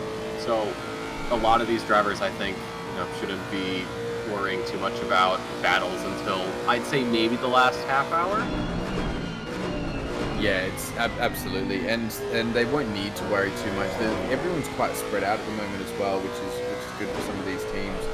But just a shout out to some of these guys up towards the top. We've got Car 45 doing really well at the moment, so they are currently in P4. No battles that they've been involved in, so we haven't had much opportunities to talk about them. But they started in P15. Regan Herbert did the qualifying for them. That's Van Vliet in the car right now. So they've done a really great job from P15 up to P4. It's a really competitive field, so great job to them. We've talked about the front runners a fair bit, but we do have we haven't talked as much about our current P2, which is Kitching, and that's Matthew Lamb, Paul Breeden, Oliver Kitching again. People we haven't, there hasn't been a lot of battles and not a lot of opportunity to talk about them, but coming up towards the 4-hour mark of the race, they've been doing a really good job, and currently sitting in P2 is very impressive considering the field that we're in. So just wanted to give a bit of a shout out to some of these teams, and we'll talk more about some of these other cars in the top 10 a little bit later who may have not gotten as much screen time as they deserve. Bracken, Leong sitting in P5, P6. We had a bit of a chat about Malloy and Sanderson. They've been a part of some battles recently, and then Fluky there in the 616 car. That's the car with O'Hara in that team as well. So, which has been a car to look out for this race, but they've had just some rotten luck, and they seem to be. Yeah, they're quite a long way back now. When we were at one point saying that they were a minute and 30 seconds behind the leader, I think now they're there we go, 3 minutes 47 seconds behind the leader now. So it hasn't been great for them. Oh, we just saw Kitching getting that lap down. Morinenko also lap down. So those, like you said, those drivers earlier, those 5 drivers that are on the lead lap, that is dwindled as the front runners have just taken a charge there as we hop on board. Brian Rasco, driver from North American Sprint Series, along the backside of Tran, their car 42 in the BMW. They go through the chase. A little bit about the same on the brakes. It's going to be Rasco backing out a bit, although I think he might have spooked Tran a little bit. A little late there, but keeps that BMW going. So I thought, maybe we'll have a little something there, but I do not think Rasco is going to give it up as they start another lap here. Gets a much better entrance and exit out of that corner as they head down this front straight towards Hell Corner. Rasco is going to have that inside line. and is not going to go for the move just yet. Perhaps he's going to wait until they get to the Conrad straight again, maybe move into the cutting, but I think he's just going to bide his time right now. I don't think there's going to be much of a slipstream there for the Mercedes, unfortunately, so he's going to be sitting behind the 42 car for the next minute or so. Got some interesting green auxiliary lights on the front grille there. Brian Rasco. Hey, it's in theme. I think he's done like a good the paint job. scheme, though. It looks great. It all matches really well. I don't know. I look at that and my brain goes, yeah, that's a damn look. Like, that's a good looking car. Same with the BMW, the black, white, and gold is like, I don't know, there's something about that color combination that just sits right. No, we had a Nissan back there, mint green, car 717. That's Brooker, facing the wrong way there, near the top of the mountain there. I believe that was Frog Hollow. So, yeah, Chris Brooker, unfortunately, they were in P15. They're going to drop back a bit, I suspect. Although, depending on how big their gap was, maybe they won't. No, I don't think so. I think they were, yeah, because if you look, Fajardo, I believe, car 50 in 19th position, that just said they were 4 laps down, and you have these two drivers here who are behind that. So I think Brooker should be fine. Maybe a couple positions lost. I don't know exactly where they are now. They're still, looks like they're at Skyline just about. So I don't think they've lost too many positions though. So they should be fine. I thought Brian Rasco might have been going for a move down the inside, but like we said, it's a war of attrition. You don't have to go for a move just yet, but he does get an excellent exit all the way to the right. Tran pushing him over. He's later on the brakes. Brian Rasco might go for a little switcheroo here, going into Murray's corner down the main straight, and he is a lot closer on that inside line to the BMW. They head down into Hell Corner. Is he going to be later on the brakes? Just a fraction of a second, and he's not going to quite get the move done. Tran holding on to P21 again. A much more dangerous move, or not more dangerous, but a closer move there. And there's Brooker. I think that that Nissan's got some damage, and he is putzing along the shoulder. That is going to be straight to the pits for car 717. He's only lost 2 positions so far, and he's come from way up on the top of the mountain. Yeah, but this battle is raging on really well. The tricky thing with turn 1 is if you go around the outside, more often than not, you get a better run for the straight, and you're just in a better position to, you just get a better run. So in some ways, I almost prefer starting Bathurst races in P2 on the grid, so that you potentially have that outside line, because it's much easier to run deeper into the corner when you're taking the outside line. And we're going to get a replay of this Brooker incident, what's happened up here. So this is coming up out of the cutting as they come up the mountain. Is this going to be a collision, or is it going to be lost on his own? It might be himself hitting. Yeah, unfortunately, he just loses it. That back end, and it's the McLaren behind. Also, and he might have a bit of a tap. He might have been all right if it weren't for the other car being there. He actually looked like he might have been keeping it relatively out of the wall, which is not something that happens very often at on Bathurst. But jumping back to this battle, this is a lovely little battle here with the 888 Mercedes. Not unlike the 888 entry in the real IRL Bathurst 12 hour, also in a Mercedes from a couple of years ago. It's the same team. Maybe they just sort of, threw on the facade of being Brian Rasco. That's right. And saying, you know what, hey, we're definitely this OOR member, of course. Excellent view here out of the back of the BMW. Look at Rasco. Oh, they wanted the other side. Such a good run. There's just not enough room there on the outside. Went on the grass and lost the speed. That was looking really good for a second. And they both hit that camber nicely, but even the Mercedes still clearly is just braking that little bit less. Like they're just feeding it into the corner at higher speed, getting a little bit more exit speed out. But they've got a hard run trying to get this BMW is clearly pretty strong in straight line, but the BMW is compromising their line into turn 2. So the Mercedes is getting the better line out of all these corners because the Beamer is having to defend slightly. The only problem is, where do you find a spot around? Coming into the cutting is a dangerous spot to try and move. And yeah, you see the BMW is just holding that tight line. So they're not even going wide enough to allow a gap there, which is obviously going to be frustrating for the Mercedes, but a great battle for us to watch. Absolutely, you know, with Tran just making that car as wide as possible, and especially on a track like Bathurst, you barely have any room to begin with. So, you know, just trying to keep the car behind, especially going over the top of the mountain here as we head into Skyline. Rasco thinking about something around the outside, but I mean, let's be real, how often do you actually make a pass at Skyline and make it stick? So I think Brian Rasco will try down Conrad Straight as they go into the elbow here. A little bit loose there for the Mercedes driver. Now onto the power, down Conrad Straight. You are hitting the absolute limit of your car, it feels like, with just the amount of speed you generate coming down this mountain. You go up a bit and then right back down into the chase here. We're going to see these drivers going over. Rasco opting to use as much of that apron as possible, and he gets a pretty good run there.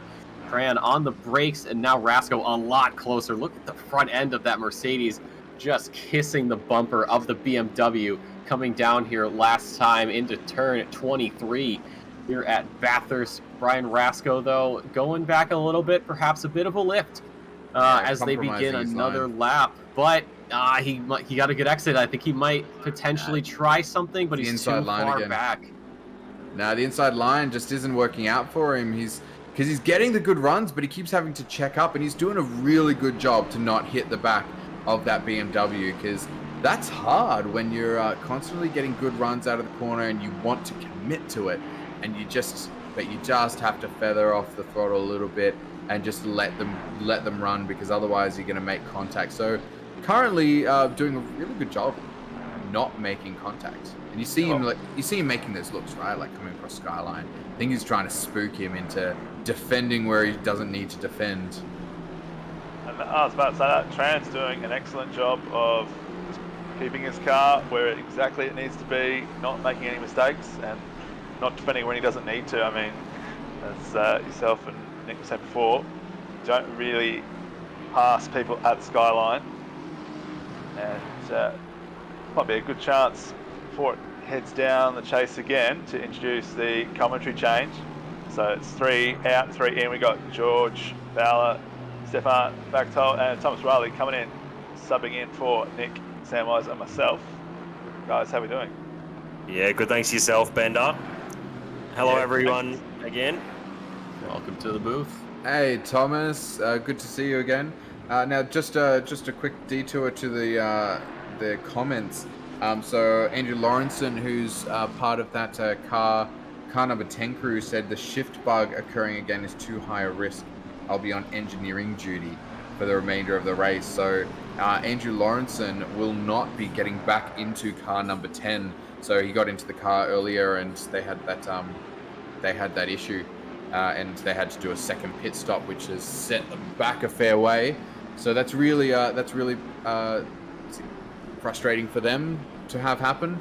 But yeah, good to know. As on screen, the Mercedes got a great run, a much better run, much further up than he's ever been, and he's definitely head coming into. So he's got the rights to that corner, and he can run that Beamer all the way to the outside if he wanted to. He could have run them off the track with that amount of being that far ahead. But that Beamer, look at the pace of the Beamer up the straight. This Mercedes can't catch a break to get this move done.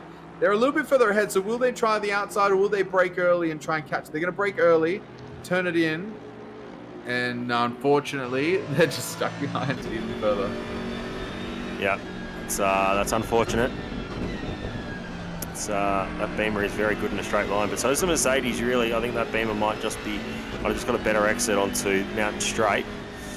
As I come up through here, through Reed and into Silman Park, across to the Great.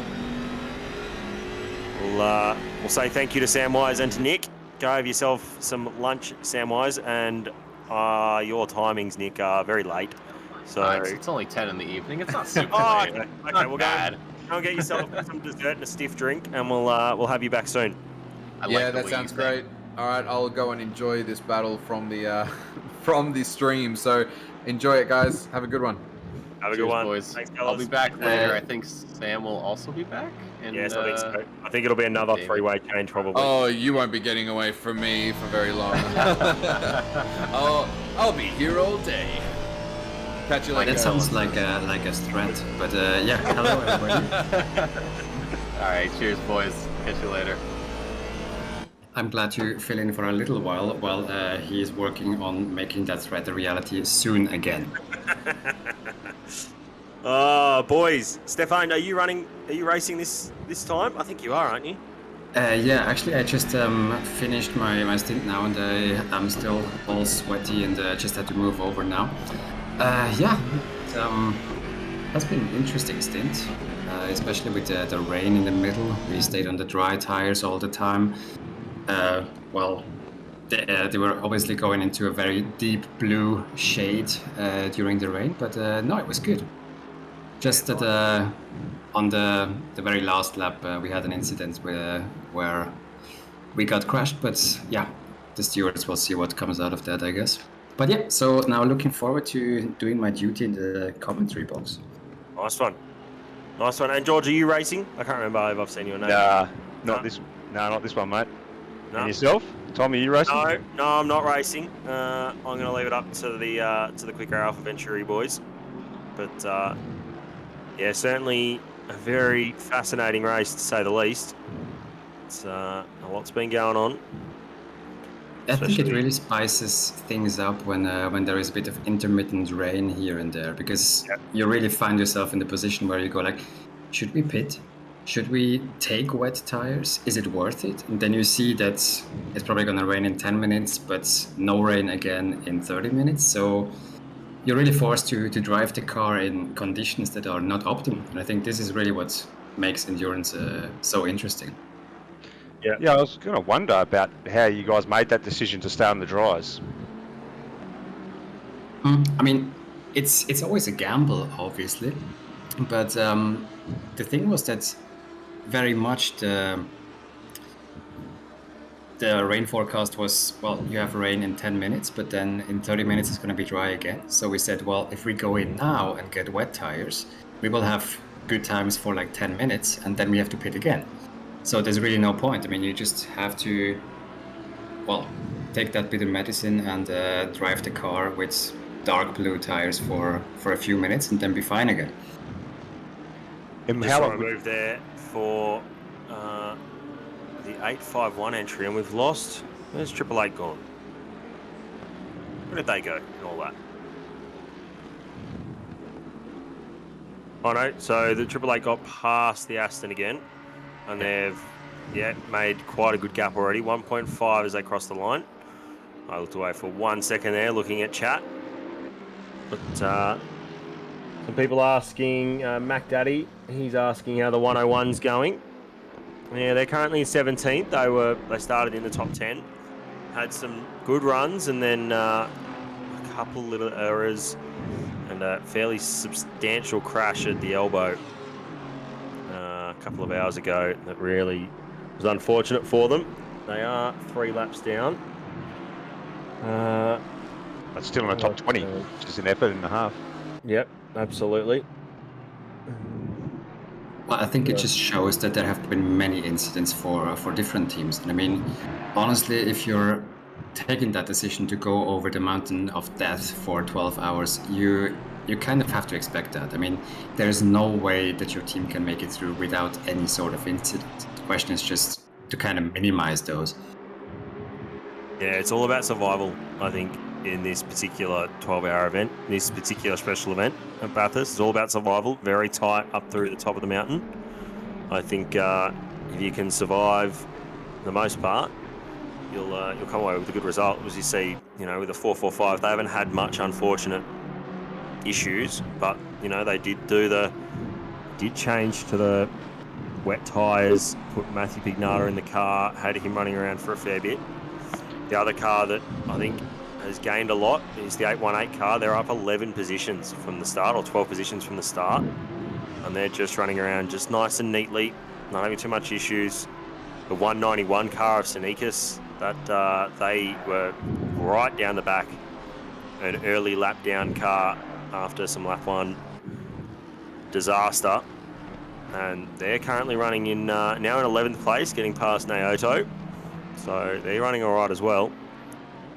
So it really is about just keeping it cool, running some nice clean laps and getting the most out of the car.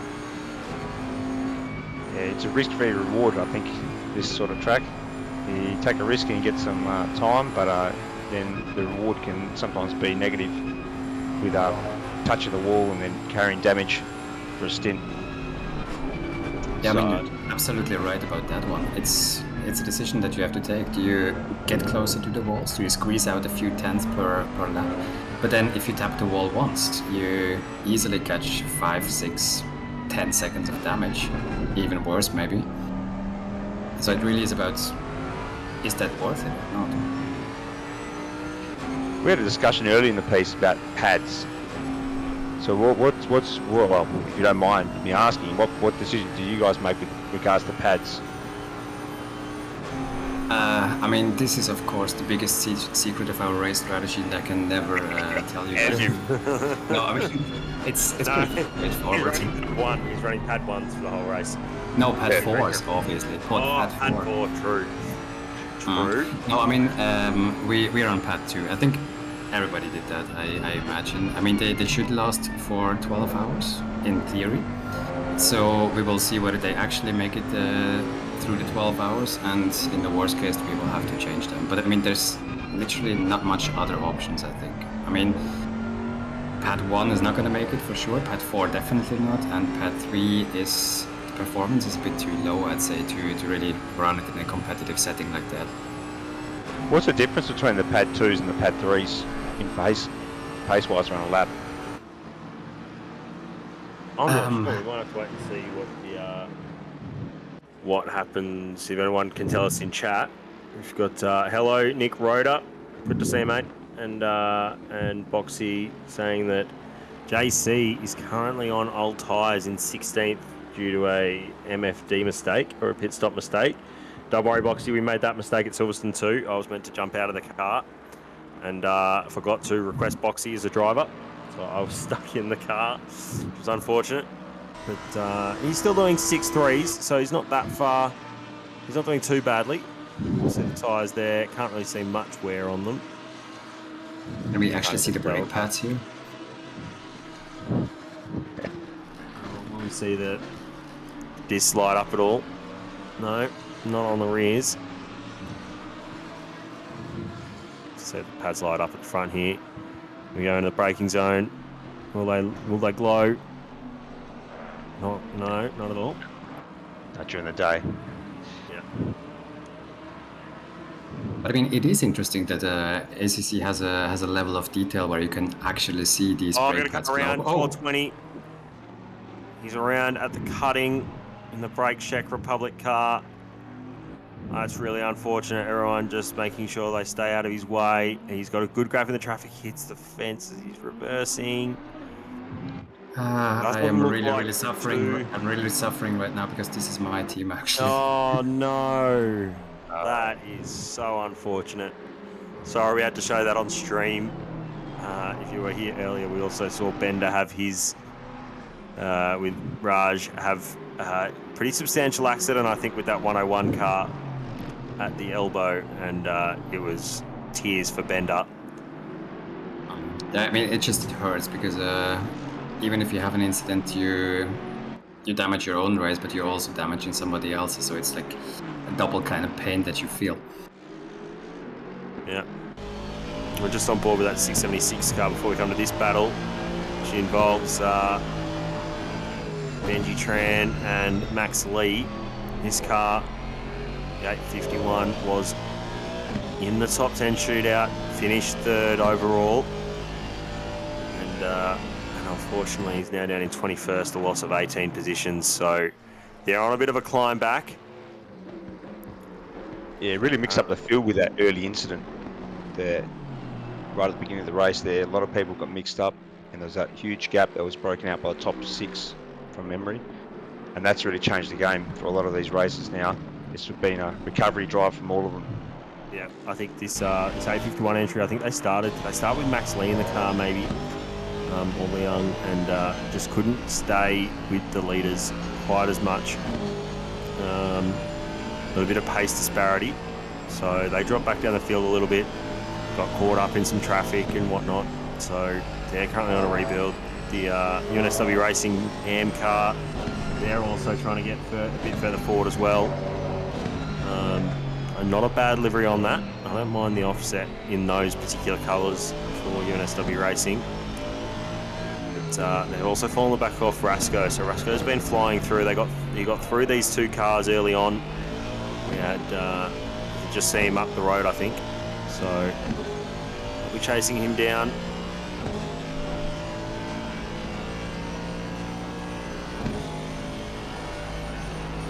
Carpenter in that 676 Convicts and Colonials car, currently up there in P17, I think, is the leading AM driver. So well done to them. I think most of these AM cars are a couple of laps apart.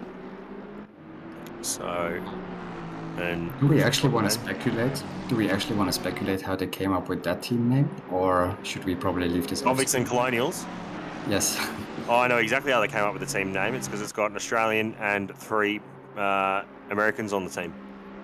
Oh, I see. Convicts and the Colonials. So pretty straightforward. Yeah, fairly straightforward if you knew where all their drivers were from. So good to see. We've got some NA drivers, some EU drivers in here as well, and a lot of AP drivers. So certainly think a Sunday race works a lot better for these drivers, because Sunday in Australia, start times probably work a bit better if you need to pull a late night. So according to my understanding of time zones, Sunday in Australia is something like Wednesday evening in the United States. Is that correct? Yeah, it's something like that. Something ridiculous, like ages ago, really. 676 here. He's got, I think that's Tom Sanderson in behind him. So he'll have to give a little bit of space. Or he's going to the pits, yeah. Yep, pitting in. Actually, the strategy will change up now because of that wet. And some people went in and some people didn't. And that's changed up some of the strategy. We were initially thinking it was going to be a 10-stop race. I think it's completely changed with that weather that came through. I think pretty much everybody's strategy was thrown out the window very early when it started raining. I mean, it's a bit like you make a great plan, but then it doesn't survive any contact with reality of an endurance race. So you can really use the pit stops also as a way to get out if you're stuck behind someone, to maybe undercut somebody, it's opening up a lot of possibilities in terms of gaining positions, not necessarily on track, but through the pit.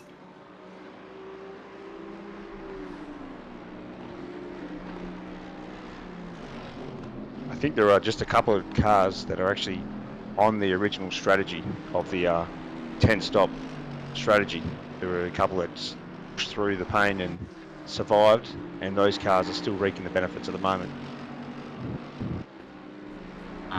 But I think it was quite tough. I mean, when we did the calculations for the fuel, I think the 10-stop strategy was very close. I mean, you had to cut it very close to the 70-minute driver stint. And basically what I figured out is that if we only have a few delays, be it for damage or what, that we have to pit in a few minutes earlier, actually you wouldn't make it in 10. So I think if somebody manages to finish that on 10 stops, that would be quite the achievement in itself.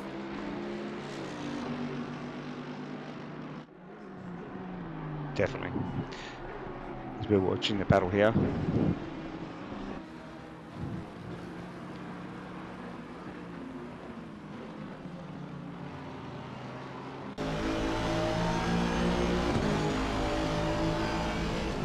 Battle for ninth. He's carrying a 10-second penalty at the moment.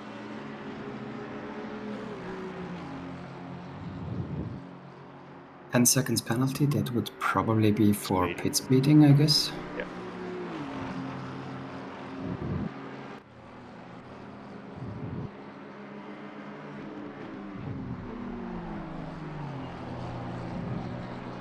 Yeah, this 852 car climbed up through the field a little bit more as well. So they've been doing all right themselves. A52. They started 16th, so up in the 9th now. Yes, they got the 10-second penalty, but they might have a little bit of a gap. Not that much of a gap, really, back to Jacobs. That's Sneakers. He's right on the buffer with a gap back to Sneakers with that 10-second penalty. But he'll serve that in the pit stops. He'll get that cleared and we'll carry on. Pignata, though, Pignata's boxing. So Pignata's in the pits. We see Benji Tran and Max Lee go at it again. It's kind of nice to see those couples that are forming over the time of the race where they get at it over and over again. So at the moment there's only the 3 cars on the lead lap now. It's the 445 obviously leading the race, then car 15, Kitchen, and we've got car 10 as well. So the rest of the field has been lapped. This one is really spicing up. I mean, they have been side by side already at some parts of the mountain, really staying close. Let's see what happens when they come down to the elbow and see who gets the better exit here.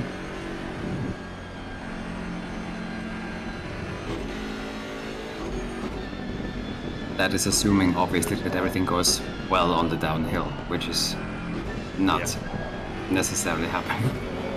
Is that Bentley behind full position, or is this a... Doesn't look like there's blue flags, so it might be on the full position, or it's a car that is already a lap down. I can't see... Can't really make out the number. There it is, 777, so they are... Yeah, they're a couple of laps down on this battle, but for them, they'll just sit in behind here.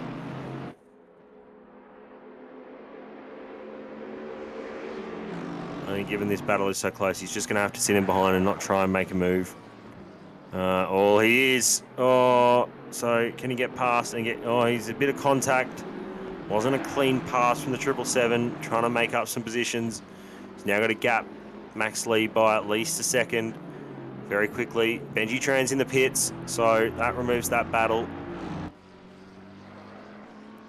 So Max Lee now, he'll be hoping to just sit in behind 777. 777 will build a nice little gap back to him. We'll see how quickly they can race on. We've got Aaron Thomas here in the fashionably late number 4. They won one of the Team Challenge races on Friday night, I believe. And we're up there for the overall win. I don't know who actually won that from the Pro-Am class. Pro-Am was the only one that we needed to get a result for before the race. Ziggy Katsuya here in the 997. That's we have seen a fair bit of damage on that car already. So... But he's nicely showing off the slightly obnoxious rain light of the Ferrari that keeps blinking in your face. Some people say it gives you 0.2 per lap easily if you have that rain light. Headlights easily give you 0.4 running headlights on high beam. Absolutely. Definitely, and don't forget the intimidation factor for the car in front, who maybe sees you or maybe not. Yep. Fajada just got past JC as well. Just saw that before. Yep. So here comes Benji Tran out of the pits after his stop.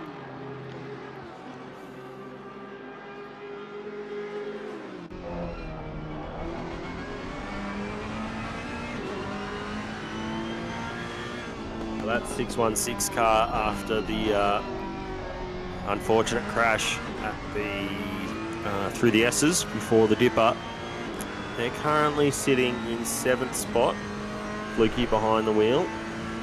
Last time by they were 12 seconds off the back of their teammate Sandeezy.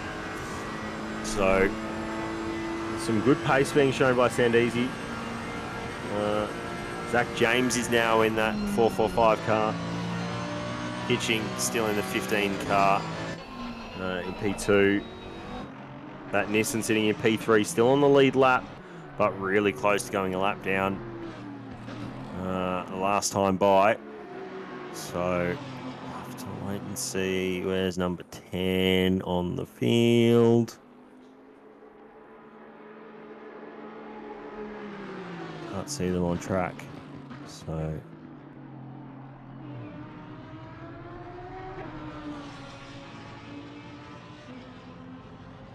Oh, literally right in front of 445. He's bracking. He's gone off the track in that 868 Pro-Am car. They've been running really well, actually. Ooh, bit of a moment. Yeah. Nicely pulls it up, though. That 868 car started 14. No, correction. Hang on. Let me double check that. Hang on. I've grabbed the wrong screen. They started 28, the 868 car, and up into 5th. So, really nice performance by them. Second on the second car not on the lead lap. Out of those top 5, Van Vliet is the other one not on the lead lap. So, Paul Britt's got in the 15 car, Relahi's in the 10 car, Van Vliet in the 45 car. Rain expected in 30 minutes. Thank you, Race Control. You can see it in the top right. Here we go again. I'm pretty sure Bender will be happy about that. Yeah, absolutely, Bender will be. When is Bender in the car? He'd be praying to the rain gods. Should be pretty soon. Here's Paul Britt in that No Idea, number 15. Quite a nice livery. Running up Mountain Straight now. So, 445 car is on the other side of the circuit. Pretty much a third of the circuit. 2/3 ahead. They're going through the chase now. As you can see on the track map, you can see the triangle. We've got a car around. It's 217 Odyssey Racing car around at the cutting. Facing the absolutely the wrong direction. I wouldn't be doing it now. Oh, no. Oh, dear. Everyone, watch out. That's not a good spot to be. And he's just banging it off the wall. Yep. That's unfortunate. That 217 car was in the top 10 shootout, started in the top 10. And it's now ended a fair way back. Suma, who was meant to start the race, Robert Wenzel, for the number 1 car. He's now in the car. Michael Babb here in 20th, Aaron Thomas in 4th. As I was saying before, these guys were really quick in the with Adam Jarecki in the team challenge on Friday night. Genuinely one of the best looking liveries on the grid, I reckon, with the black and white and the lime yellow, green, whatever you want to call it. Bright fluoro green. It does look pretty neat.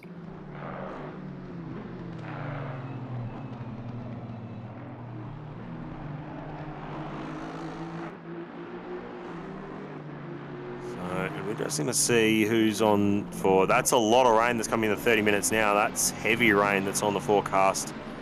So if that stays the way it is, I think we might see an extended wet period here, which could really spice up this order. Let's see Katsuya there getting past the 420 car, the 616 behind him. So he got past that nice and quick. Sanikas there, 191. Up in 11th spot for Kovacs Racing Purple. It's good. It's a very good result at the moment. I think it will be interesting to see what an extended period of rain would do to the pace of the different cars, because if it's raining for a bit more than 10 minutes now, then this might actually warrant to change for wet tires, and I think that will be a whole different ball game than driving in the rain on the very cold slicks. So it will be interesting to see who dares to take a bit more risk and go a bit faster through this combination of corners here down the dipper, where you really can make the most of the additional grip that the rain tires will give you, even though the track is very wet. Yeah, I think if it's extended rain period, everyone will box nice and early onto the wets. You know, if you can see that it's raining in 10 minutes and in 30 minutes, you have to go the wet tyres. And if it's the rain like it is, you'd be on the wet tyres as soon as it starts sprinkling, I reckon. You'd be straight in, trying to make the most of the wet tyres, grip. Although it is a bit of a question. It is a bit of a question when to go in, actually, because usually if the rain is not too heavy in the beginning, you want to stay out for as long as possible on the dries, because if the track is not wet yet or not wet enough for the wet tires, then you will see your rain tires overheat very quickly, and you will ruin them for the last of the stint, and you will not get the levels of grip out of it that you would otherwise. So usually it is a bit of a gamble to see how fast the track is actually getting wet and how fast the puddles are forming, and to get that right is an art in itself, I would say. Yeah, I mean some teams may have even specialist wet drivers. They might switch a driver up for those weather conditions.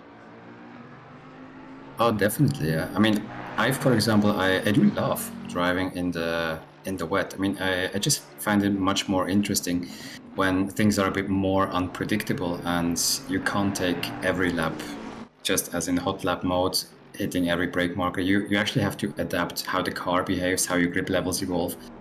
As we see something really spicy going on here, 777 has a little look. 30th spot.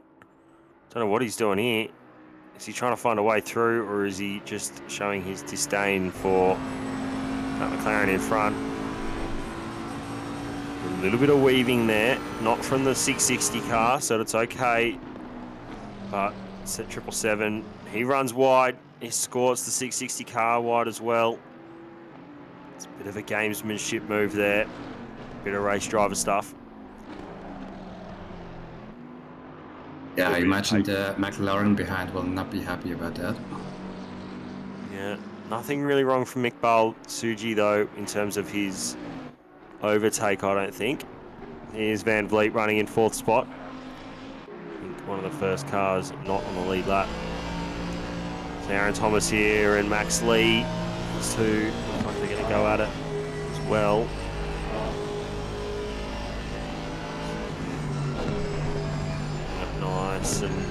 Nice and neat down through the S's here.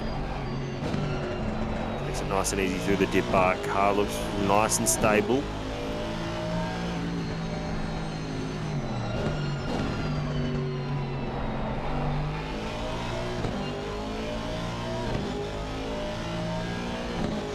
Looks like he got a good exit here. Maybe he will gain at least a tiny bit to close that gap on the straight now.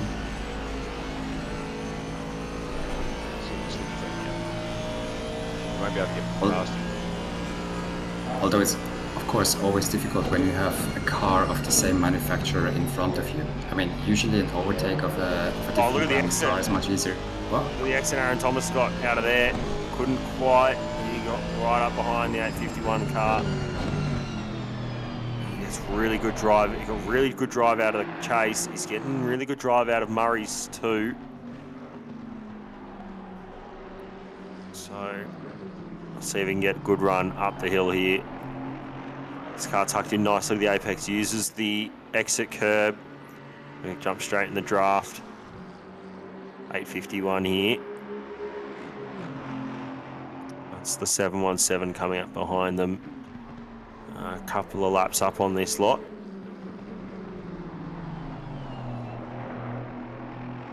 It's tucked in nicely. Uses a little bit of the entrance curb. That's not too bad. Don't want to use all of it, otherwise you'll unsettle the car. Nice and tight from Aaron Thomas through the cutting. Took a little bit of a tighter entry. Doesn't quite get the car all the way out to the wall on the run through Reed and Silman Park through Great here. Again, nice and safe. Max Lee right up against the wall there. And some. Yeah. On the entrance of McPhillamy down here now. Not as much curb used by Aaron Thomas. Gets the car tucked in nicely on that inside wall. That's probably the best I've seen in a long time over this race of getting the car tucked in nicely. Gets a little bit of a gain through here. Nice and mid-track on entrance to the elbow. You get the slingshot. Gets a nice exit. Max Lee, though, doing enough at the moment to be able to hold on to that position. Yeah, it's a bit like what we were talking about before, the risk v reward. Lee was using every bit of the track, whereas Aaron was staying away from the fence. So that's the difference. Where down through when you're coming down, Max Lee gets wild on exit. I think he just tried to keep the car nicely tucked to the right-hand side. Didn't use all the exit and got a little bit taily. So that gives Aaron Thomas that position. it was always a repeat of what we have seen in the last lap, right? I mean, already there. car was 19's starting. around the top of the hill. That's not a spot you want to be. He's got a little bit of time here to get out of the way. He's got to get moving before the 997 car comes through. He's going to let him through. Cars are going to have to be really careful over the top here. Nicely done, everyone. Very nicely done. I wonder if he's just lost that on entry. Number 2 car here. On second place to 15. Actually, still on the back of Aaron Thomas, though. So, it's a nice, healthy little battle. I mean, this is the kind of battle that at some point also turns into a bit of a mind game. I mean, if you have been on it for minutes and several laps, and at some point maybe even, well, over several stints, then it really becomes a question of who gets frustrated, who can have the patience to stay behind and really wait for the opportunity, or at which point some driver will just force an overtake, and this is usually where the incidents happen. So it will be interesting to see how long the two can be patient with it. Yeah, you can see Max is actually pushing the limits a lot more, you know, in that section, downhill section, definitely. He's lost out a little bit in the end. Just didn't get the runoff down the straight, so he's still there. Opportunity may arise.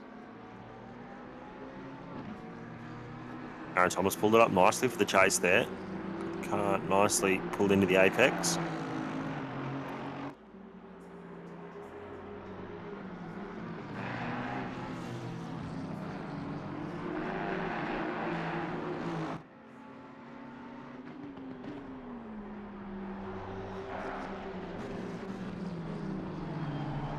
I mean, at the moment, if I look at the spread out of the field, we get quite a mix-up in terms of how the different teams are classified, right? I mean, there is obviously more pro teams at the front, but quite a few pro-ams which are high up there, and then an AM team in 21 as well. So there seems to be quite an interesting mix-up with some teams who are a bit further down back the order than they would like to be, and probably are faster and are going to try to make those positions back. So I don't think that this will get boring at any point.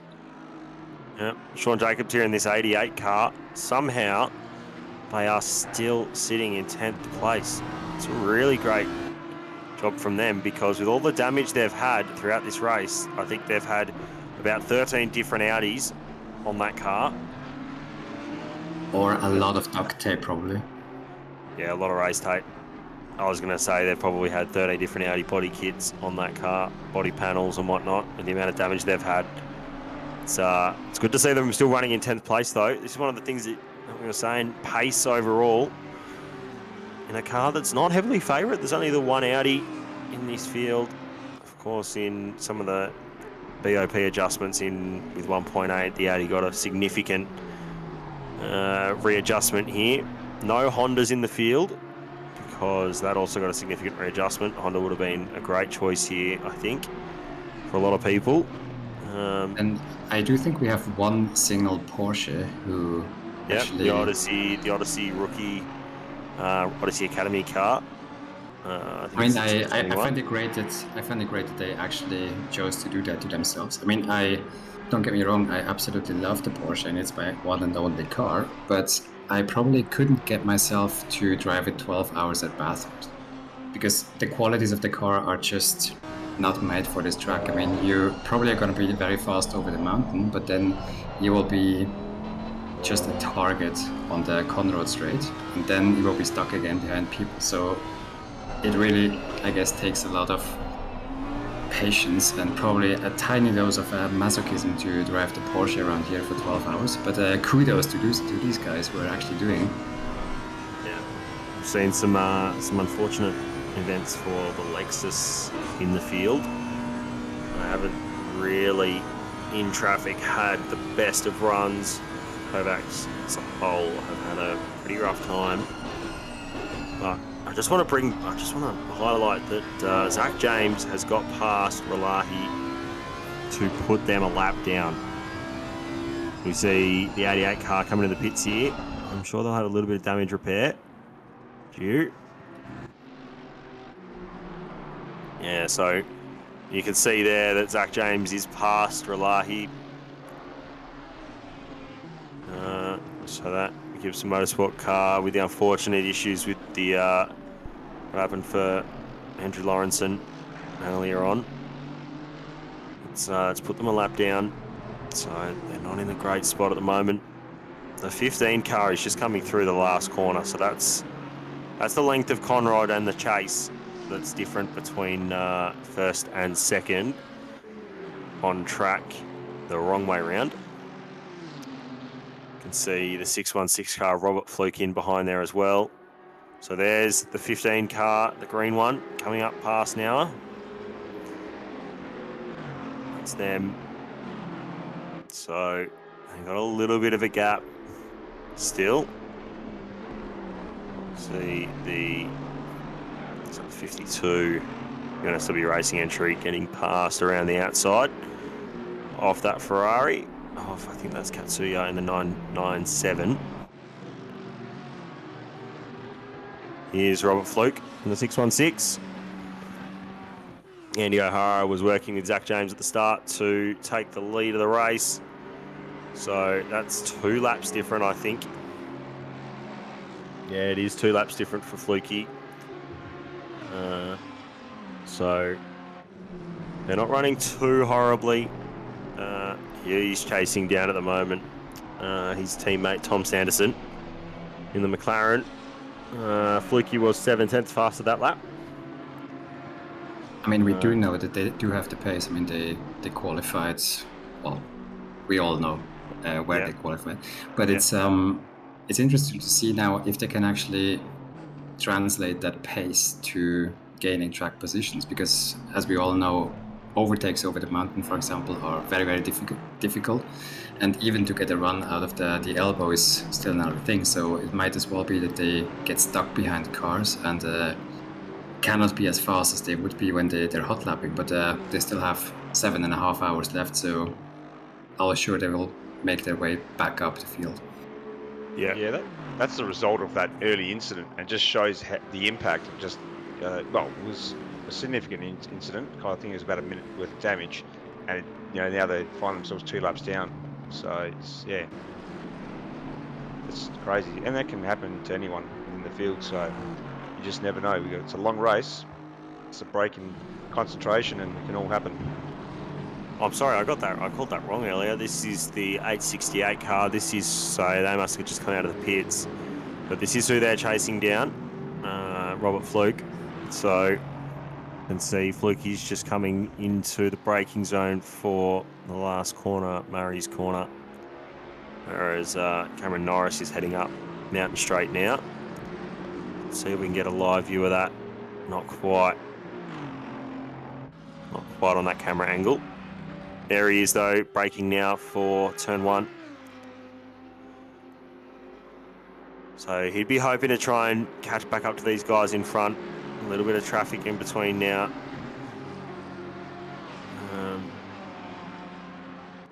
So this is quite a nice performance by this car, quite a nice recovery. Don't think they're going to get their lap back, but with Relahi now also a lap down, we'll have to wait and see whether they can make that whole lap back through pit stops and through a bit of strategy through the rain, which is 10 minutes away now or so. Light rain in 10 minutes, heavy rain in 30 minutes. So I'd be seriously considering, as soon as the track goes to a greasy or a damp state, start thinking about your wet tyres. I'd put them on as soon as you can. Got the 19 car around at, that would be at, there it is, Pete Chalmers having a rough old day for Kovacs Racing Blue. With a lot of damage. That Lexus does not look happy at all. I think he's hit an inside wall somewhere. I reckon he's hit that outside wall at Great or at McPhillamy. So even though it's horrible for them, it's good to see there's a bit of realism in ACC. And that is what happens at that corner. a lot. I mean, it's also a very difficult position or decision to make when once you had an incident up there, can you actually bring the car safely back? Here we go, let's see it. So, he's just in the marbles, he's understeering. Oh, and there's a bit of helping from that car, 150 behind him. That's not what you want to see. So, let's see again. So he's a little bit wide at the grate. Yeah, he's just too late turning in at the grate. It was already crashing at that point. Pass had nowhere to go. So that's really unfortunate for that car. Steve Davis, though, second in Pro-Am. Go ahead. No, I just wanted to add that it's also difficult for the car behind. I mean, if you see the car in front of you is spinning out at that point, depending on which car you're in, I mean, for example, if you're in a mid-engine car, then you can't just go off throttle like you could in a front engine, because then you're actually jeopardizing the stability of your own car. So it is very difficult when you see a car starting to spin in front of you and to react accordingly. So yeah, unfortunate. Yeah, see the clouds have set in now. It's getting a little bit darker. So let's wait and see when this rain comes. Not too far away now though. 868 car, they're flying at the moment. They've got Baldwin right in front of them, so they're gonna try and make this move here before the rain comes. Astons really are a good choice. That's a 420 car. That's your car. That is a sad looking Lamborghini, Stefan. I'm really sorry that we had to highlight that. Yeah, and you're rubbing into it in well, so thank you. I hope they can get back to the pits and get back on track soon. Looks like he is moving. He hasn't teleported, so. Yeah, I mean, as we said several times, incidents happen, incidents are gonna happen, and usually if you had one, then there's more than likely another one coming up once your car shifts a little bit, you have a little bit of damage. It's easy to make another mistake. So, sorry for the pain. That's just getting probably a little bit wide on entry. You see here, so he gets nice run through the dipper, nice direction change. Using all the track on entry. He just pinched a rear. All the rears just come around on him, and he's been fired straight in the fence. So very sad. Been there, done that. But I feel like Malak is really rubbing it in right now, right? I mean, we had like 6 replays of that. He's good. Thank you, Mal. Okay, thank you, Malak. So looking at this battle here for 5th place. Baldwin is back in the car. He started the race. It was another late call up to this 818 entry in midweek. And he managed to get past. His race control says sorry. Do you accept that apology, Stefan? I mean, he bought me a flower, so yeah, I think that's fine. Okay, all right, okay. Back to what I was saying before. Jake Baldwin managed to get past that 150 car of pass. Right before they climb up the mountain, up through the cutting. So that's given him a little bit of an advantage over 868. So it's one of those things about Bathurst racing though, is that you might get traffic at the right time, or you might catch them at the wrong time. Forecast update. Just about in there. It's rain increasing in 30 minutes as well. And heavy rain in less than 10. So nice. This is really going to mix it up. This is the moment that we wanted to see. Go ahead, Stefan. I mean, I'm really wondering what the server settings are for endurance races. I mean, in sprint series, for example, I know that they don't do flooded track, but what are the settings here? Can the track actually accumulate enough water to get really, really undrivable, or did we rule that out? I don't think we're going to get flooded track. I'm pretty sure that OOR has decided not to run flooded track in any major event. Of course, we saw GT4s run flooded track last night, and that was very, very interesting, especially if you were one of the more crazy people who ran the Maserati, which has no TC. In a flooded track. Jamie Comboy was one of those. He did all right though. He did set a lap in qualifying, but that was yesterday. This is today now. But I mean, I do have to say, it is something about driving cars on tracks that are in really, really difficult conditions and not having traction control, because it actually forces you to be so much more cautious. And I personally find it very interesting. I mean, for example, my pace rating on ACC comes from doing one of the challenges that was the Porsche Cup car on a flooded track that is quickly drying. And that is just pain, but because not many people do it, I actually was able to get quite a nice pace rating out of it. So some people do like that stuff. We will see in the next few minutes which drivers on track actually here do like the rain and who has gotten in enough practice in the rain, because it is very, very difficult from driving just on a dry track. With the team practice, did you practice rain driving? Is that what the teams do, or they allocate a driver or two to focus on wet driving for these situations? Actually, I always try to get in at least some practice in the rain, just to get a general feel of how the car is behaving through certain corners, how you need to adapt your shifting, where you suddenly need to start lifting. And I mean, on this track, for example, I even start using the brake and the throttle at the same time over the mountain to just keep that car balanced and turned in at every moment. Yeah, so it really is quite a different driving technique from the dry, and if you haven't practiced that, it's very, very difficult to not be many seconds slower per lap. Yeah, I know. I've done a bit of practice before some of these events in wet conditions. When I did my first special event, which was the Paul Ricard 8-hour, I think in about April or May last year, I did a stint in the wet, but certainly have done a couple of stints on a greasy, or maybe even just a couple of laps on a greasy or a damp track, just on dry tyres, just to get a feel for what I should be doing in the car. So that was with, standard race stint stuff. The rain is so close to us here. There, or did I see a little sprinkle? No, I didn't. But the heavens are about to open. Very gloomy now on track. So there's our third place sitter. There's the 453 of Luke Fleming in the Torrens Place Lamborghini. They were one of the top performers in the teams challenge as well, in Pro-Am. There's Suma in the number 1 car. He's got the leader coming up behind him. I think if it rains now, we're going to see another lap come round. So that 420 car has got a 10-second penalty for speeding in the pit lane. That's what we normally give if they enter over the speed limit. There's the rain. The rain's here. Yep, started.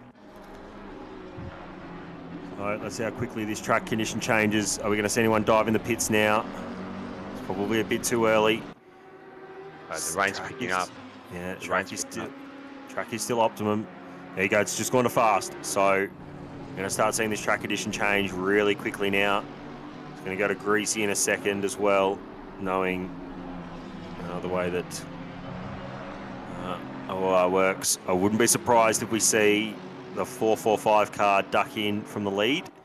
So let's put on some wet tyres and put Matthew Pignata in the car. It's Jarek Snyder in the Apex Motorsport 888 car.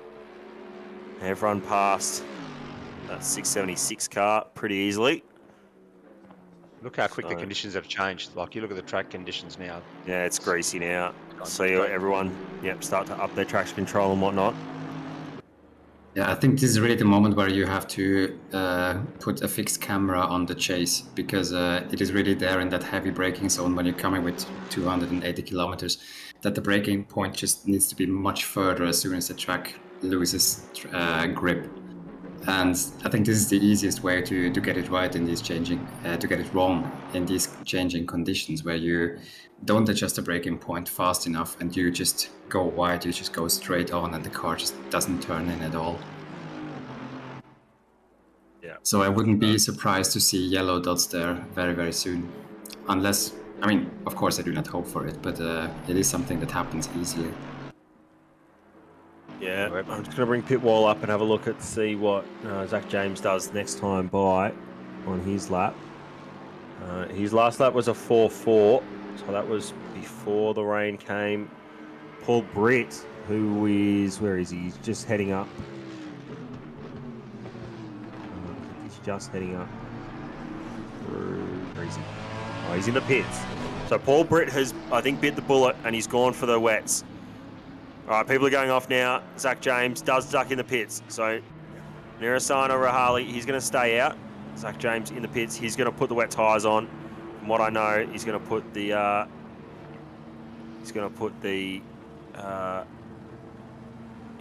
Matthew Pignata in the car. From what I know from this team's plan. So Relahi stays out.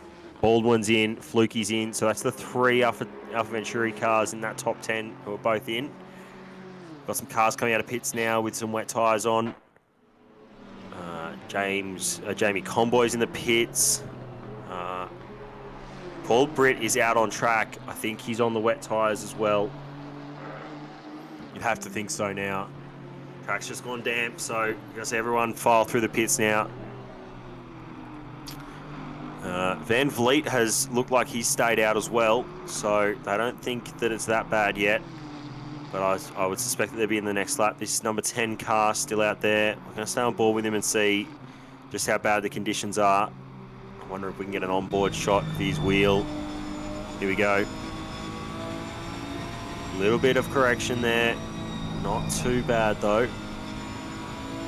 A nice little bit of throttle control. Xing Hung, the 50 car, gets a 10-second penalty. But I think we will really see how the delta is dropping now if you're still on the wets. I mean, it's a few seconds in the first lap, and then in the second lap it's already going to be 10 or 15 seconds because you just can't make that car turn in anymore. And it's really, really delicate to choose the right moment of when can you actually go on the wet tires and when should you put in one more lap. So I think we will see whether this gamble has probably shaken up the field a little bit. Yeah, as I said, Ignata's in the car now.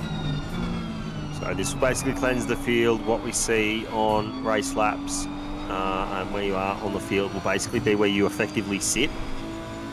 So, Relahi stays out as well. So they're going to try and see if they can gain a bit of time. I'll get you their lap time as they come through now. You'll see in the bottom right-hand corner what sort of time do they do. It's a 2:14.7, so track is certainly a lot wetter than what it was earlier in the afternoon, earlier in the morning. How it was, lots of speeding in pit lane penalties now.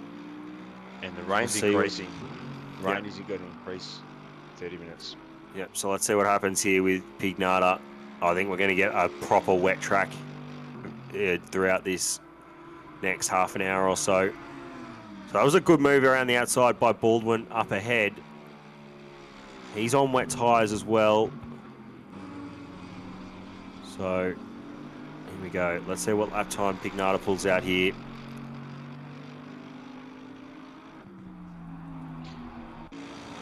This will be his out lap. Yep. Yeah. We'll be able to get some sector times though and see how much slower they were across the top. 3:09 for his lap. He was 0.6 faster across the top of the mountain and only 0.3 faster through the last sector. So she's the run down Conrod. So surprising that he hasn't pitted. Van Vliet is in the pits though. So they've decided to bite the bullet as well. We're really going to start to see what some of these times are like. I'll get you the first time as well, the first sector time for the 4.45 and see where they're sitting. Go ahead. I think an additional kind of difficulty is that if you are changing to wet tires, you A, have to manage to do that via your MFD, but B, you also have to get the pressures right. I mean, this is an additional kind of estimating because you you don't know exactly what kind of pressures you will need for the next stint when you first change to wet tires. I mean, for the second wet stint, you will know based on your current one, but it could be that some teams get that a little bit raw, and then you're off by maybe half a psi, and that actually is also affecting your performance and your track times overall. I was going to mention that 616, O'Hara's back in the car, so we'll wait and see what lap times that he's able to maintain. See if they can move back up past Baldwin.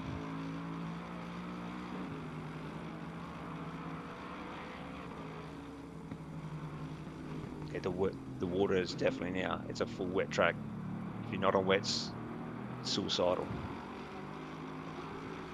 Or a lot of drifting, which can also be fun in itself. Yes, it's prohibitive to lap time, unfortunately.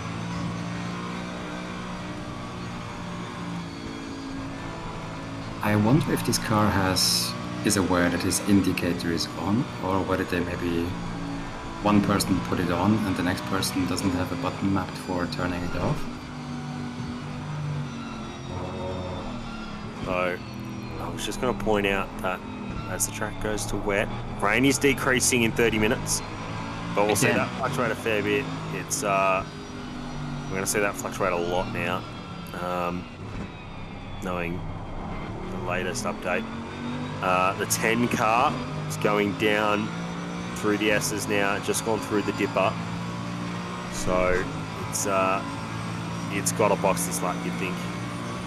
It's going to lose position to hitching behind, but has to box this lap without a doubt.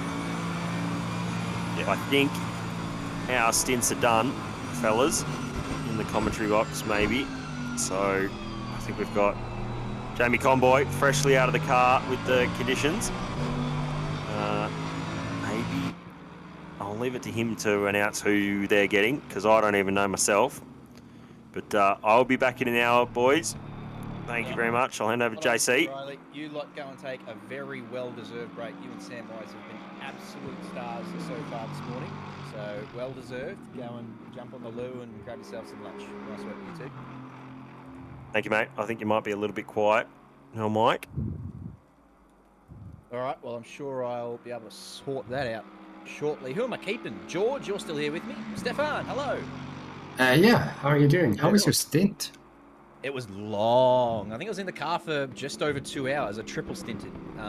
Just because of the conditions. How good are these conditions? I love how many variables have been thrown our way. It's not just a 12-hour procession. Everyone's thrown the Excel spreadsheets out. It's all happening. I'm loving it. Yeah, I mean, me too. Absolutely.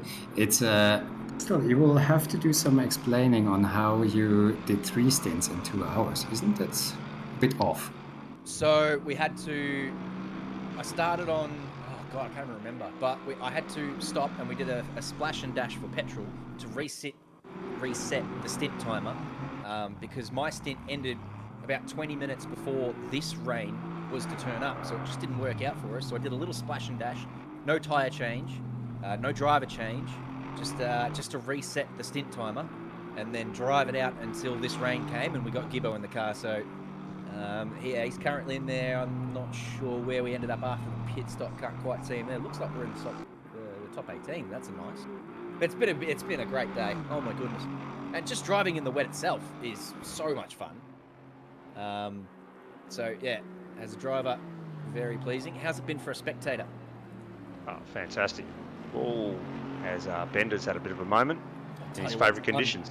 He's done well to keep that out of the wall just quietly. Very well indeed.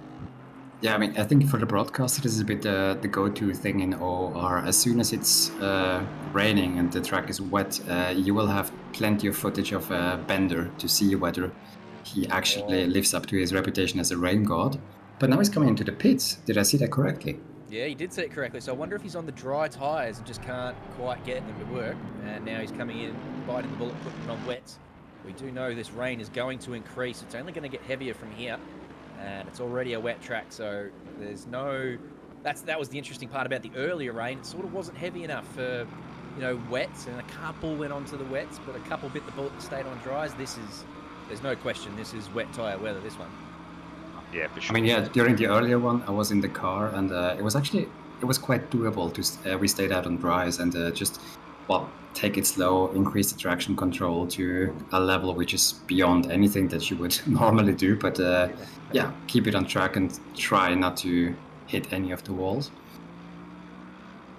Just a little update. I'm just looking at O'Hara's times at the moment. He's 1.5 seconds faster than anyone else on track. He's doing 2:15s, low 2:15s, and the rest of the field in the 2:16s or 17s. Oh wow, Just that is substantial. Experience and quality from that man. Everyone just sort of feeling their way into this wet weather, but he's done that a lot. So he'd be straight onto his pace, that's for sure. As we watch. I think that is really the big difference between a driver like O'Hara and many others in the field. That of course changing conditions are difficult, but he will be able to find his grip and his pacing much faster and to adapt much faster than other people with less experience can. Up on exit there was Ralahi, and Kitching not quite finding a way past. There's just no room to get there, but certainly putting the pressure on him. Yeah, Oliver looks like he's got a handle on the weather a little quicker than Ralahi here. Is Ralahi on the wets? Again, I have to assume everyone's on the wets by now. If you're not, then surely you've boxed this lap. It is treacherous out there. I'm not sure the broadcast is doing it justice. Just how wet it is. Yeah, I'd have to assume everyone's on the wets by now. Yeah, I think the Aston Martin is just probably a little more capable of wet than this. Could be able to set up as well. Maybe they were prepared for a bit of a half day. Could be anything. It certainly does look like he's got a handle on it, does Oliver. He continues to put pressure on the Larky down the straight here. Be a very, very brave man who tries to get any sort of move done in the kink. He's crisscrossed him, he's baited him into going down the inside and then brakes very late down the outside. That's a brilliant move from Oliver Kitching. Did that as clean as you like. Absolutely brilliant. Yeah, I just don't think he had the brakes on him, Rahali, so I'm wondering whether he's on the right tyre. I think they're jumping in pits now. Rahali's going to pits, so he must have still been on the dries. Great call from you. I think you might be right.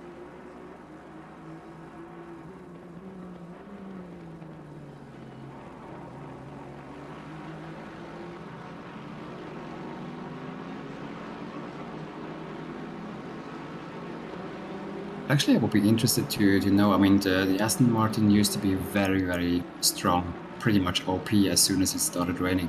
Is that still the case with the latest updates, or did they mitigate that imbalance a little bit? O'Hara just unlapped himself. Sorry to butt in there. He's just unlapped himself, and he's also passed Norris as well on this lap. So he's absolutely flying. Wow. Which imbalance is that? Hey, do you know what I've just noticed? Is Alex Bowen's sitting in here? Is he here? Alex, are you here? Yeah, I'm here. Hello. Oh, hello, my friend. I'm so sorry. I didn't even see. Discord sort of minimised. I got the thing blown out, and I've got screens everywhere. I didn't know you were here. Hello. Hello. How are we? Oh, I'm very well. I'm very excited. Tell me about your race today. I've seen you've had a couple of little issues. Yeah. Yeah. It's best not to touch too much on it, but yeah, we had a few issues with when Juzzy got into the car. He had plenty of issues with frame rates where the game would just freeze and he wouldn't be able to see basically anything, which is why we had to return the pit a few times and then rejoin the server. Yeah, we had quite a few issues there, but I will say the race has been quite exciting from a weather standpoint. These conditions have been very, very interesting. Yep, good stuff. I'm glad you guys are still going. So you've got it back on the road, but yeah, considering how well you qualified yesterday, obviously to slide back a couple of positions is always going to be a little disappointing. But you're still out there, and there's a very long way to go. So, but yeah, as you said, how much fun is driving in the wet? Oh, it's a lot of fun. Even with the conditions that we had earlier, where there was only like spurts of rain that sort of had to stay out on the dries for. They were just about as much fun as driving in normal dry conditions, because you had different things that you had to focus on, and being able to maximize those little things was very satisfying when you did it right. All my lovely rookie drivers out there, if you're watching, and this is daunting you and it's scary, and you think, I'm just going to sit in the rookie series forever, I reckon, because I don't want anything to do with this. We felt that when we were rookies as well, and I guarantee you, driving in the wet is just a learning experience, just the same as driving in the dry. You get used to it, you get there, and it is more fun than driving in the dry, hands down. So if you're sitting here watching this and you're thinking, oh, I'm not sure this is for me, jump up in the sprint series when you've got the pace and have a crack at it, because it is the most fun I've ever had playing this game. And so much more immersive too. I tell you what I did do, was when I got out of my stint, I went outside and I thought, oh shit, it's not actually raining. I literally went outside and it's a bright sunny day, and it took me by surprise because of how immersive it is to be sitting in your rig and driving through the rain and battling other cars. You've got the wipers on. Oh dear, Wanafeek. That's not Wanafeek, that's Wafeek Priyanata. That's a tricky spot to be turned around. He's got that bit of space behind him to sort of do the Austin Powers, but here we go. Hopefully these guys are obeying yellow flags. He's done well. Well, there's plenty coming up now on the track map, so he wants to get it done. He does. Nice work. Not too bad. Could have been worse. Not sure what the damage is carrying. Just to double down on what you just said for the rain from a rookie standpoint of view. I mean, actually, I would say, even if you are a rookie and you're just beginning, do a few laps in the rain, because what the rain does is actually showing you very quickly where you're making driving mistakes. I mean, things like still giving too much steering angle while going back on the throttle already, things like these are amplified in the rain. And if you do that in the rain, you just spin out. So it is actually teaching you quite quickly where you're making mistakes, and it also improves your driving in the dry. Spot on. Great call from you. Yeah, it's a great way of being able to learn a track, just driving that bit slow in the wet and having to be more careful with where you apply the brakes. So we see car 997 pick up a 10-second penalty for being in the pits. But yeah, just being able to drive the track a bit slower in the wet gives you great ability if you start driving in the conditions that start to get drier and drier and drier, to actually apply what you learnt in the wet and take that in the dry conditions. It can really help with your consistency. Exactly, because basically what you do learn is to adapt to different and changing track conditions, different grip levels, and so on. And this is something that you only learn to a certain extent if you're doing hot lap after hot lap after hot lap in the dry. 100%.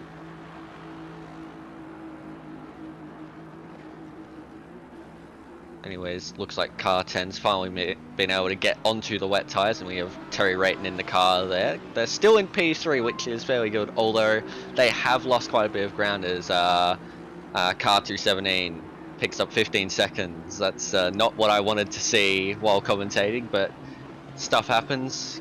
Just got to move on with it. Just a little update there on the Baldwin v O'Hara. O'Hara's closing up on Baldwin quite quickly. O'Hara's now into the 214s, so he's the only one down that low. Absolutely amazing pace. It's incredible, isn't it? I was doing 215s on a damp track. That man's insane. Goodness me. There's only 3 seconds between them now at the moment, so it's going to get very spicy very soon. He's closed, things taking. Oh, that's the Audi off. Oh, and that's the wall in the background there.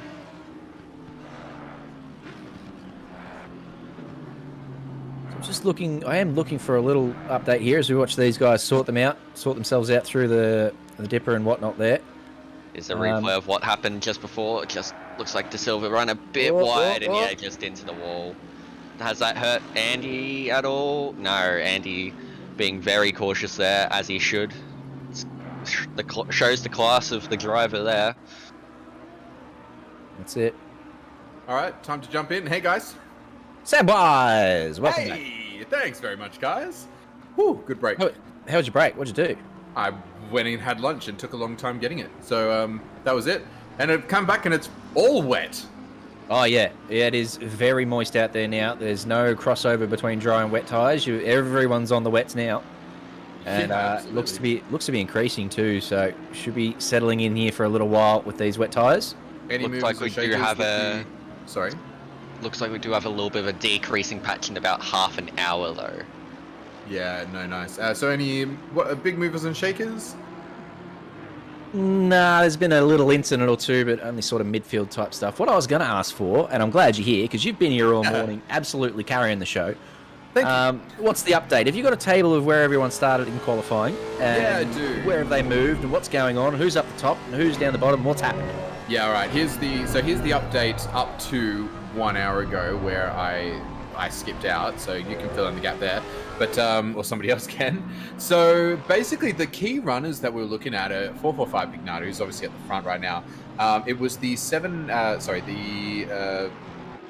O'Hara car, the 616 car, Andy, who's currently in the car right now in P6. So they started on pole.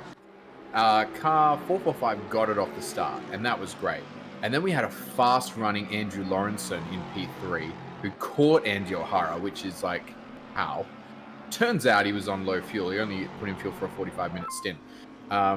He caught Andy O'Hara, and I believe he caught Pignata too, and then he pit early.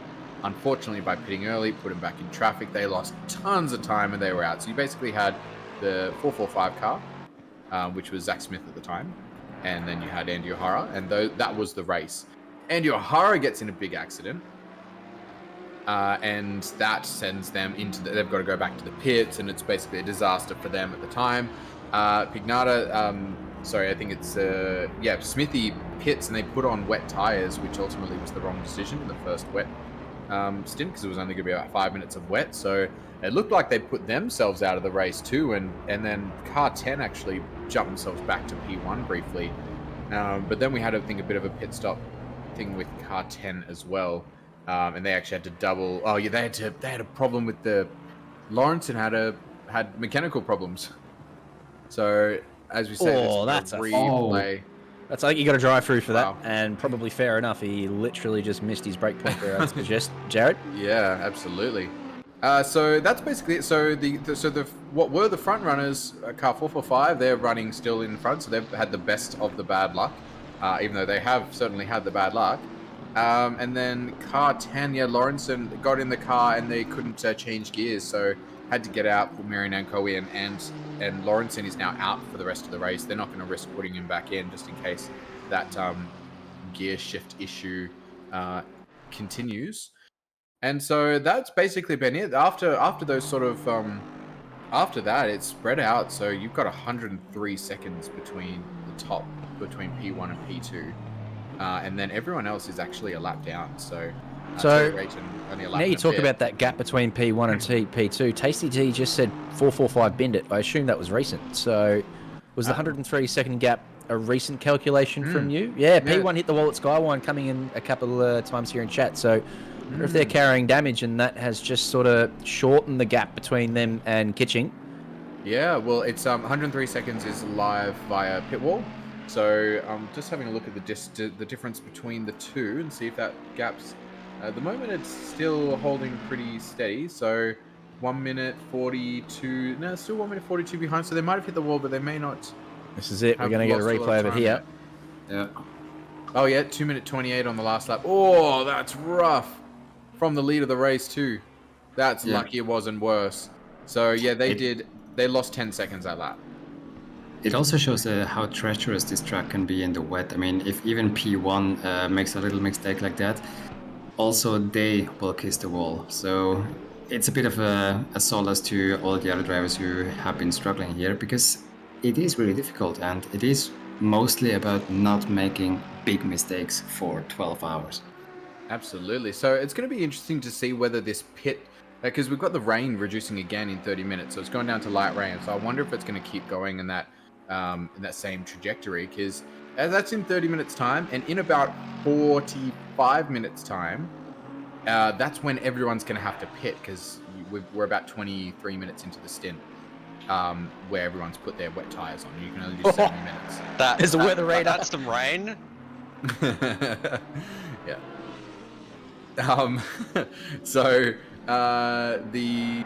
Yeah. So the weather. So if the wet disappears, if it keeps dropping from here, then it might be a perfect stint length, or it might be a sort of a gamble as to whether you stay on the wets or go on to the dries. We're going to see that soon. But I hope that was a good update on what happened in the first couple hours as far as sort of who the key runners were. Perfect. Love that from you. Thank you. And then just to, round it out, Kitching, amongst all of that, has sort of managed to sort of wiggle his way into that top 3. And he's, sitting pretty damn comfortably. In fact, he's the only one still on the lead lap. 93 seconds is now the gap. So that 10-second has been applied now in pit wall. On a different note, Lachlan Nichols just typed in the chat that car 217 retired. Yes. I saw them go yellow just before. It looked like it turned 2 or something. So they were unfortunately about 8 laps behind. They've had some rotten luck today. Yeah, we've had some absolutely horrid luck, and that just goes to show that even if you have the pace in qualifying, the race, you have to put it all together, and unfortunately we just haven't quite been able to do that, so that's our race done. Well, you guys, you ran as well as you could, and you're always getting good results, strong results, and unfortunately today isn't the day, and that's sad. The way it goes for some people, unfortunately. And I mean, how many people have done? We've got how many cars that are about 10 laps down? I think about 15. Clearly, there's been some big accidents from some. How many have DNF'd? Has there been? Obviously, we've got Alex now and his team that have DNF'd. Is there any others? Because I remember just before I got in my stint, I saw car 22 flying around in the middle of the track. Oh yeah, I saw that too. Is car 22 back? No, sorry. It was car 717 and they were in P22 at the time. So it was car 717. I don't know if they're on track now. They are. They're in P21. So they're still good. They're 5 laps down and 41 seconds. No, there are 5 cars that have left entirely. Those 5 cars are car 92, which was being led by Jason Leonard Scott.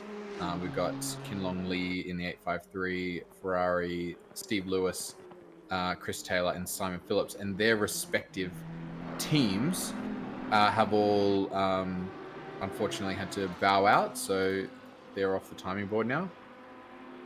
Or there's a chance that they may not have started because there's no data for them at all. Here's our AM class drivers that got promoted to pro. How are they going? This is why we don't cry about provisional bloody stats, because they obviously aren't pro pace. They're languishing down there in P32.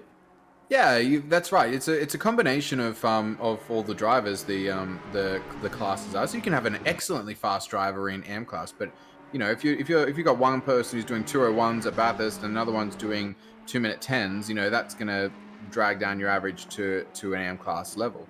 So it all evens out in the end. We had a driver start in P4 at one of the Astons, which fell back down to. It was P30 something by the end of that first stint, so they were slowly sort of getting monstered by other cars. Ooh, a little wide there from Wheezy. Oh, that's rough. Did he hit the wall? Save it? Nah, I think he managed to save it. Not too bad, but he would have lost a big chunk of time. And he's got Hong there behind him, so we'll put some pressure on him. Sorry. I think we've got a couple other cars that are out of the race, but they haven't left the server. So, because you've got like 117 laps behind is the car 49 Aston, Jack Meredith. 97 laps is the David Thornton. We saw the rough stuff with them early on. 74 laps, Mark Mans. So it looks like them and Steve Lewis as well. So that all of them are. All of those cars are out of the race. So I think we've got about 40 active cars now. Just to butt in here, sorry. Just before I say goodbye to all, battle between Baldwin and O'Hara. O'Hara has made it past Baldwin. Oh, wow. He has. Yeah, and he's chasing down Herbert. Oh, there's some developments there. So let's have a look at where he sits in relation to the leaders, because I remember we've been looking... we've been steadily sort of following how close and how far away they've been from the leader, and they lost a bit of time in the last few stints, but yeah, they're clawing it back a little bit. They're still 2 minutes and 53 seconds behind, but with someone like Andy O'Hara at the wheel, it's not impossible to, especially getting towards like the podium positions or something. They're actually not far at all from getting towards that position. So it's still on the cards for them. I'll catch these guys all later. Good luck in the Catch you commentary. later. Sounds good. Enjoy the race. Love you, George. Thanks, See you, mate. George. Thanks, George. See you. So what have I missed this last hour? What's any particularly interesting battles we've been following, or just the carnage in the rain? I think most of it's just been the carnage in the rain. Yeah, I think every time we look at bloody Priyanata, he's facing backwards, so I feel a bit sad for him.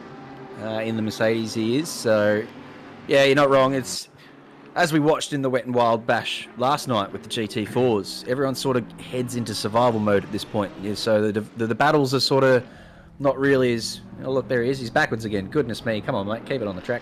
Sorry. I shouldn't be trying to curse him off the road. Yeah, that's right. I think that was he's definitely obviously your fault there. he's got some damage. He's got a big wide gap in that bonnet. That's for sure. Yeah, he's Oh, wow. really struggling with that one. Man. It's bad enough. I mean, you trying have to drive say kudos to him for keeping going and trying to keep that thing on track, because we all know it is difficult, and with every bit of damage that you cop, it gets more difficult to really keep that car pointing in the right direction. So yeah, keep going, mate. You will do it. Yeah, smack the inside of the S's. That's not a nice place to be. I think his steering is rough right now.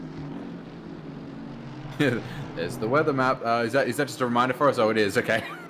That's the official weather reminder. In for the half team. an hour, it looks like the rain is going to clear. Correct. That's Mullock being like, guys. Yes. All right. We get it. Oh yeah, and nothing around. Yeah, that's right. We're gonna be clear. Thanks for. It's going to be very, very interesting to see when the transition from the wet now comes back to the dry. It's going to be interesting to see which teams actually have their pit stops lined up in a fortunate way that just coincides with this change in weather, and who can make it work to switch to the dry tires at the right moment, because that also is a bit of a difficult gamble when you have to check. Yes, Mother, we've seen it. Yes, we understand now. Yeah, that's a great call from you, Stefan, because, yeah, just because it stopped raining doesn't mean it's going to improve anytime soon. We jumped on the dry tyres, and it took, I'd suggest, maybe 7 or 8 laps of damp and then into, green track racing before any sort of warmth came into the tyres. So it really does take a while to get everything going again. And, yeah, as you said, those pit stops, if they don't line up, then you're sort of forced onto...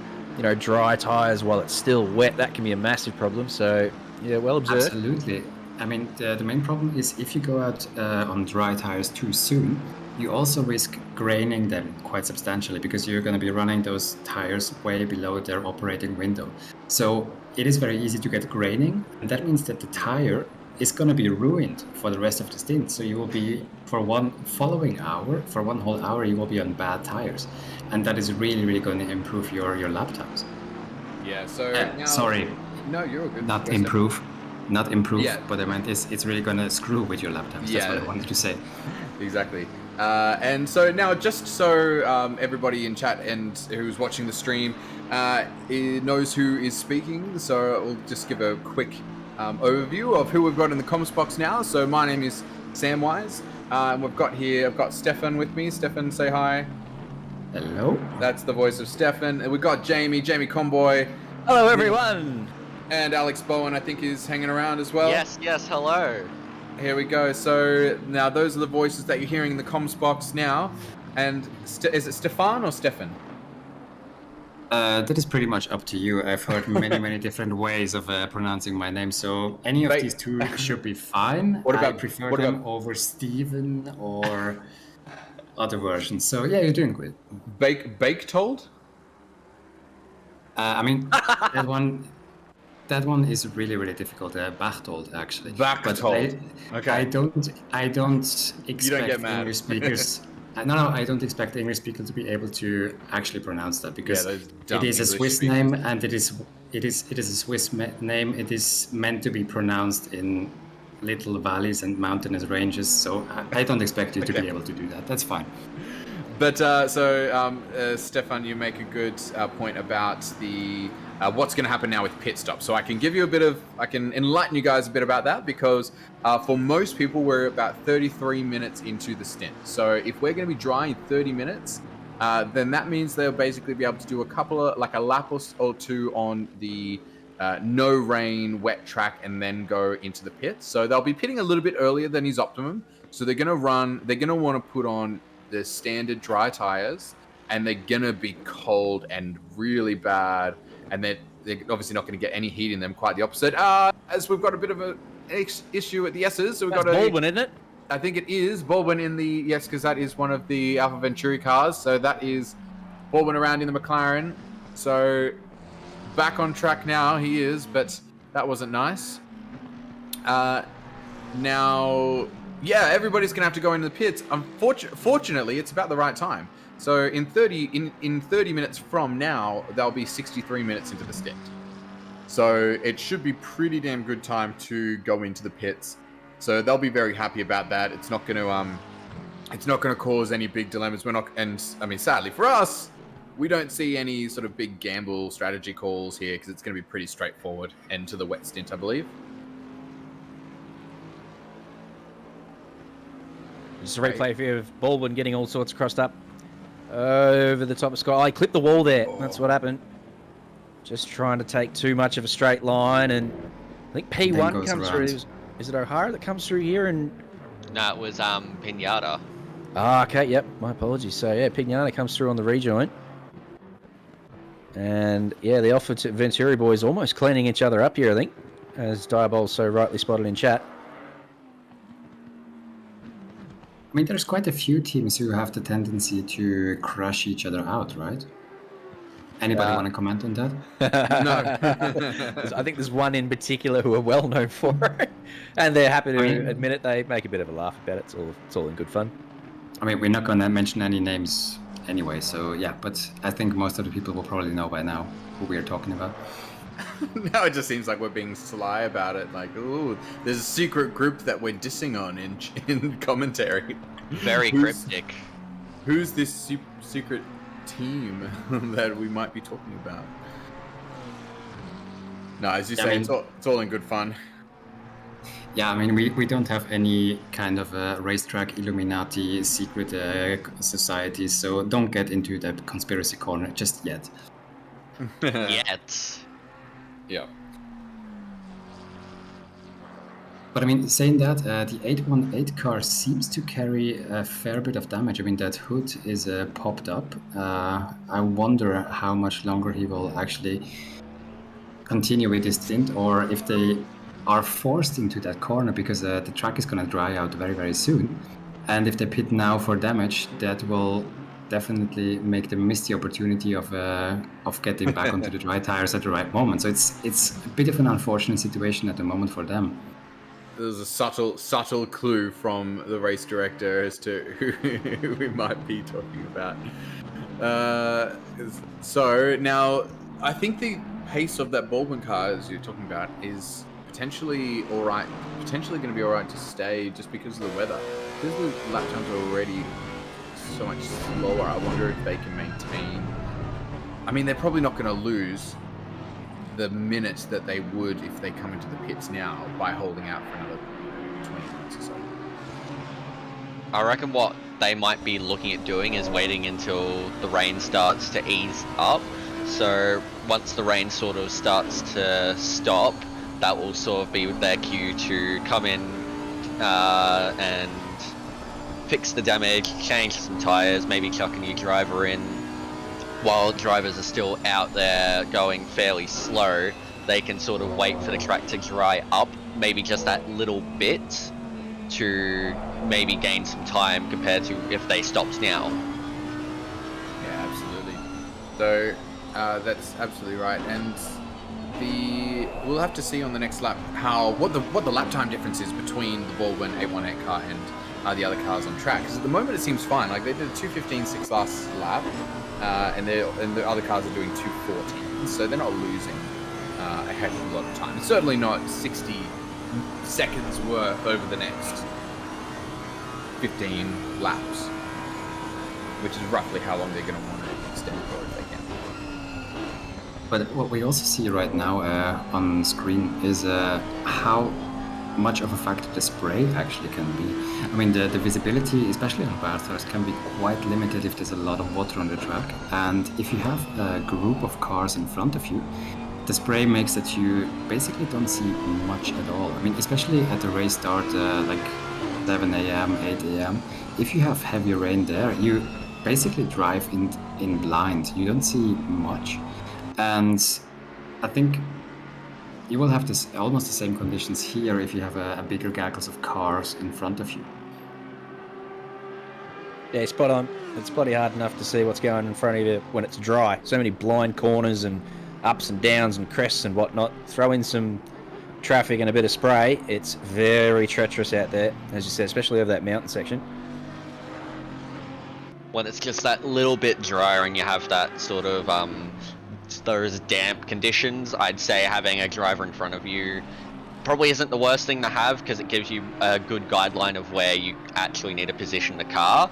But when you have these sorts of conditions where there's a lot of spray, I mean, thank God it's not a flooded track. If it was a flooded track, that would be even worse. Just look at the GT4s last night.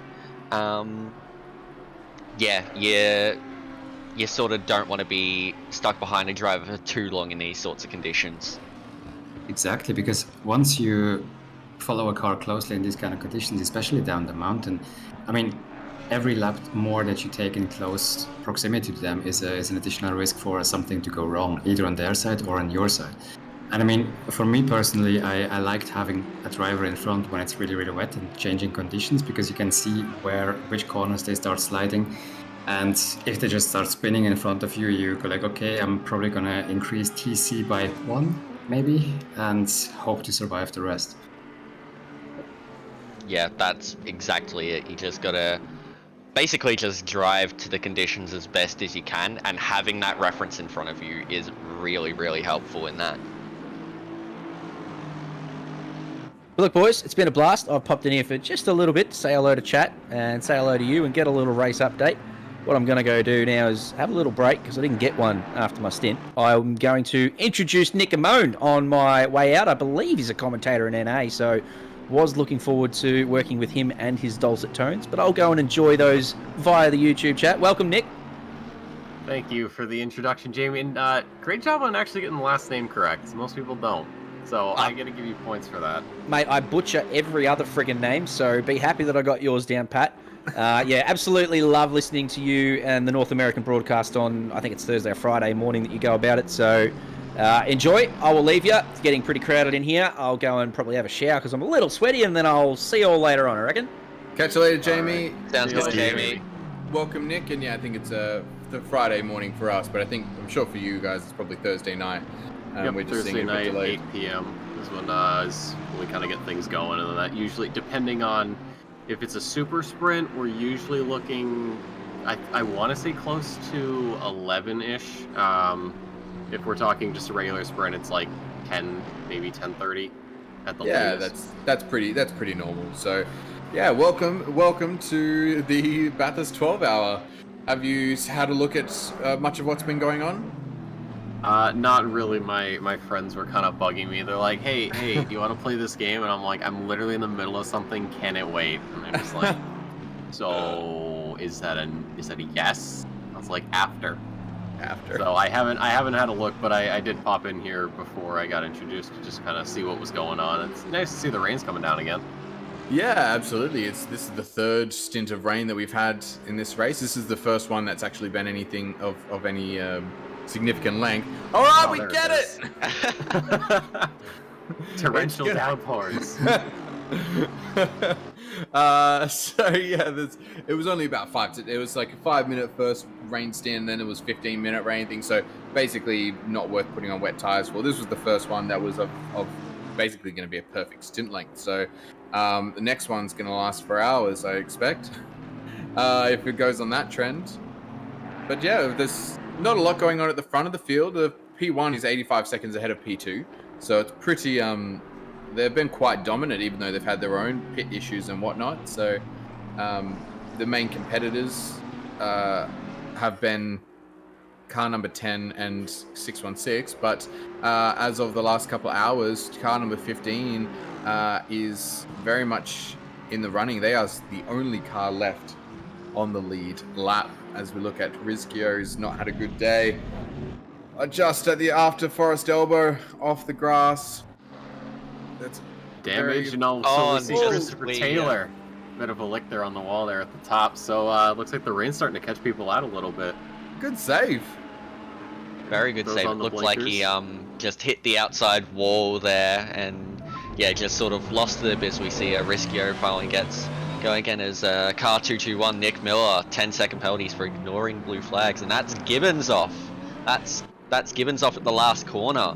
So he's clearly gone deep there. Yeah, the rain really starting to catch people out now. Let's see what happened. Oh, this doesn't look good. Yeah, he's gotten some help there. They've all gone deep. That was... No one pulled that up. That is an Aston gang rolling through saying, this is our road, son. Get out of the way. Flanking their front, their Oh, that was Bender. That was Bender who caused that one there. Oh no, not one of our casters. So is this Bender in the blue? Yes, that this we're looking is at right Bender now. in the blue. Oh, David it is. Walshy. Yeah. Car number 1. How cocky of them. Yeah, honestly. Let's say ambitious, should we? Yes, ambitious, I believe, is the correct term to use for them. Well, I mean, we have a team first name, but it doesn't look like we have a team last name in this field at the moment. Really? As we see it for race control. Stop go 900. For Dave How long is that? I mean, he is the king of rejoins after all. He has not lived that down. It's been a couple of years now. It's excellent. That's a 15-minute stop and go. That's quite severe, quite harsh. But you know what? I'm not calling the penalties here. I'm just calling the race. Speaking of race, looks like we've got Gorowski just ahead of Suzuki in the Ferrari. These are some very close competitors. We have Raschuti not far back from this as well. So a 3-car battle here for what is P21, and that's my God, that is terrifying. That is the last car you want turned like that on the mountain. That was absolutely horrifying. I'm kind of experiencing a bit of a flashback of PTSD here from the Kyalami 9 hour, where I also came around a blind corner and suddenly you have a boat parked just like that, facing your way.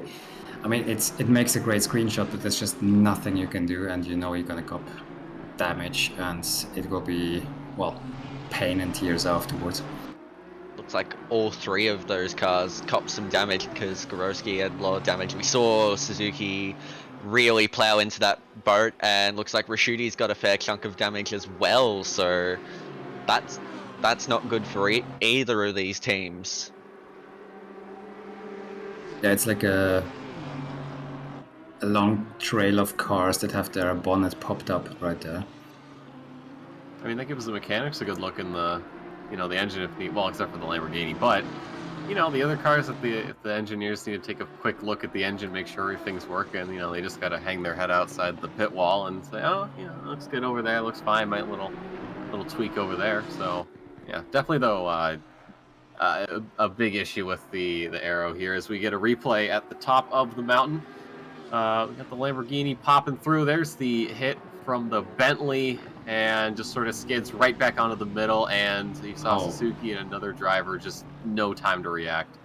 That looked like it was Raschuti just behind Suzuki who got caught up in the Lamborghini.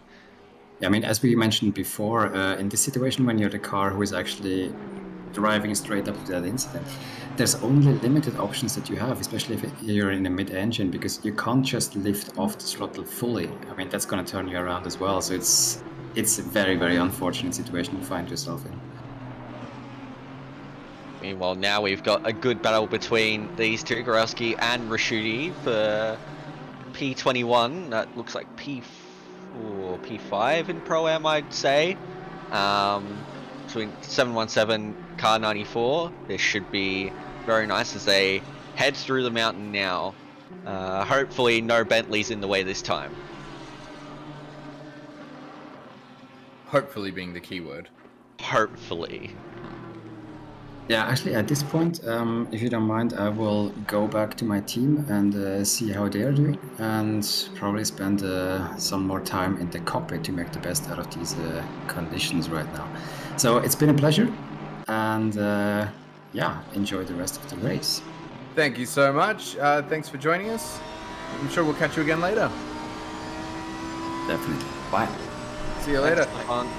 Now, just a reminder that our stream in just over 15 minutes is going to swap over to our part 2 stream, so you will need to swap that over, not just yet, but link's been put up in the chat, so you can grab that and get ready.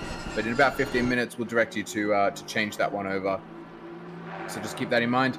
But for now, back onto the race. Now, I've just been given info about one of our retirees. So car 959 unfortunately had a bit of an issue. So they had one driver who did the first 3.5 hours. So because they had some trouble swapping it over to their other drivers, and unfortunately, once they did manage to, it thought he was on a controller and not a wheel, which is just some really unfortunate technical troubles.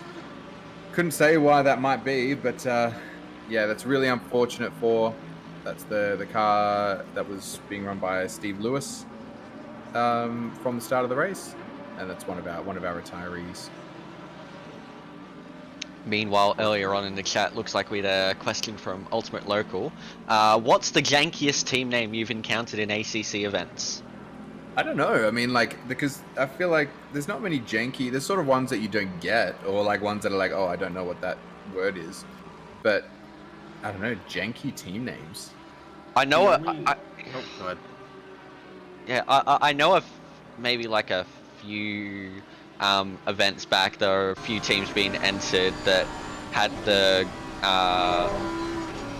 team name entered in with sort of like the local language of sorts for the location. So if you had Kyalami, you had Afrikaans. If you had Japan, it was Japanese, etc., etc. Oh yeah.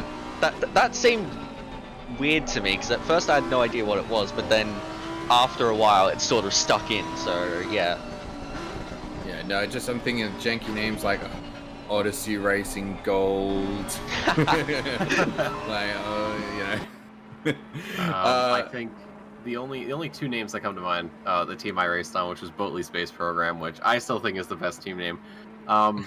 It's a good name. Though. It is. It's a great name. It's a good little inside joke for NA rookies and all that, and this fun little team we had. The only other team name that I could possibly think of. Sorry, mate. 1 second. Just hold that thought because we got side by side through the chase. So a little bit of side by side action in the rain cannot go uncommentated. But for now, it's cleared up. So please continue. No, I don't interrupt me, or do interrupt me for that kind of stuff. I mean, Ratucci got a great run there. No, but the only other team that I could think of that would even get a mention out of me actually comes from the current NA sprint scene. One of the drivers, I believe in Red Split, Sam Snelltrain, has the team name of Jeff's Caster Curse or Commentator Curse or something to that effect. And the times that we have spoken about it, especially my co-commentator Jeff Spangler, it has not ended well for Snelltrain. So we've kind of realized that, you know what, it's probably not. Two secs. Yeah. We got a move here. Rashuti getting past Gorowski into what's that? P21.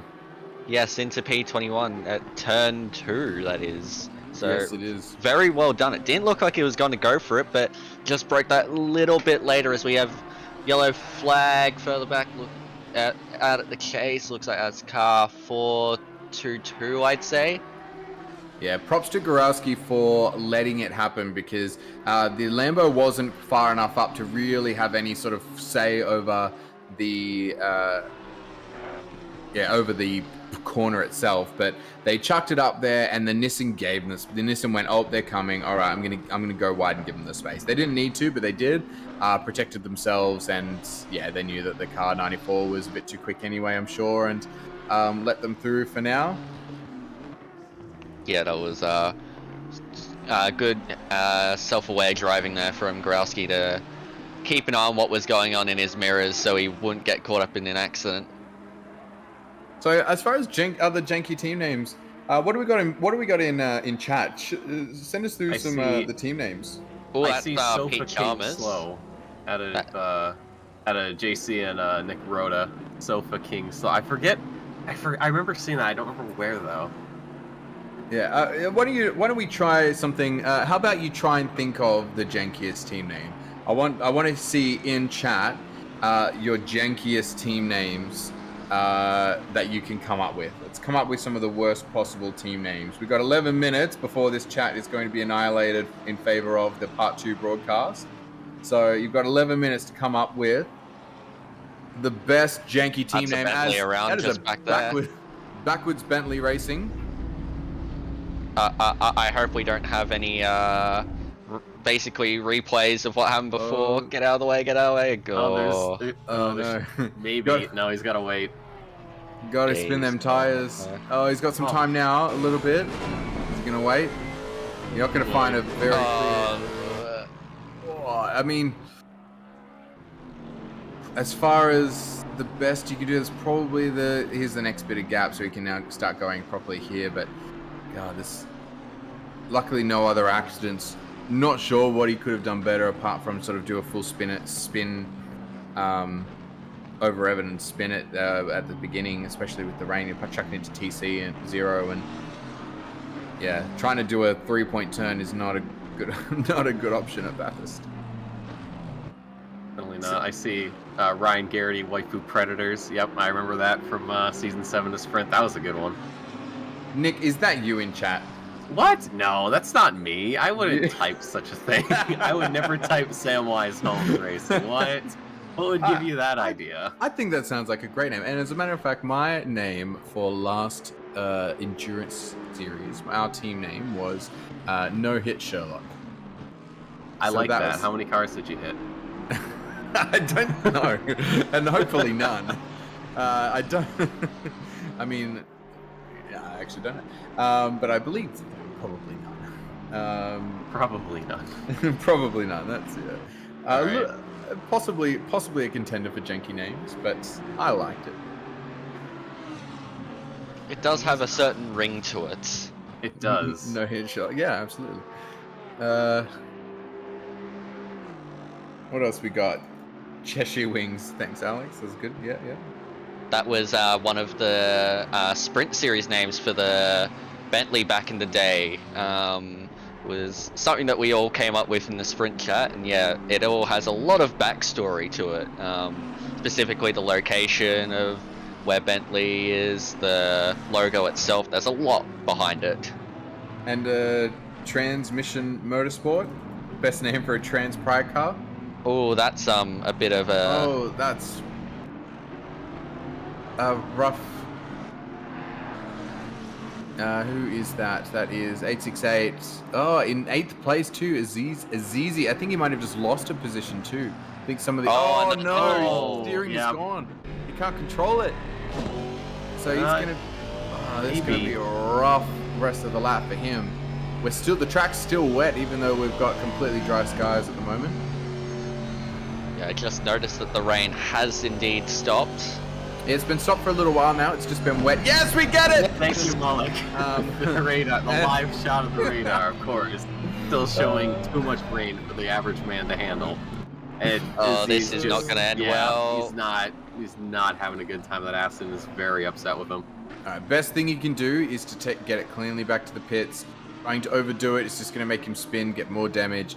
They're still in P8. They've got a bit of gap now to P10, so Senecas might end up getting himself another position here. But it's about pit time already, so it's a good time to pit. If you're going to crash on a lap that you can pit on, is all I can say. Senecas 50.5 seconds back, so even without the damage, That's interesting. It's showing up that he's on dries. Is he? It showed up that he was on the dry tire. But he's on wet, shouldn't? Unless he isn't on wet. He's on the dry. No, he is on the dry tire. So have they been on the dry? Hang on, let's have a look at Aziz. What have they been doing? What car are they? Their car 868. 868. They just pit. Unfortunately, they're fresh out of the pits on dry tires. So Cameron Norris was their driver, and they must have been on wets for the whole stint. pit and put Cameron Norris in, and he's only been out for 2 minutes 30. So that was his out lap from the pits. He crashed on, unfortunately. Very unfortunate for them. They were in a very nice position. I think they were leading the Pro-Am for a good while there.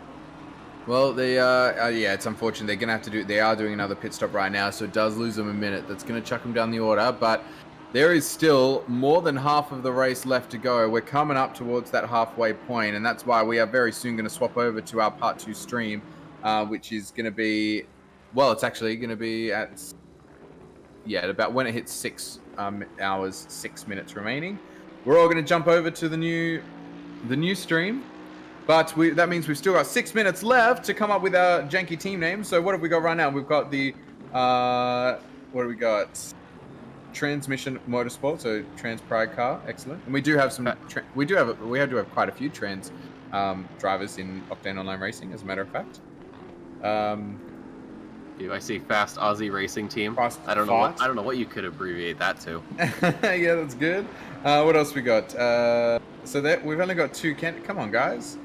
I think there's one car in the current NA Sprint that it's an all pink car, and I think it's a Nissan, obviously, and it's, oh god, I think it's my wife who told me to, or something like that. I don't know if it's just something with NA, but I feel like some of the odd team names come out of NA the most. I don't know, maybe it's just because I only focus on NA, but sometimes when I peek over at AP and EU, I don't see it that much. So I don't know what's going on over here, and I'm a little too afraid to ask. Well, I mean, what seems to be the case with the American drivers and team names with waifus in them? Yeah, I don't know. Interesting. Americans are weebs. I don't know. Yeah, that's right. I mean, I've got nothing against weebs. I am one myself, but just seems that there's a bit more correlation in there than you think. Yeah, I'll agree with that. We do have some decent team names in the race today, so maybe what we can do is we can vote on what we think is the best team name. This one's a good one. So this is car number 4. Mitch Weston's currently driving. Fashionably late. Excellent. And do we have, there's a reason why they did call themselves fashionably late, I'm guessing, as I believe these were a late entrant. Excellent. All right. Fashionably late. Well, that's a good story. I like that one. Do we have car 150 still on the grid? Car 150. Yeah, we do have 150. We do. In position 25. There we go. The $1.50 Macca's special. This one I've always liked. But there's another one. Car 420. I believe is a very nice one. The Brake Czech Republic. Well, I like that. That's clever. Okay, that's a pretty good one. What else have we got here? So, Convicts and Colonials. I did pick up on that. Yeah, Convicts and Colonials. That's a good one. Old Farts. Yeah. Try Hard Wannabe, Car 777. Pixel Races. Spicy Potatoes. Okay. I didn't realize potatoes could be spicy. Neither did I. I didn't either. And no idea. Car 15. No idea is always one of my favorites. Yeah. So what is the 150 Macca special? Like, what would that include? So you could get like so they have like a specials board. Isn't that right? Are we talking about like $2 menu kind of thing? Oh, the dollar menu? Okay. Yeah, like get a cheeseburger or I don't know. Gotcha. Yeah. Okay, I didn't know if this was like something regional because I'm not from Australia. If you haven't noticed, so I don't know if you guys. It was like something specific, like $1.50 gets you this and that, or if it was just dollar menu kind of stuff. Well, yeah, I figured that'd be a US thing because ours was always a $2 menu. I thought like $2, double cheeseburger, $2, like those kind of things, $2 large fries. Like that was always the thing here. So, Ryan Garrity says, "Wait, Nick isn't Australian?" No, but believe it or not, I am not an Australian. Neither am I. Drop of blood. Yeah, you sound more Swedish, Sam. If I'm being honest. Me? Definitely more Swedish. Yeah. I sound Swedish? No. No, you said you weren't Australian, so I just assumed. No. I just put on an Australian accent for the stream. So that's just something. Clearly. That's just something I put on as just to make people think that I'm actually Australian. That's commitment right there. I respect that. Yeah. That's exactly it. That's absolutely right. So, who's that voice in the background? What are you talking about, Mullock? Hey, Mullock. Hey, I don't know what you're talking about. Why are you talking about? Oh God, Mullock, too much. All right, so we're watching a race, aren't we? 6:06. I think we're gonna jump over to the new stream in a minute. It's waiting for Octane Online Racing. So quit jumping in chat, Malik. Got a stream to run. Nah, no streams to run here. It says waiting. We are waiting. Meanwhile, I think that is probably my cue to get going, and I'll be back a bit later, probably about 8 o'clock Australian Eastern. So I'll see you all then. Catch you later, Alex. Good luck with. Oh no, I'm gonna take that back. I'm sorry. Don't worry, I'll go down the corner. How could you? I'll be crying in the corner in the meantime. I'll Uber Eats you some tissues. Thank you. You're Anyways, welcome. I'll catch us around and have a good call for the next couple hours. Catch you later. See ya. Alex. All right, so Uber eat him. Hold on, you're gonna Uber Eats him some tissues. Yeah. Does that I did not know that was on. I didn't know that was on the menu. You can get stuff from like convenience stores and stuff like that sent. So if you need like, I don't know, you need like tampons or something, which of course I regularly need.